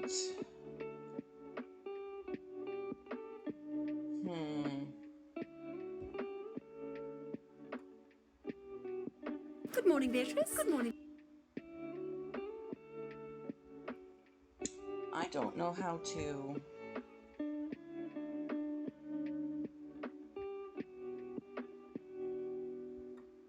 Clearly, I don't know how to do this, so let me figure it out. I have a challenge for every single artist. Whatever you're drawing right now, post it. I don't care if it's not finished. Let's I try don't this care if again. it's good. I don't. If you're a small content creator, use this Also, sound no. to gain at Let's least try this again. Wow, I'm hitting every piece of no. 1 second, guys.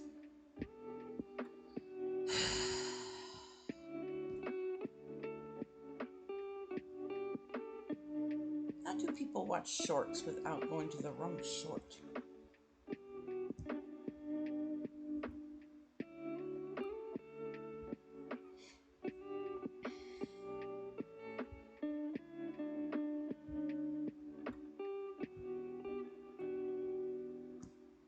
That's not what I meant to do.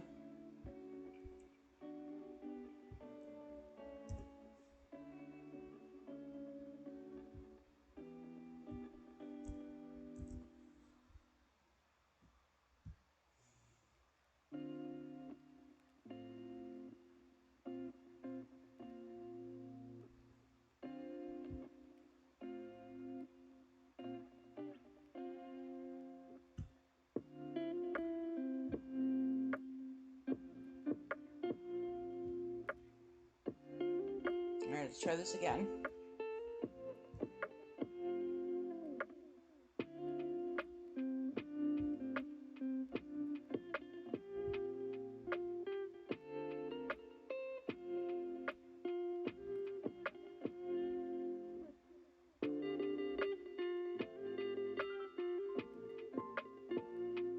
Could have sworn to goddess I had this right.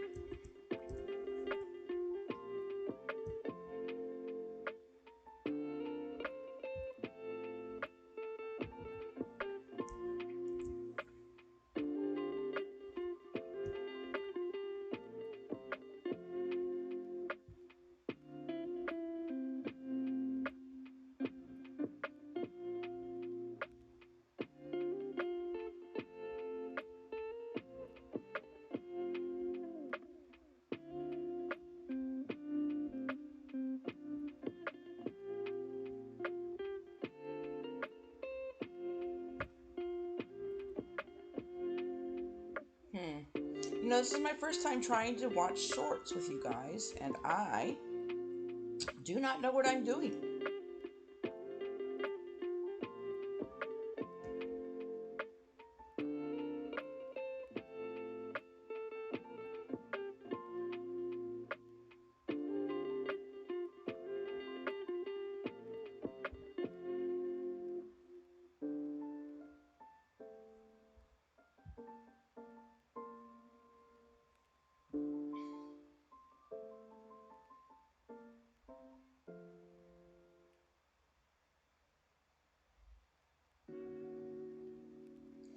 Okay, let's watch some Fluffy.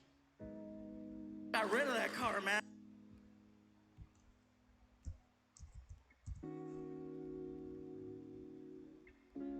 I think we can do that.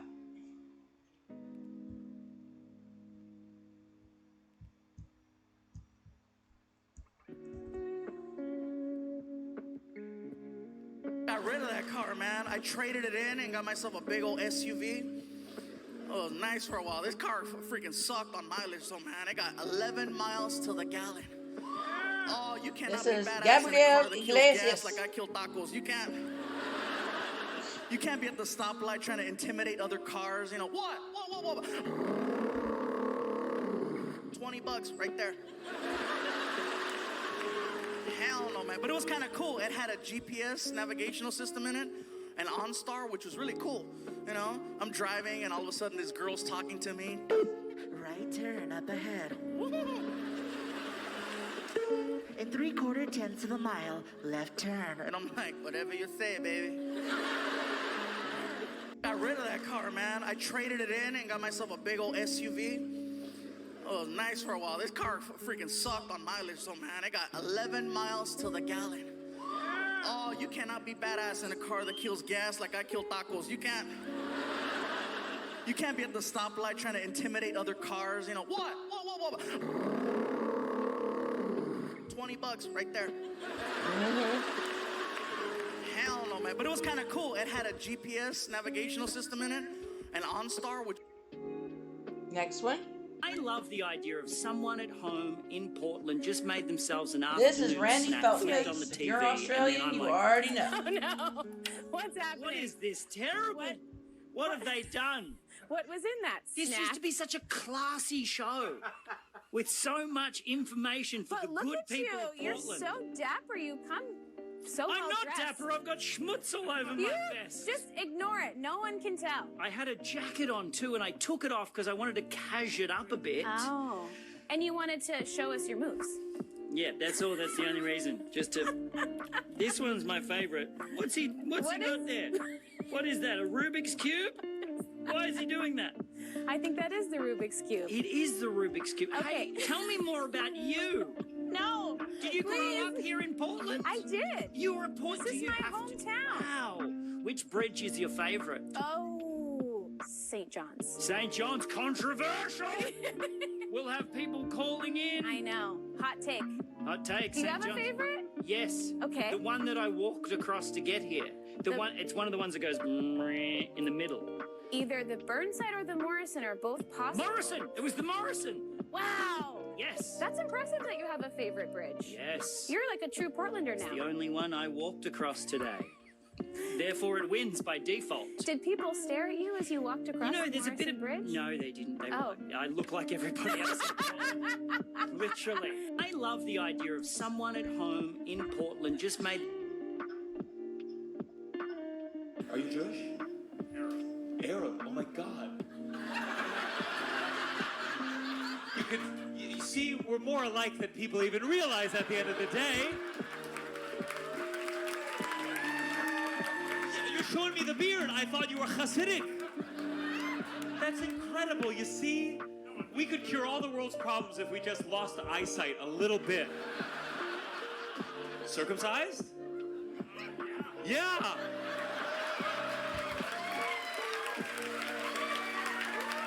What are we doing? We're both hairy, circumcised creatures. As far as I know, the only difference is my church driver when I came in. Ah, yeah.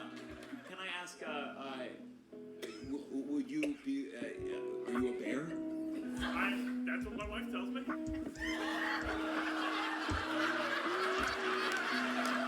God, we're running out of time, but I have to talk. What? Tell me more. What is this arrangement? Who are you in all of this? Okay, okay. How do you know each other though? College. Okay.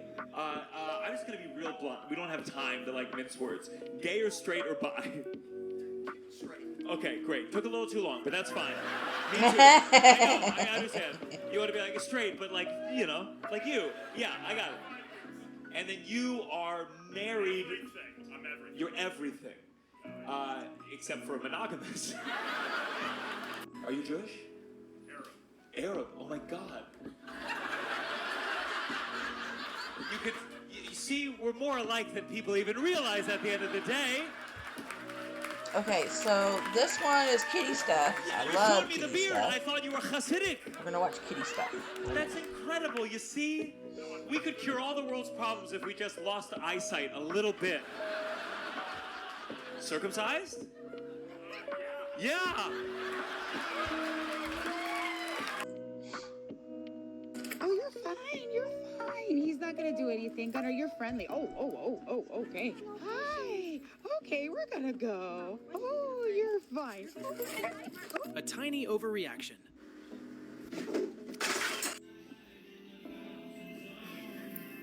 What the hell? Are you a magical cat? He trained her to perfection.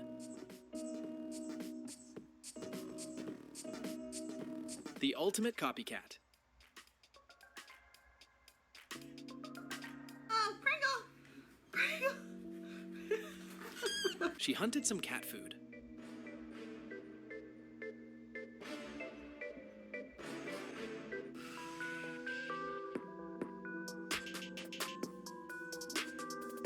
Barking like a dog.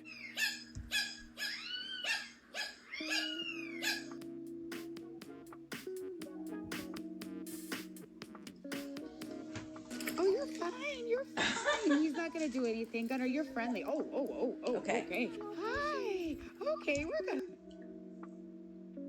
This is a can of air from Mount Fuji. Yes, this is real. Yes, Japan does sell this, and it's for those of you that don't want to hike up the mountain, but want to bring a piece of that pure air with you. So it says on the label that this can contains the natural air that you can breathe only when you are at Mount Fuji. So this is really good to neutralize that Tokyo stink or your local anime convention. You'll be surprised that when I opened it, the air actually does have a bold fragrance of nothing. And I really like that it had the lingering finish of oxygen and a complete lack of scent. So in case you're looking for a really good souvenir for your friend, I would recommend this to absolutely no one.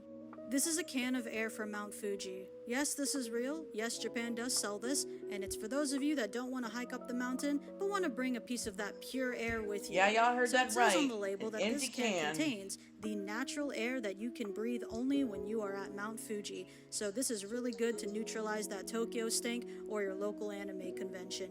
You'll be surprised that when I opened it, the air actually does have a bold fragrance of nothing.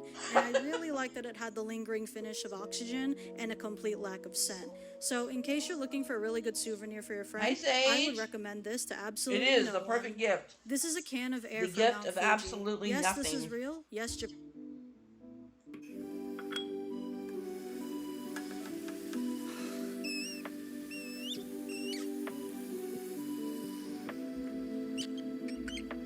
Hi, little buddy.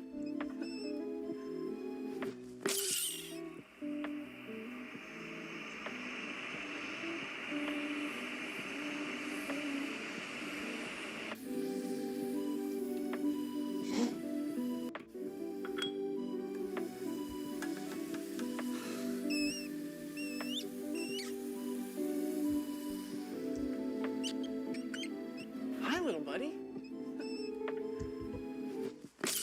I'm not getting to them fast enough, they repeat. Sorry about that, guys. Melina, I'm telling you, this year's gonna be it. Did you just bet almost all of your savings on a Bloodborne PC port this year? 10 years, sister. You know what you can do in 10 years? Find a job? Buy a PS5? Ain't nobody playing that capped 30 FPS retro shit. Besides, they did Sackboy dirty. Every year the bets get higher because more people lose hope. But not me. I can feel my parlay hitting. What the fuck is the Duskbloods? Damn it, my parlay. No relationship, a loser, and now you're a broke demigod. Oh god, I actually spent it all. I have to get a job. Okay, sitting on my ass for 8 hours isn't the worst. Better than McDonald's. Just one more hour and I clock out. No fucking way. Oh, by the moon, just end me. My little sister actually got a job. Oh, I gotta get a picture. Bitch, the you won't. Ugh, just put your items on the belt and get out. Holy fuck. Leonard needs his protein shakes, Ranny. We're on an Uma Musume training arc. With this many protein shakes, is your horse even alive? My Little Pony? Seriously, brother. It's Leonard's favorite show. Yeah, I quit. On your first shift. You weren't there, Melina. My pride was on the line. Melina, I'm telling you, this year's gonna be it. Did you just... Make fun of me? But I could handle it though, you know. I could handle it. People say, well, you know, Gabriel, you go up there and you make fun of yourself. No, I don't. I come up here and I tell you the things that I heard people say. There's a difference, you know. Sometimes I set myself up for jokes and I don't realize it. 3 years ago, I bought a Beetle, not even thinking. Uh-oh. Oh no, I know the joke. story. Shut up. Okay. See, I can't even tell you guys the story already. I wasn't thinking. I bought the car because it was affordable, economical, brand new freaking Beetle for like 17 grand. I was like, ah! First new car. I go to show it off at my friend Martin's house. I thought it was nice. I pull up, you know. Martin!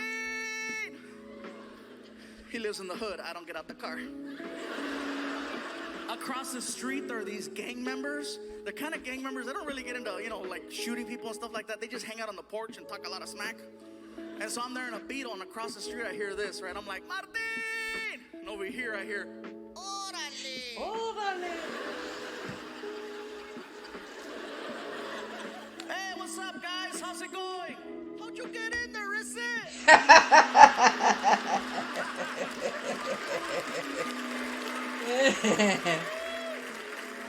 Hurry up, Martin! Make fun of me. But I could handle it though. That's funny. I could handle it. People say, well, you know, Gabriel, you go up there and you make fun of yourself. No, I don't. Get in there. I come up here and I tell you the things that I heard people say. There's a difference, you know. Sometimes I set myself up for jokes and I don't realize it. 3 years ago, I bought Hold on, I got it. This was funny, but we're moving on.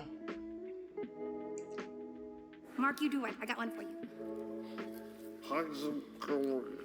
That's upside down. Dear Rusi, my husband's boyfriend.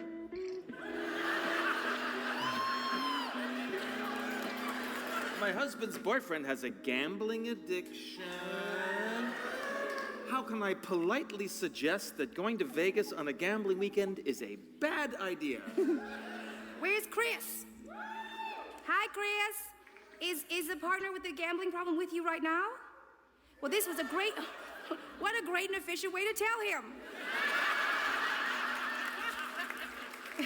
Chris, listen, the truth is, gambling is the least interesting thing about Vegas. There's a ton of wonderful shows to see. There's Penn and Teller, there's Matt Franco, there's Tate Face, there's Carrot Top, there's Me and Serum.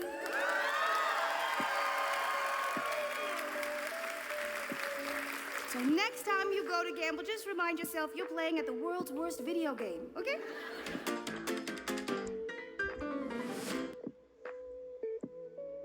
I'm sorry, I know I don't matter. I'm a science guy. I'm the science guy. What do I matter? But I have to say it. I can't stop thinking it. People need to know this. Slow down, grab the wall, wiggle like you're trying to make your ass fall off, is the best couplet. It's the best couplet. It's the best yet couplet. Fuck you, Shakespeare. Fuck you, Emily Dickinson. Fuck you, E.E. Cummings. Fuck every other poet. Gas pedal. I'm sorry, I know I don't matter. I'm a science. Hank. Hank is having a day, It's funny apparently. though, I didn't know why the guy thought I was Hawaiian until I actually went to Hawaii. I found out that Hawaiian people actually look like swollen Mexicans. They do. I got off the plane, I looked around, I was like, oh my God, my family! Even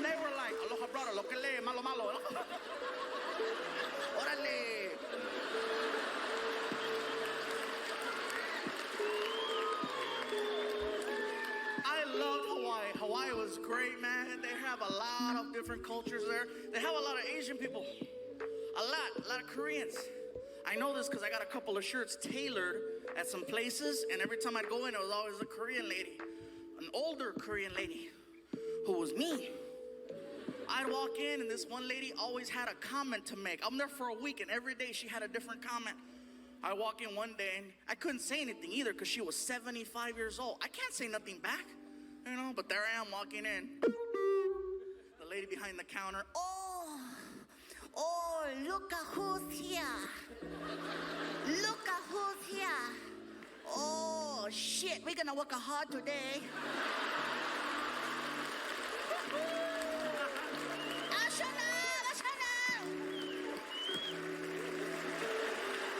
whatever.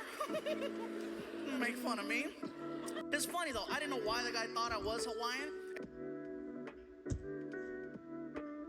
There's something that is traumatic for him that happened while he was driving down a suburban road, going further and then going into the forest. I don't know if he lost someone or if he was running away from something, but the thought for him of going back is worse than staying in the circus, or perhaps it's a cautionary tale, but this is definitely causing him, I would say in this case, more of a panic attack than him It's not about Jax, by the way. He doesn't want to go back. There's something horrible there. There's something that... What'd you bring this time? Ham and cheese. Me too. Oh.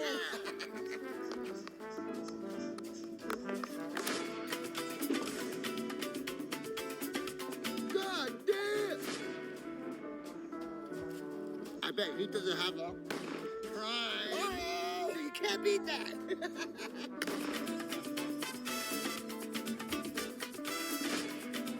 Anyways, chicken nuggets. Is that rice with chicken? Yeah. Whatever. Oh, my mom packed me veggies. Ah! With mayonnaise and cheese?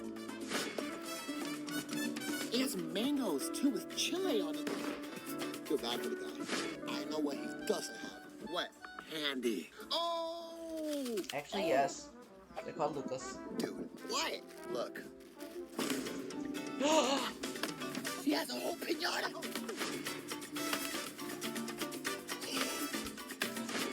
It's time to pop the big guns. What? My mom packed me. Here's the simple fact. Some people are lacking in social skills. And others can see them or experience them as annoying. Still, people still deserve love. Here's the simple fact. Some people are lacking in social skills. And others can see them or experience them as annoying. Still, people still deserve love. Jonathan, my love, what do you do? I'm a union officer. A union officer? Wow.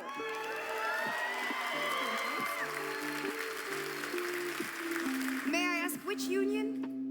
UFCW. UFCW. Yeah. Woo. That's a good one. What does that one do? We represent food workers and retail workers. Food and retail, yeah.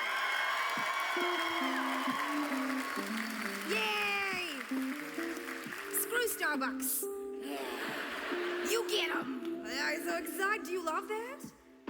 I do. What's the best thing about what you do? Helping people solve problems. Helping people solve problems. Oh, I like that. I do that too. I mean, not in a nice way, the way you do it. Most of my problem solving is against their will, but that's fine.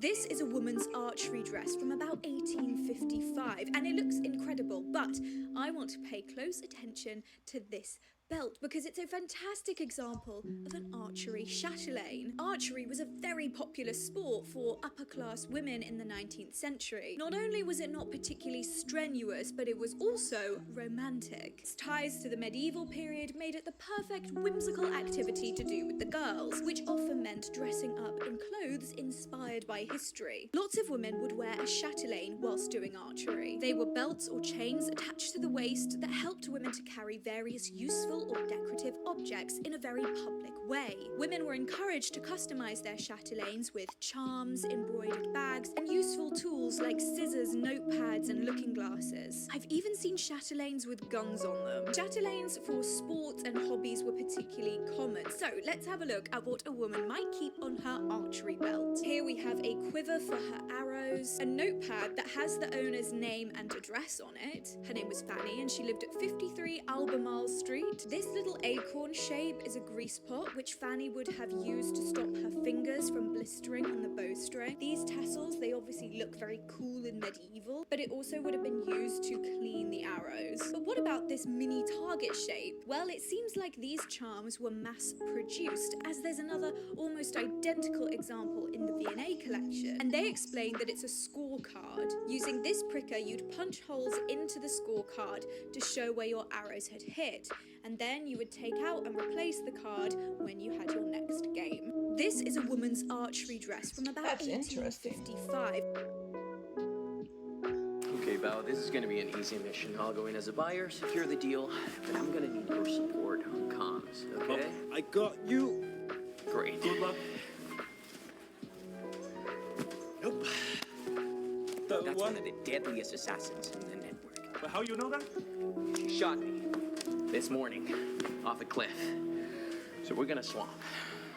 No. I wish to buy the device. You're cute. What's your name? Bao. James Bao. 2 martinis, please. James Bowell. Shaken or stirred? Shaken. Half ice, less sugar. I'd like to place the highest bid. Yeah, it's boring business stuff. You're doing great, buddy. Just compliment her. You have muscular teeth. Has anyone ever told you might be too cute for this line of work? My grandma Yes, exactly. Stephen He, I love him. Dangerous. Head and Shoulder Classic Clean. Shampoo, conditioner, body wash, all in one. Am I making you nervous?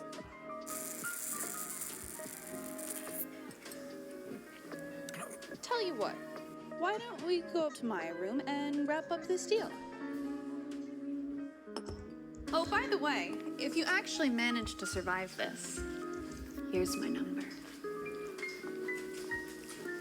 Do you have WeChat?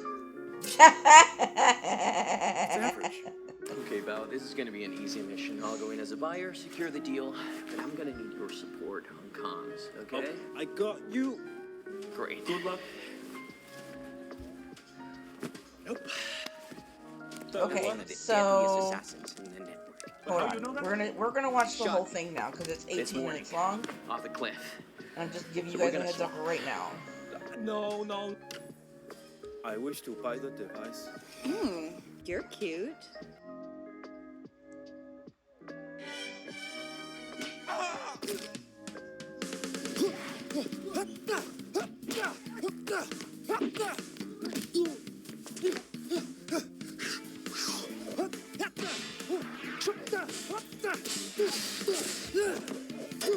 I think Stephen He is so cute, so hot. He's funny too, which is always better.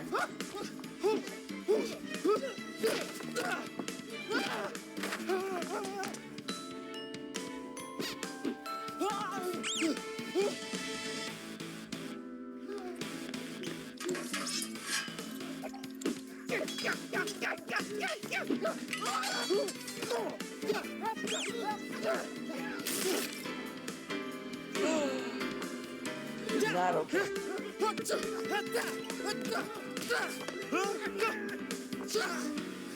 What? The absolute unnecessary splits.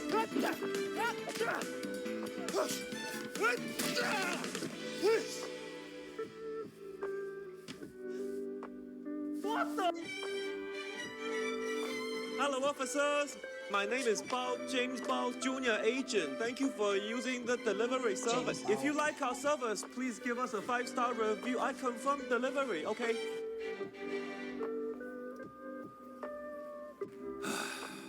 I have to fix my phone. Let's take a look. Damn! You can buff it out, right? What? No, you gotta take that to Apple down the street, man. Oh, come on, Apple's don't overcharge. Can you just turn it off and on again? Can you not see? I know the tricks, like you just put it in some rice. Yeah, I can't fix that.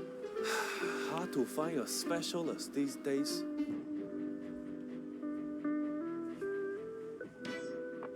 You can have it for 70. 70, too expensive. 60, huh? You drive a hard bargain. 65. I had to Uber. Here you're in the middle of nowhere. 50 lah. I can't go lower than 60. For you, my friend, I do cash. What's the best you can do? 60's the lowest. 60 too much. Maybe I go to somewhere else.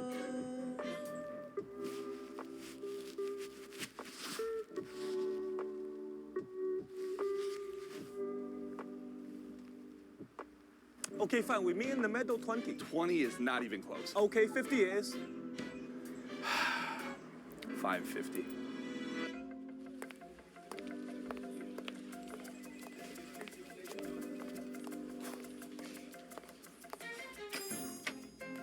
Boss, I just completed my 10th mission. I think I'm ready to try an S-rank mission to become an official. Read that. 1 star. Prevented a $2 million heist, but damaged a $10 million painting? What? That was $10 million. How weird. It looked like it was painted by a 5-year-old. And I have to pay $500,000 for the furniture. Come on, that was IKEA discount set. I can fix it myself. I know a guy. Why can't you be more I like know a guy. I'm pretty sure he blew up a whole compound once. Number 7 once swam the Hudson River without getting wet. Number 7 skis uphill. Number 7 picked a lock with a toothpick still in his mouth. Why would I promote you to number 8? Well, the rule book says once a junior agent complete 10 A-rank missions, we could try an S-rank for promotion. Fine. World-ending virus, nuclear threat. The Epstein files. I saw An that. underground organization called the Syndicate has crafted a hacking device that can blow up every nuke on the planet to sell to the highest bidder. Your mission's simple. Intercept the sale, bring back the device. You're gonna trust me with that? Other agents are doing actual important stuff. Now get out of my office. The armory will sort you out.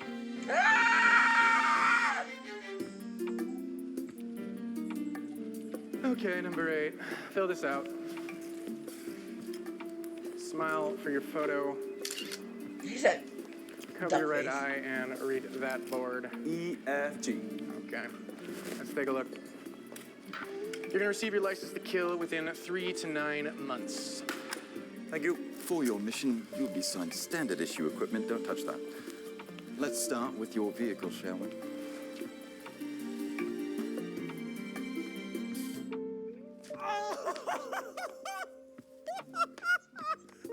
No way! I'm gonna show all my aunties this. Don't do that. V10 R8, 525 horsepower, 0 to 60 in 3.5 seconds. During your mission, any damage to company property will be deducted from your paycheck. Huh? Something wrong? Something wrong? That's my cousin. Nothing wrong here. If I hypothetically, the gunfights to the car chases, if I hit the bumper, little ding, how much it costs to fix? Minimal aesthetic damage would cost $40,000-$50,000. The engine's a little loud. Engine's actually back in. I knew that. It also comes equipped with stealth mode. Makes it completely silent. Stealth mode? I forgot about stealth. The color, not really my style. Do you have anything more like red? Maybe a Toyota, a Prius? Well, we can paint it whatever color you'd like. I'll take one of those. What is that? This is a rose gold Rolex Daytona, modified to be a grenade. Who would put a grenade in a Rolex? Just press this button here on the side. It will explode in 5 seconds. How much? If you damage it, easily 50,000. How do you use a grenade without damaging? Listen, it's very nice. The color don't really suit my. No worries, we've got white gold, gold, platinum. Plastic. You got do you have any Plastic. actual weapons around here? Of course. We have state-of-the-art weaponry. It's got a fingerprint scanner, don't touch that. It's got holographic sight. Gun body alone, $9,000. How much for just the light? This is the laser pointer from Amazon. It's $20. I'll take it. Oh, okay.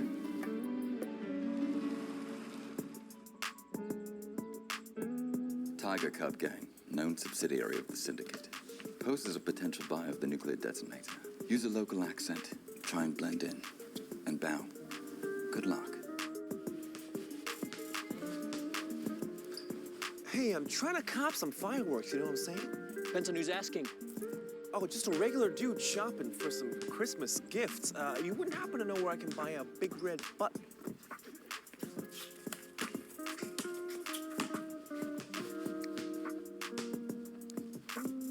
You wouldn't happen to know where I can buy a big red button, would you?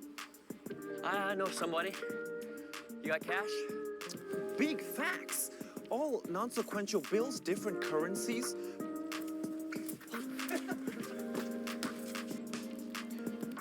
Non-sequential bills, different currencies, cash is ready to go. All right, let's keep this on the DL. The Syndicate are talking to some buyers, but I do believe they're still taking bids. Negotiations are done discreetly with one of their operatives. Go to the east side, Lotus Club, top floor. Tell them you have a reservation for table 6. Go alone, bring cash, and place your bid. How many times did he have to film that Thank you, before he got it? Hey, something's I up would about like to this know. guy. Can't put my Steven's finger hot, on but it. dang. He You're not from cannot around shoot here, huh? to save his life. Shit, I'm just trying to hope, you know.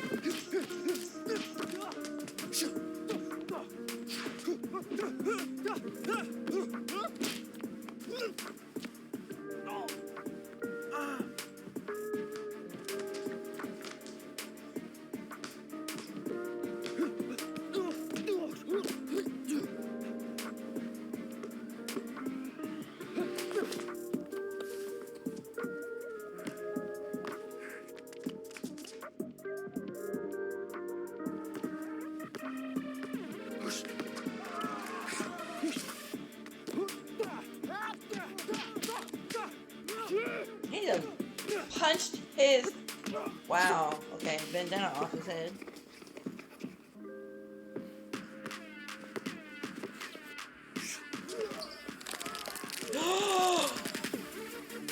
I've done that before and it hurts. It so hurts. You never want to twist your ankle that way, ever. Life is horrible after that.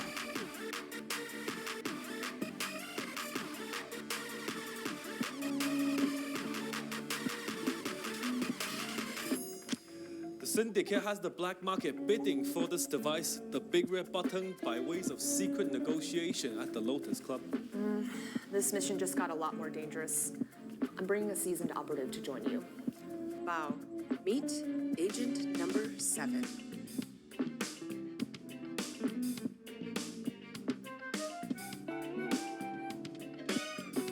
Look at her. I'm such a big fan. I have all your merch. You too, buddy. 10 missions accomplished. Give me some. All right, guys, how do you propose we retrieve the device? We pose as a potential buyer. That's dumb. We pose as a potential buyer. That's a great idea. We place the highest bid. They're not going to fall for that. Place the highest They bid. would 100% fall for that. Then we ambush the handoff.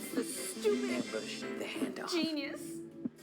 Okay, Val, this is gonna be an easy mission. I'll go in as a buyer, secure the deal, but I'm gonna need your support on comms, okay? I got you. Great. Good luck. Nope. That's one of the deadliest assassins in the network. But how you know that? She shot me this morning off a cliff. So we're gonna swap. No. I wish to buy the device. You're Oh, that's cute. where that came from. Okay. What's your name? Bao. James Bao. 2 martinis, please. Shaken or stirred? Shaken. Half ice, less sugar. I'd like to place the highest bid. Yeah, it's boring business stuff. You're doing great, buddy. Just Compliment her. You have muscular teeth. Has anyone ever told you might be too cute for this line of work? My grandma said I'm handsome. You smell dangerous. Head and shoulder, classic clean. Shampoo, conditioner, body wash. Look, he all sweating underneath his nose and everything. Am I making you nervous?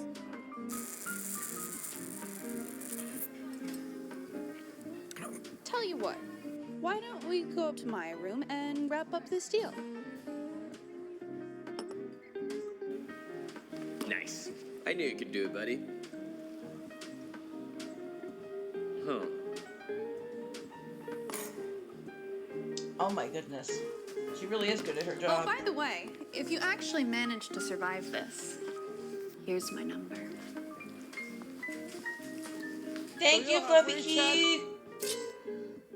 Oh my goodness, my back. Ugh, we're watching some comedy. Stephen He. Oh, so you point the gun at the guy. End of the line for you.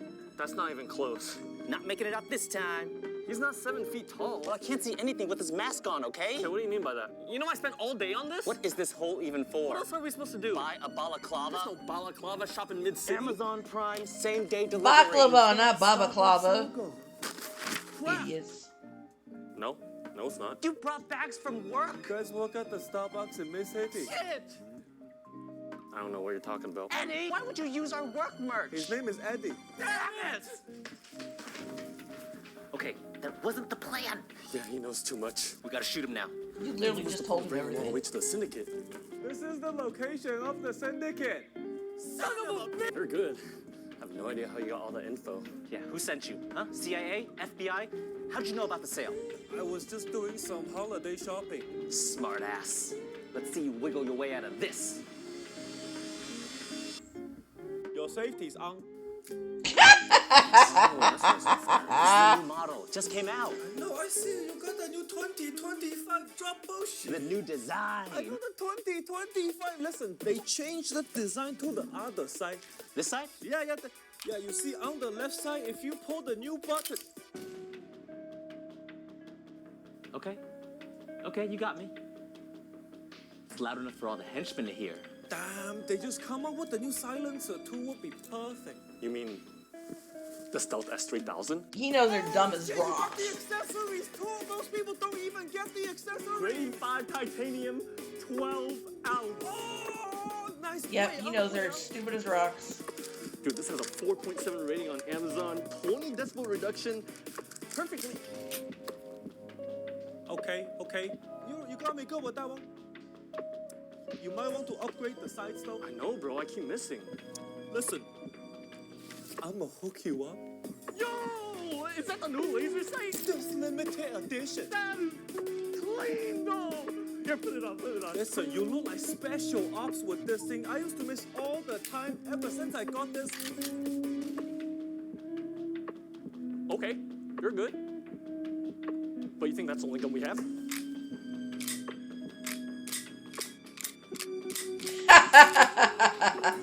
My goodness. So silly.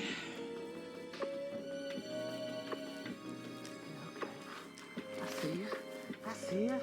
So it's all about right here, right? You know, I spent a long time on those bags, man. All right, well, I'm ready.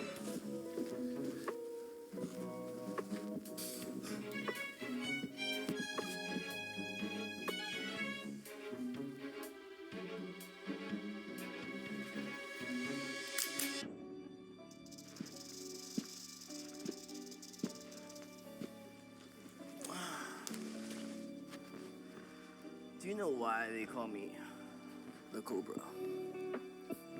Let me explain. When I was 8 years old, it was a dark winter night. And, you know, it wasn't too cold. It was a little hot, actually. So I took my long sleeve off, and the wind kept hitting my arm, so I actually had to put like a long sleeve back on. And it was you know, it was like 67 degrees. As I was hiking, walking with my family, walking my dog, Pookie, I realized after I was, you know, letting him take a piss that I felt this sting, sharp pain down my leg. You would never guess in a million years what that was. A cobra. A cobra. Yo, you made it!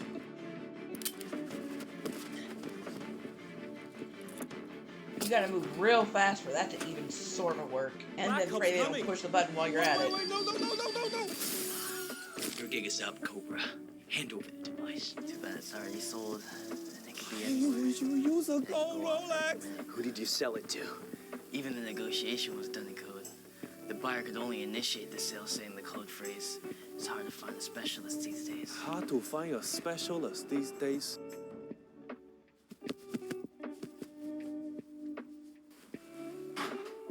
What's the matter? Yeah, no, you'll go continue. Buyer was tough. Negotiated us down $30 million. 70, total expense of 60, huh?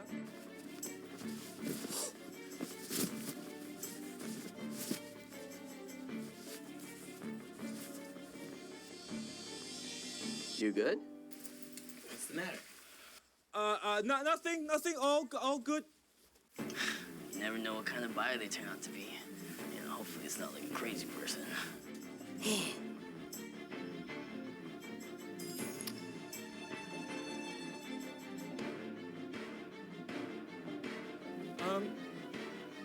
Actually, I knew you'd make it. Congratulations on your first mission, number 8. oh, thanks to you, agent number 7. 包你个白痴！你花了公司的5000万块钱。With business expense, I broke it during work. The FBI is up my ass on why you spend money on a nuclear device. It was 30% off. Clear up to me for a month. Okay, is a code word for assassination. So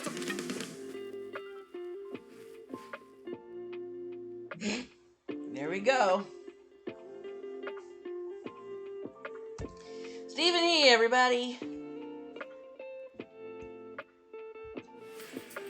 From food-grade lubricants to LED lighting, and every product in between, all in one place and easy to order. Call, click, or just stop by. Granger, for the ones who get it done. I'm skipping the commercial. Give me a second.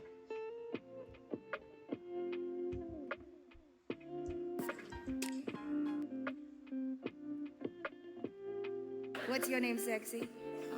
Crystal. Crystal, see how easy she found it?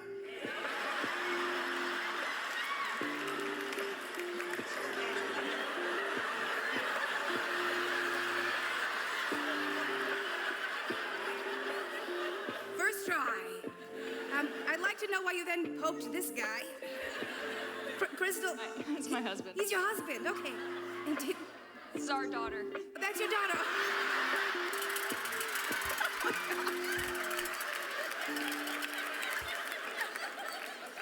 All right, well, obviously he can find it, otherwise you wouldn't exist. Ooh!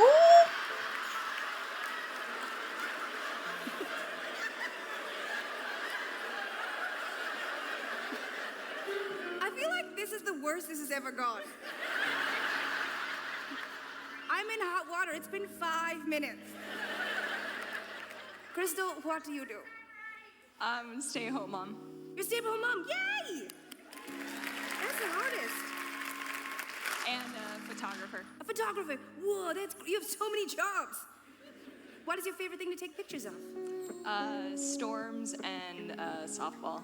Storms and softball. Yeah, well, you can see Preferably the not at the same time. So there's no need for me to try to find one. They're both things. Outside. They're both outside things. That mean you don't have to be at the house taking care of your daughter. I think we did find the commonality, actually. That's amazing. Is it just you, or do you have siblings? It's just me. It's just you. Oh, okay, so they had you and they were like, that's good, actually. We're done. No more of that. That's so oh, yes, you said yes. Okay. Crystal, I enjoy that you can be honest in front of your daughter about her annoyingness and your sexual activity.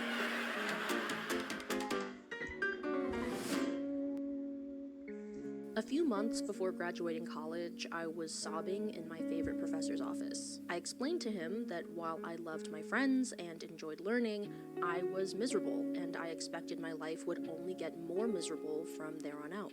My reasoning was that in college, I had everything I needed and life was easy, but I still wasn't very motivated to be alive. I had a 3.9 GPA, 2.5 majors, and a minor, but I wasn't happy. So how could I expect to be happy after I graduated when everything would be way harder and the stakes would be way higher? I still didn't know what I wanted to do with my life, so I thought I'd probably get a job I hate and then die in my mid-30s. And my professor, who I'd been taking literature classes from since freshman year, stood up, hit the lights, and told me we were going to lay on our backs and take deep breaths. I laid down next to him, staring at the ceiling, and for a long while, with the natural light of the windows washing over us, we took deep breaths. And I stopped crying. I felt calm. That's when he said, "Real life is better than school. You just have to trust me on this." I felt a fresh tear roll down my cheek as I said, I don't know what I want to do. I don't know what I could do that would make money and make me happy. And then he told me something I've held on to every day since. Sarah, you're smart enough and talented enough that you can muscle your way to success in any field you want. And you have so much time to figure it out. The first year or so after college is the best. No more grades, no more homework, and the expectations and responsibilities are still pretty low. You're gonna be okay. And he was mostly wrong about the first years after college because burnout and undiagnosed PTSD hit me so hard that I was unable to get out of bed. But he was right about the first thing. Somehow I have muscled my way into success in the unlikely field of storytelling, pottery-making online personality, and I'm so happy. And now that I'm making more money than he does as a tenured professor because they don't pay professors anything, I can finally pay him back for all of the advice. My professor wrote a book, and if 500 people buy this book, I will do a giveaway of this giant wedding centerpiece vase. This is not sponsored. He is not paying me to do this. Obviously, Professor McGlynn has done a lot for me in the past. Okay, but guys, go beyond run by the it's book. Just a really good book that I really got want the people to read. information. Very briefly, Go buy the book. it's fiction and it follows two women and their relationship with their children. It's harrowing, it's extremely honest, it's extremely empathetic, and Support covers a lot of indie taboo writers. subjects like what if your child has mental illness, but that mental illness doesn't just make them harder to care for, it makes them dangerous to you and other family members. Or other taboo subjects like when is it okay to give up on an infant and how does a mother make that sort of decision? So do me a favor and get this book, and if 500 people of you buy it through my link, I will be doing a giveaway of this Guys, take pot. note A of the few channel. months before graduating Go college, do I the was book. sobbing Go, in go, my go. favorite professor's office. I'm a writer. Support indie writers. Give me a hand so you can come check out my cat flat. I don't want to check out your cat flat. But I got a tablet with Petflix on it and everything. Come on. Petflix. You can check it. All right. That's how you want to act. It is. You know you want to come. Come on. Hey, bro, you stretching my collar, bro. You so introverted. You got 9 lives. Live a little. Release me. Release me. Yeah, boy, you so extra. I'm tired of your kitty litter, bro. You Call coming your up? kitty litter? I love Rockstar. Are He's you funny. really refusing my paw? Yeah. But I've been like your right hand dog since Landman came on. Look, here, try it like this.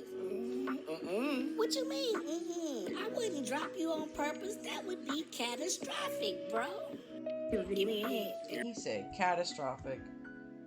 Let's fast forward the tape right here and head on to 1862. Meanwhile, over in the UK, some dude named Charles Wergman visits Yokohama for the first time and thinks the current state of Japan is a bit in it, and publishes this, The Japan Punch, a monthly magazine that satirically tears apart the inequalities and frustrations that he noticed about Japanese media. And the Japanese government hated this, like they wanted this motherfucker dead. Despite the backlash, however, the magazine gained a surprising amount of support from both foreigners and the Japanese, and would actually later go on to influence the monthly magazine format that you see in a lot of manga today. Let's fast forward the tape right here and head on to 1862. Meanwhile, over in the UK, some dude named Charles Wergman visits Yokohama for the first time and thinks the current state of Japan is a bit in it, and publishes this, The Japan Punch, a monthly magazine that satirically tears apart the inequalities and frustrations that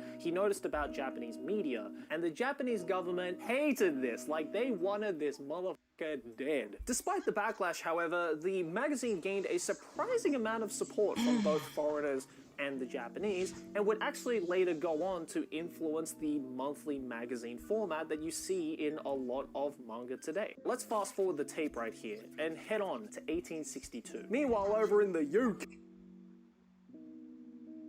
Alright, she hasn't been in the mood for weeks. What's going on? Definitely feels like she's been avoiding the bedroom. That's why we need to brainstorm on how to get back in there. Have we tried groping her while she's doing the dishes? We did. She hated it. What about dropping hints in the form of inappropriate jokes? She did not find it funny. What about the old helicopter when we get out of the shower routine? Definitely got a reaction. It was not turned on, though. Okay, have we tried non-sexual affection?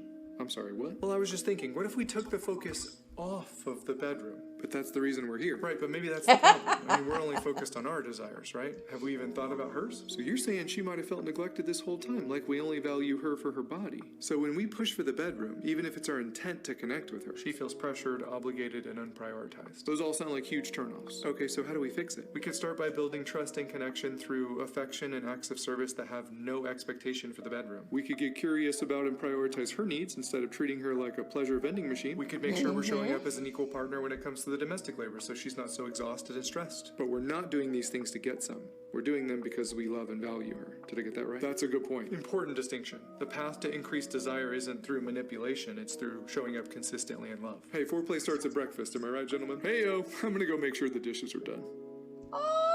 Okay, that's cute. That was heckin' cute. Now when the lights go out, I'm the only idiot who's like, load shedding. And you see people around me like, yo, where's this guy from?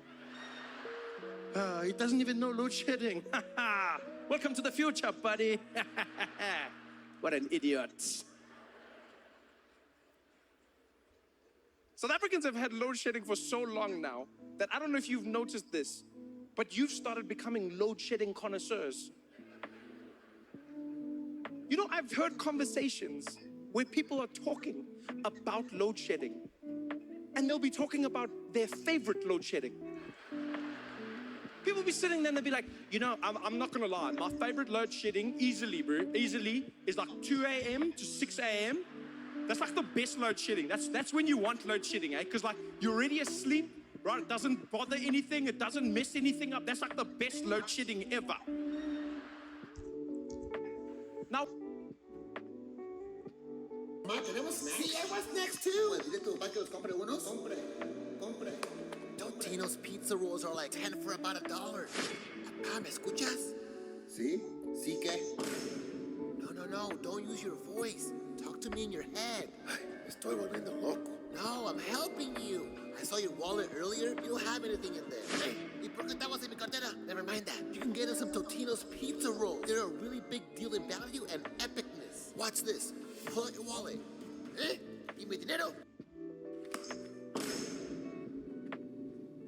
It's okay. Now pull out your other hand. Nos compré Totino's pizza rolls. ¡Yeah! Gracias, mi amor. Están bien ricos. De nada. Dije gracias. Perdón. De nada, mi amor. Ma, ¿tenemos snacks? Sí, I was next too. Pues dile a tu papá que los compre unos. Compre. Delucy, my wife recently got her therapy license.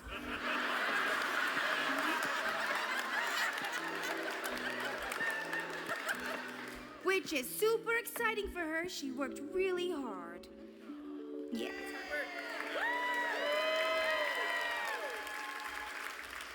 But now I'm worried she might be analyzing me. What do I do? Chris. Are you two together? Oh, it's a different Chris. Where's the Chris of the question?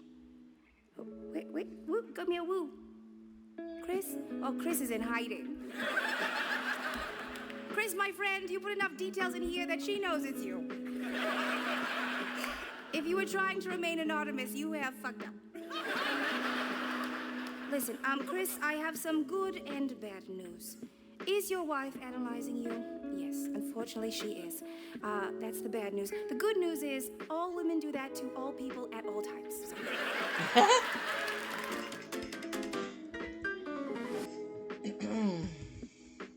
Late diagnosed ADHD explained by ducks. Duck always felt behind. Worms forgotten. Nest a mess. Big dreams, no follow through. Other ducks said, try harder. Be more disciplined. Duck tried. It just never stuck. Duck thought, maybe I'm lazy. Maybe I'm broken. Then one day, Duck hears about ADHD. Reads the signs, the flapping thoughts, the million tabs open. Duck cries from relief.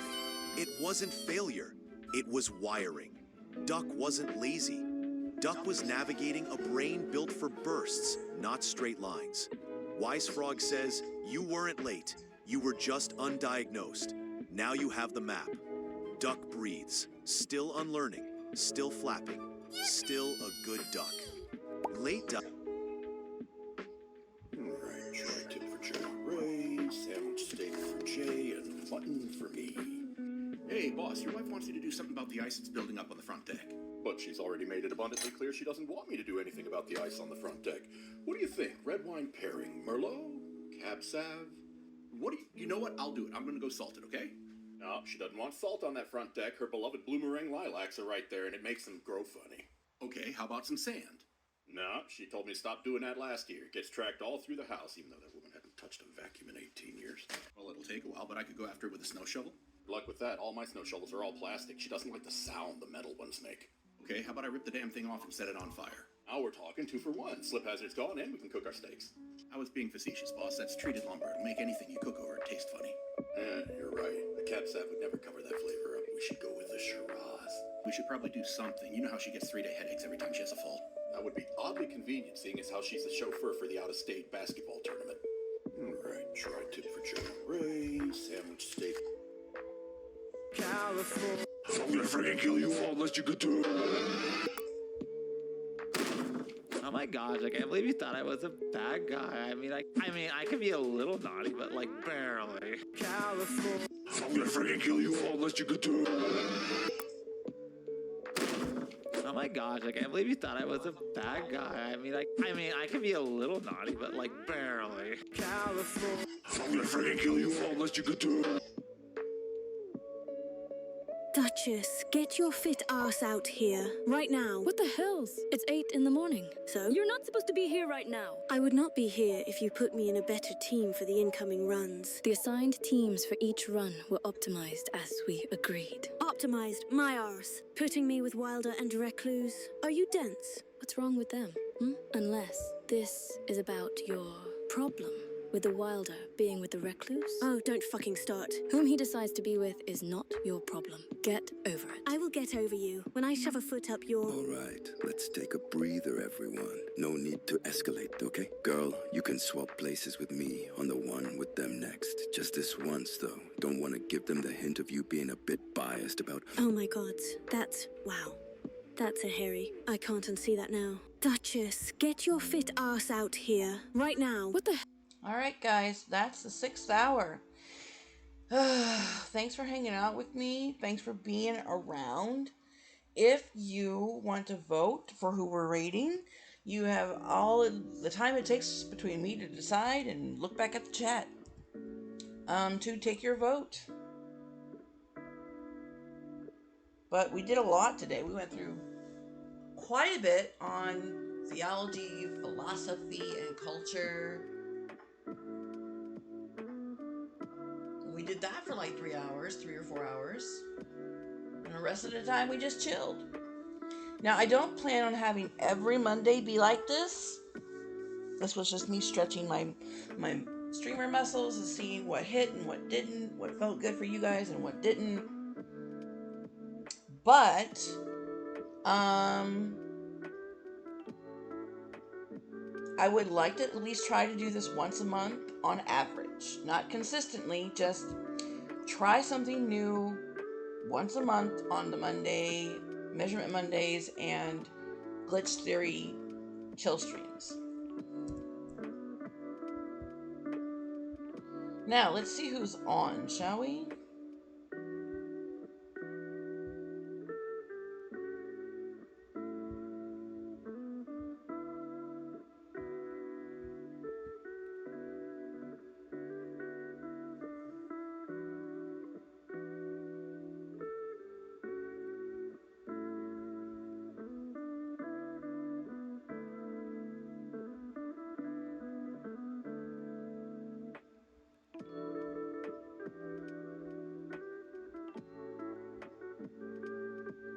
Tater the Dictator,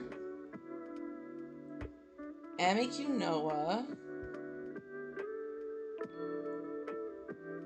Let's see what Tater the Dictator is up to. Escape from Tarkov. Oh, I wish Yang was here. He would have loved this.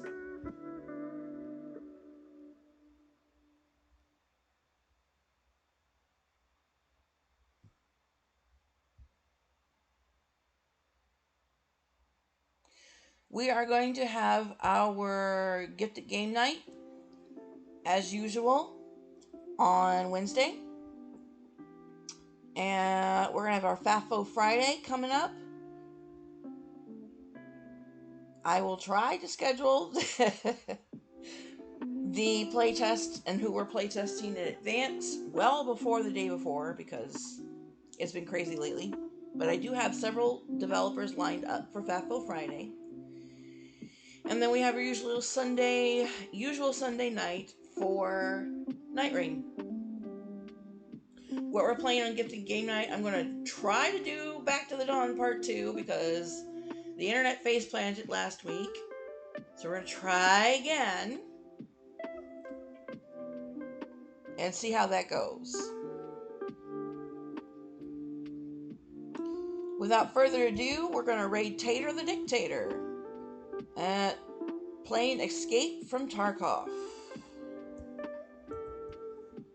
We're going to turn her up.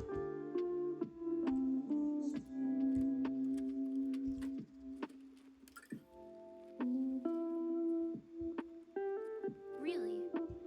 I haven't seen a single weapon there.